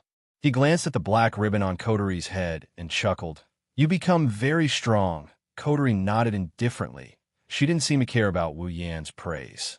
Of course, from her red eyes flashing with joy, she didn't really care. Everyone looked at Wu Yan and Kotori, who were having a weird conversation with each other. Kurumi and the others were confused by what they were doing. Wu Yan didn't intend to explain. He turned to Kurumi. "Kwang-san, this farce should end now." Kurumi flinched. She looked at Wu Yan in surprise. She smiled. Era, Shido, are you trying to run away? Don't forget, the guests haven't left yet." Kurumi didn't think Wu Yan was making a declaration of victory. Everyone knows it's not that easy to defeat her. She thought Wu Yan wanted to leave the battlefield. But the truth is the opposite. Wu Yan is making a declaration of victory. It's time to end this. Raising one of his hands, Wu Yan's voice spread to every corner of the field. Everyone's eyes fell on him. "Kotori!" Wu Yan put his hand in front of his chest, and he shouted at Kotori. Kotori flinched for a moment before she thought of something else. She grinned in delight. "Seal. Release." Wu Yan raised his hand, and the white sealing bracelet on his wrist shone brightly. The red runes around the white sealing bracelet slowly faded away until they disappeared. At the same time, Kotori, who was lying on the ground behind Wu Yan, shuddered violently. The red sealing bracelet on her wrist glowed with a bright light. An indescribable power emerged from the deepest part of Kotori's body. As if freed, it circled around Kotori's body before flowing into the sealing ring. As the power left Kotori's body, a familiar ripple emerged from Kotori's body. Psychic waves. Kurumi looked at Kotori in shock. She didn't expect the little girl she thought was just a normal human to be an elf. What's more important is that Wu Yan undid the seal on the opponent's fairy power. "Shido, you..." Kurumi looked at Wu Yan in shock. "You allowed her to regain her elf power?" Wu Yan ignored Kurumi and looked at Kotori behind him. Kotori lowered her head. Her red ponytails fluttered. She released a scorching aura. "Finally, I can get rid of these annoying hands," Kotori said softly. She raised her head. A red light flashed in her red eyes. "Oomph." Kwang-sen suppressed the shock in his heart and snorted coldly. "Shido, I didn't expect you to break the rules of the banquet. Since that's the case, I'll make her pay. I'll make her pay. As soon as Kurumi finished her sentence, the pale red arms wrapped around Kotori seemed to have realized that Kotori was gradually regaining her strength.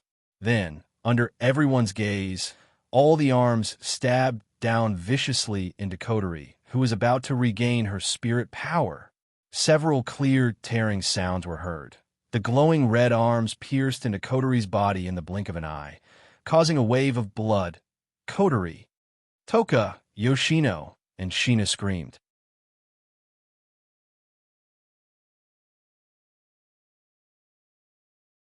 Chapter 482. Many thanks to Dancing with the Maples, Yetsuki Chinyu, and Ice Fire X for their tips. Kotori's body was covered in glowing red arms. Drops of blood flowed down the edges of the arms. There were bloody holes all over Kotori's body. Without a doubt, Kotori was already riddled with holes. On the side, Toka, Yoshino, and Shina stared blankly at Kotori, who was covered in arms. Their faces were slightly pale, and their delicate bodies were trembling. Yoshino's eyes were filled with tears, and she closed them. Ha! Kwansen licked her lips and laughed crazily. She laughed until her shoulders shook. Ah, what a soft girl dying like this. How heartless, how heartless. Kurumi, Toka, and Shina glared at Kwang-san and struggled violently, trying to break free from the bindings. However, Toka was just an ordinary person and Shina had a serious gunshot wound. It was impossible for them to break free from Kwang-san's bindings. Kurumi started laughing maniacally again. She laughed so hard that tears started welling up at her eyes. She didn't notice the mocking smile on Wu Yan's face as he stood in front of Kotori. Really, suddenly, a cold voice came from under Kotori's lowered head, startling Toka and the others. It also made Kurumi, who was laughing wildly, freeze on the spot. Although I was mentally prepared, it still hurts to be stabbed by these disgusting arms. Kotori looked up from the glowing red arms and smiled at Kurumi. In the next moment, some blue flames that looked like will-o'-the-wisps suddenly ignited on Kotori's wounds. At the same time, the pale arms that were stabbed into Kotori's body burned into ashes. Meanwhile, the wounds on Kotori's body completely disappeared under the blue flames. What? Kurumi took 2 steps back and looked at the unscathed Kotori in shock. Her red and gold eyes were filled with disbelief. She didn't expect that the other party was also in existence with an immortal body. Kotori, Toka, and the others breathed a sigh of relief and looked at the recovered Kotori with joy. Just a moment ago, they thought Kotori would die just like that. Kotori smiled. Her red eyes looked at the arms on Toka and the others. A cold light flashed in her eyes. She raised her hand and waved it at the arms. Flames spread towards the pale arms of 10 Fragrance and the others, igniting all of them. At this time, Kwang-san regained her senses. She wanted to stop it, but it was too late. She could only watch as the bindings on 10 Fragrance and the others turned into ashes. That's great. 10 Fragrances and the others looked at the disappearing pale arm with joy and stood up from the ground. Wani-sama, supporting his seriously injured body, Shina came to the side of the fainted Shirori and held her in his arms. Feeling that Shirori didn't suffer any injuries, he was relieved. Kurumi. Toka clenched her fists and stared at Kurumi with her amethyst eyes. How dare you keep pressing me down on the ground? How despicable. You all. Kurumi gritted her teeth and looked at the girls who were all out of danger. She became angry. Not only was she angry that the captives were freed, but she was also angry at her own carelessness. If she wasn't distracted, how could they be free from the shackles? Kurumi knew that this feast is coming to an end. No matter if Wu Yin and the others leave or continue fighting, she won't be the final winner. The situation is reversed. Kurumi. Wu Yin glanced at Kurumi and raised his hands. The other 2 sealing bracelets on his wrist lit up. Seal. Release. As the command to lift the seal sounded, both Toka and Yoshino felt that the source of their spiritual power had returned to the sealing bracelet on their wrists. The familiar power of the elves had also begun to return. She clenched her fists and closed her eyes to feel the power in her body. She suddenly raised her hand and opened her eyes again. She let out a soft cry. Kamui spirit equipment? Toka, Adanamarek. In the sky, a huge whirlpool suddenly appeared. All the clouds were sucked into the whirlpool and turned black and gray. At the center of the whirlpool, a purple-black flash of lightning descended and landed on 10 Incense's body. Under the lightning, Toka's clothes were all taken off. The lightning turned into light and attached to Toka's body. When the light dissipated, a purple ceremonial armor appeared on Toka's body. Sandalphon, 10 Incense stomped on the ground, and a purple light quickly spread into the ground. A ferocious crack appeared in the rock layer behind 10 Incense. As the purple light surged, the crack slowly shattered, and a golden throne flew out and stood behind 10 Incense. There was also a giant sword on the throne. She pulled out the giant sword. When the giant sword was pulled out, the golden throne disappeared. Toka stepped on the ground and swayed 2 steps. The giant sword in her hand pointed at Kurumi. Kamui spirit equipment? Toka, Elohim Sambin. A soft call came out of Bono's mouth. Bono closed its eyes and leaned back a little. A burst of cold air was emitted from Bono's body. It wantonly reverberated around Bono's body. A thin layer of ice formed on the ground. Under the cold air, Toka's clothes began to fall off, revealing her petite and cute body. The cold air turned into mist and flew to Toka's head. Droplets of water fell on Toka's body and turned into a layer of film. Finally, a green hooded cloak with rabbit ears and a furry ball appeared on Toka's body. Frozen puppet, Sadkiel.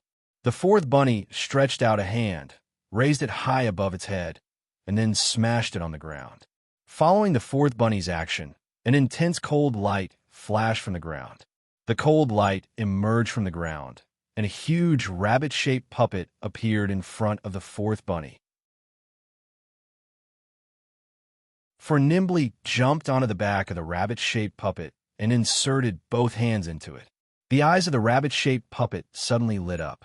It looked at Kurumi and breathed out cold air. Kamui spirit equipment? Toka, Elohim Jabor. Boom. A raging fire burned Kotori and wrapped around her body. Her clothes were instantly burned by the fire. She spread her arms like a phoenix, spreading its wings, and the fire turned into a feathery kimono. A silk ribbon floated on top of the kimono with sparks burning on the edges. A pair of horns were embedded on both sides of Kotori's head, and a pair of black ribbons wrapped around them. It looked very powerful. Scorching devil, camel. Kotori raised her arm, and the flames on her body spread from her body to her hand. Then they burned and expanded. After a while, when the flames dissipated, a huge black and red battle axe appeared in her hand. She swung it with both hands, and the 2 edges of the battle axe were burning with fierce flames. Toka, Yoshino, and Kotori all turned into fairies.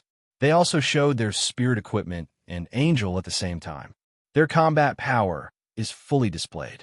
This also means that the strongest combat power has gathered. To be continued.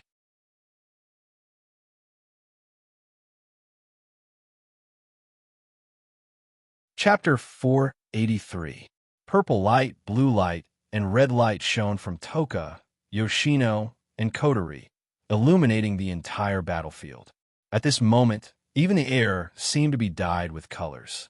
Under the effect of Kotori and the others' spiritual force, the air swept in all directions. The air roared and blew away all the dust on the ground. For a moment, the earth trembled slightly. Princess, hermit, fire devil. Jana was completely dumbfounded.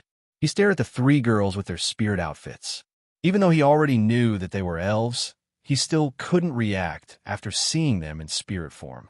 After all, the 3 elves were summoning their spiritual equipment and angels at the same time. Furthermore, they were standing on the same side. Who would be able to witness such a scene? Plus, their opponent is another elf. A battle between 4 elves and a powerhouse who isn't any weaker than an elf. Such a scene could be said to be unprecedented. In front of everyone, Kurumi's face turned ugly as she looked at the three elven girls. She couldn't help but take a step back. In her heart, she was already thinking of retreating. No matter how crazy Kurumi is, she didn't think she could take on three elves at full power. Plus, Wu Yin just destroyed all of her avatars. Kurumi is starting to get scared of the fight. Even a main body had such a reaction, let alone the last remaining berserker. She was in midair, looking down at the four people facing off against the main body. Her face was full of shock, and she subconsciously wanted to get as far away from the center of the battlefield as possible. Of course, she has to get permission from the others. Trying to run? A voice rang out behind Kurumi in the sky. The timid Kurumi trembled and quickly turned around. Soon, she saw Kotori with a scornful smile on her face. Her entire body was wrapped in flames. She was holding a huge battle axe in her hand. That gift! Kotori's expression darkened when she recalled how Wu Yin took Kurumi's attack to protect her. She raised her battle axe, and she brought it down on Kurumi's horrified face. Now, I'll return it to you. Boom! Kotori's voice faded, and the huge flaming axe smashed into Kurumi's body. Surging flames scattered on Kurumi's body. Kurumi didn't even have time to scream before she turned into ashes. At this point, Kurumi's final attack was obliterated by Kotori's attack. Looking at the scene of Lei Feng being killed in the sky, Guangsan's face was extremely gloomy. Her delicate body trembled slightly, and her wine-red eyes flashed with a bloody light. This was a sign of extreme anger. So powerful. At the same time, Zhenna, who had caught sight of this scene, murmured in a daze. She did not expect that in the blink of an eye, the commanding officer, who she had thought to be harmless, would kill her in such a straightforward manner. Shinna used to be the strongest in AST. She knew she wouldn't have a good ending if she were to face her. Not only Shinna, Toka and Yoshino, who have never seen Kotori's strength before, are also shocked. Only Wu Yan's eyes flashed. Kotori Itsuka, level 78. Kotori's level is no lower than Ikaros and Toka. Kotori's body is covered in flames. She's expressionless, as if she just did something insignificant. She turned into a streak of fire and landed beside Wu Yan's group like a meteor. Kotori raised her head and looked at Kurumi. She raised her axe and smiled. Begin, the battle between us. Hearing this, everyone laughed and raised their weapons at Guangsan. In the next moment, under Guangsan's slightly pale and fearful expression, everyone began to move. Ten Incense raised her giant sword and took the lead. She leaped into the air and spun around. Then, she held her sword with both hands and slashed down at Guangsan, who was not far away. A sharp sword light exploded like an arrow. It shot out from the huge sword in 10 Fragrance's hand with a burst of ear-piercing whistling sound as it fell on the ground. The ground cracked inch by inch. The terrifying sword wave cut through the rock stratum and attacked Guangsan. Before the sword wave reached her, the remaining power blew on Guangsan's body. Her face changed as she realized the power of the sword wave. She didn't think much and screamed loudly. Zafkiel, Aleph, a huge clock with an illusionary wheel appeared behind Guangsan's back. Almost instantly, the golden clock in Guangsan's left eye started to spin crazily. A black-red chi flow rolled out, turning into a black light bullet in the handgun, shooting into Guangsan's body and accelerating his own time. Within a blink of an eye, he disappeared from where he was, dodging the incoming sword wave and reappearing not far away. However, the moment Guangsan appeared, his expression changed once more. A blue-white stream of air shot over like a ray of light. The stream of air was even larger than Guangsan's height. It brought a chill that made Guangsan's hair stand on end. In an instant, it arrived in front of Guangsan. Guangsan clenched his teeth and used all of his strength to dodge to the side.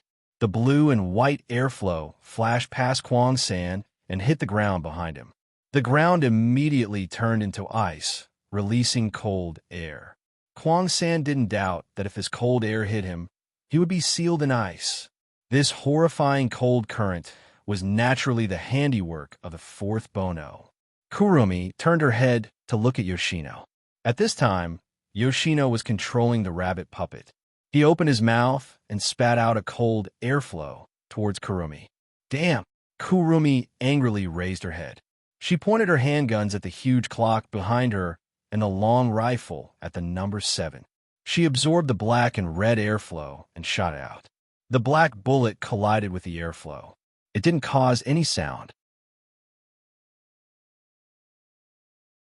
The airflow was covered by a black transparent shield and stopped in midair. It couldn't move forward anymore. Seeing this scene, Yoshino slightly showed a trace of panic, which made Kurumi sneer again and again. Even if he is an elf, he is still a child in the end. Please leave here first. The long rifle pointed at the number 7.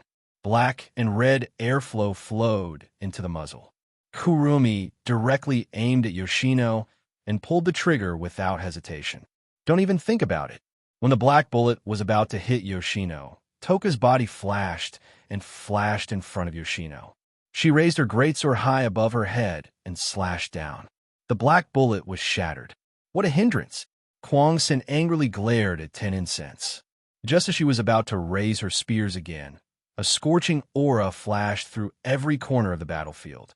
The anger on Kwang Sen's face froze. She jerked her head up to look. Then, a horrified expression crawled onto her face. Wu Yin and Kotori stood side by side in the sky. Their bodies were covered in flames as they stomped on the flames. Kotori raised her axe, and the blade of the axe retracted into itself, turning it into a heavy cannon. At the same time, crimson spatial ripples appeared behind Wu Yin. A large amount of iron sand swarmed out and wrapped around the blazing red lotus. Soon, an iron sand cannon was formed. In the next second, the two who were wrapped in flames raised their heavy cannons at the same time and pointed them at Kurumi.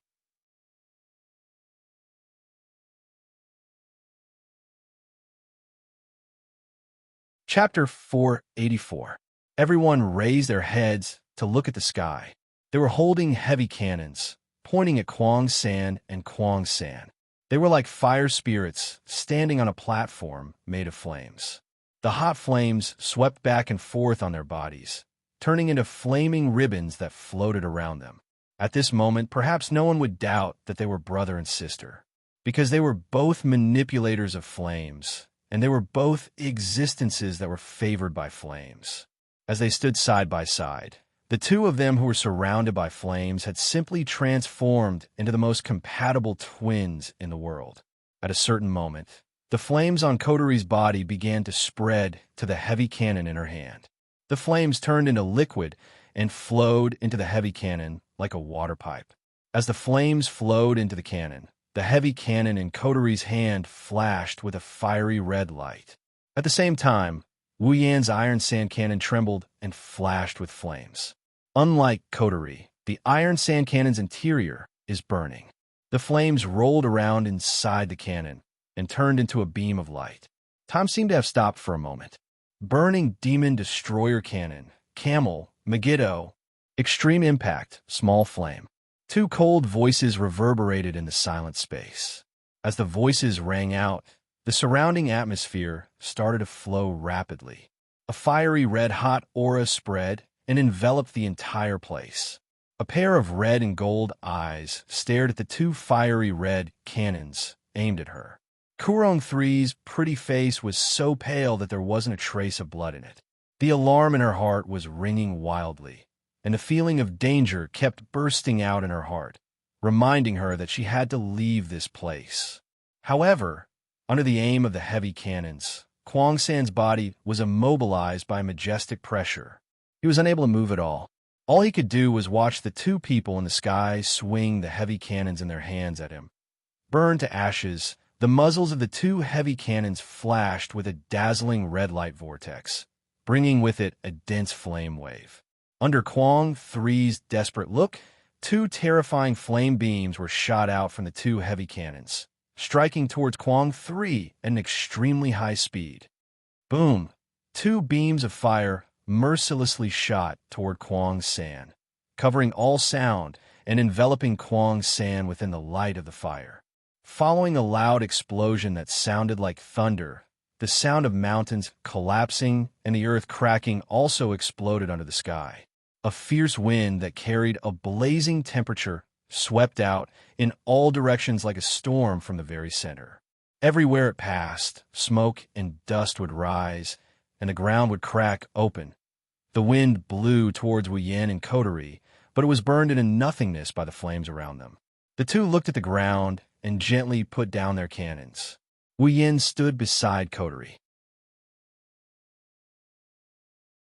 The moment he put down his iron sand cannon, a crack appeared on it.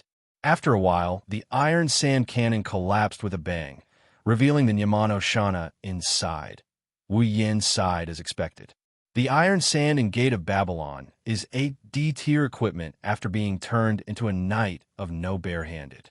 Even so, the Iron Sand couldn't withstand the full power of Nietono no Shana. Furthermore, Wuyin condensed the Red Lotus Flame into a fire beam. The Iron Sand couldn't withstand the full power of Nietono no Shana, and it crumbled. Luckily, it was an iron sand that had turned into a noble relic. If it was an ordinary iron sand, it would have turned into molten iron in an instant, let alone condensing it into a fire beam. Even if it was wrapped around the heavy cannon, it would have turned into molten iron in an instant.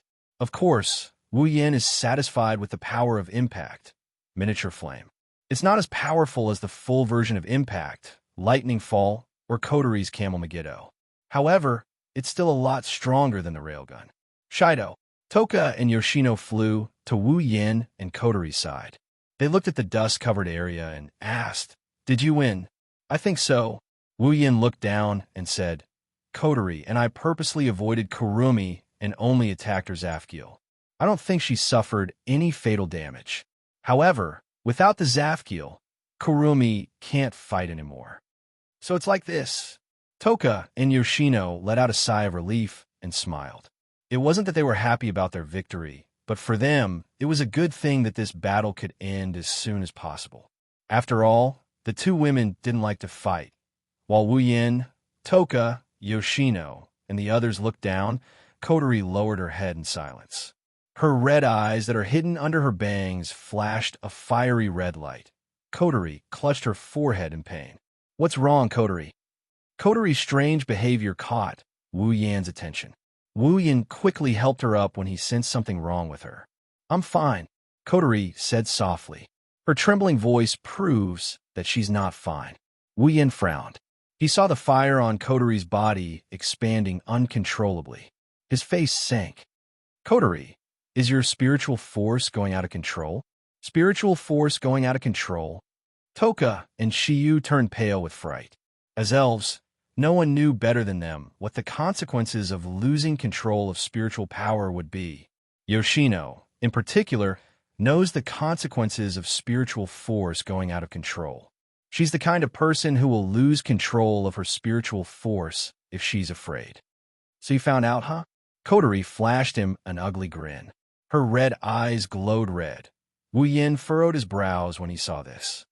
"Let's go down first." Wuyin flew down after helping Coterie up. Toka and Yoshino quickly followed. The four landed in front of Shina. "Looks like it's a success."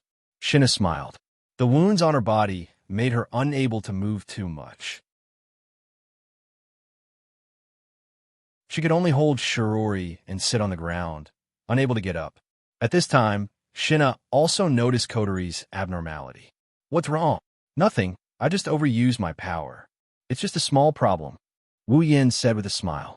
Indeed, for Wuyin, who can seal Coterie's power at any time, this is just a small problem. Wuyin let go of Coterie, and Toka supported her. He turned towards Kurumi's direction.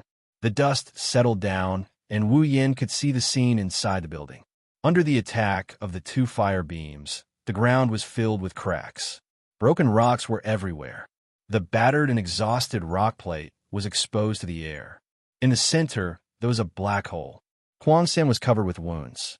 She was lying in the hole. Her red and black gothic dress had been char-black. Wuyin sighed and walked towards Kurumi. He looked down at her in silence.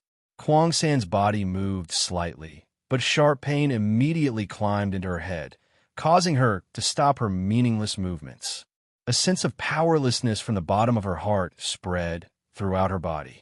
It was as if all her strength had been sucked out, causing her to lie motionlessly in the empty space. A pair of red and a pair of golden eyes were filled with confusion. She was looking at the sky with a deathly stillness. A sad aura was emitted from her body. At this moment, Kuang Sen looked pitiful.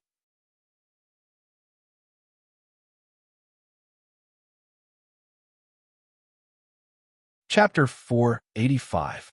Lying in the scorched hole, Kuang Sen opened her eyes with different colors. She looked at the sky, the clouds, and the birds flying by. At this moment, Kuang Sen was only at a loss. I lost. A pair of pupils slowly fluctuated. Although there was a smile on her face, there wasn't the slightest trace of a smile. Instead, it revealed a deathly stillness, proving Kuang Sen's current state of mind. Looking at the distant sky, Kuang Sen wanted to reach out her hand to grab something. However, she had already lost all her strength. She could only stifle this thought in her heart. Kuang Sen couldn't help but laugh. Although her laughter was light, it wasn't hard to hear the sadness in it. It's over, Kuang Sen murmured softly. Although her heart was filled with unwillingness and sadness, she also felt relieved, as if a heavy burden had been lifted off her shoulders. Kuang Sen didn't know what she was thinking at this time. After an unknown amount of time, a figure slowly appeared in Kuang Sen's line of sight. When her multicolored eyes reflected the other party's face, a strange ripple appeared in her eyes. Kuang Sen forced an ugly smile. She said with difficulty, "Come to admire the attitude of a loser? What a bad taste, what a bad taste." Hearing this, Wu Yin sighed. "Is that all you have to say about me?" Kuang Sen laughed. Her laughter was incomparably sarcastic. "Do you think that if you bring me pain, I will wake up? If that's the case, then I'll have to disappoint you." Kuang Sen looked at the sky again. "I've never regretted anything I've done." "I thought so too. After all, although you look crazy, you're surprisingly persistent." Wu Yin shook his head with a wry smile and looked down at Kuang Sen. "Do you want to listen to a story?" "A story?" Kuang Sen stared at Wu Yan's wine-red eyes. Kuang Sen stared straight at Wu Yan's wine-red eyes and said nothing. Wu Yan smiled and raised his head. He looked at the sky and softly told Kuang Sen the story in a slightly absent-minded tone.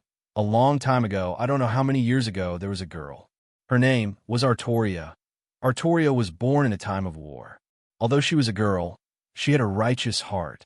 She longed to be a knight who could help the weak and help the people in the country. At that time, a very famous archmage, Merlin, once prophesied that one day, Artoria would pull out a sword specially used to select a king, the sword in the stone, and become the new king of Britain. By chance, Artoria was given the opportunity to come into contact with the sword in the stone. She was also given the opportunity to pull out the sword in the stone. When Artoria chose to pull out the sword in the stone, the great magician, Merlin, said something to her. "If you pull out the sword in the stone, you will no longer be a human." When Artoria heard it, she did not hesitate to pull out the sword in the stone. She even abandoned her identity as a woman and disguised herself as a man. She became a king and led the people of her country. On that day, Artoria lost two identities. One was a woman, and the other was a human. Thus, she gained another identity, which was a king. From that moment on, Artoria no longer cared about her feelings. She only cared about her country and her people. After she became the new king, she rushed into the battlefield like a man. In 10 years, she won 12 wars in a row and brought the kingdom of Britain to its peak. Even if she shed her blood on the battlefield, she did it for her country. Artoria protected her people and took responsibility for everything.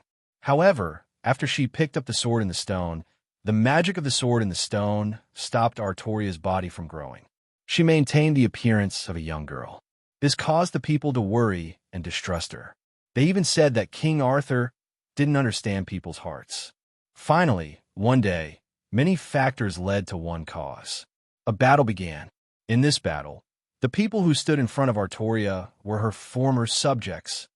In the end, the king died, and so did the subjects. Kurumi couldn't help but frown. She glanced at Wu Yin coldly. "So this is your story? The story of the protagonist's death?" Wu Yin glanced at Kurumi and ignored her. He continued. "Before Artoria died, she made a contract with the world and became a heroic spirit. She was going to participate in a war where she could get the Holy Grail as long as she won.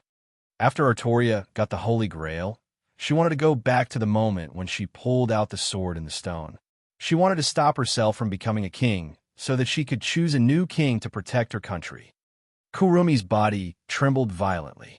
Her eyes, which were filled with confusion and death, suddenly turned to Wu Yin.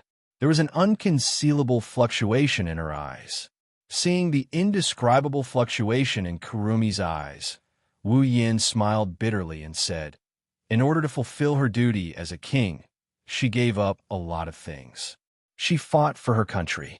Since she had such a will, even if she was destroyed in the end, why should she start over again? The king protected the country, but the country didn't protect the king. That's all. The end result was tragic, but there was no regret in the process. So, why should she strive for perfection? There is no such thing as perfection in the world. In order to get one thing, she gave up a lot of things. Is it really necessary?" Wu Yan's gaze pierced through Kurumi's face like lightning. It pierced through her heart. "Kurumi, Artoria gave up so much to get a perfect result. What did she get in the end?" "Stop." Kurumi closed her eyes and murmured in a trembling voice. "Even if the Holy Grail War was won and Artoria went back to the past and changed the future, would the result be the same?" "Stop." It was the same words, the same expression, but there was a trace of pleading in her voice. "She gave up so many things. What about you? What did you give up to get a perfect result?" "Stop, stop." Her voice trembled even more, but the pleading was gone. It was replaced by a faint madness. "Or are you saying that you have nothing left to give up, and that's why you chose this path?" "Stop it. Stop it. I told you to stop." Kurumi opened her bloodshot eyes and screamed at Wu Yin. But after she screamed, tears flowed out of her eyes. Tears streaked across her pale cheeks and dripped to the ground. She used all her remaining strength to shout at Wu Yin, "Yes, I was wrong. I was crazy, but I didn't do it. What else can I do? What am I living for in this world? My existence. What's the use of it if what you lack is the meaning of your existence? I will give it to you now." Kurumi was stunned. Wu Yin bent down and wiped the tears off Kurumi's face. It was the same thing he did for the dead Kurumi in the zoo. "Your existence is just for me. From now on, you are mine. Without my permission, you can't die." Kurumi stared at Wu Yan's smiling face. Her pupils fluctuated violently and then slowly became silent. Gradually, she became absent-minded. You're tuning into the Eternal Immortal Ballad YouTube channel. Don't forget to subscribe and join us on this journey to catch the most captivating stories.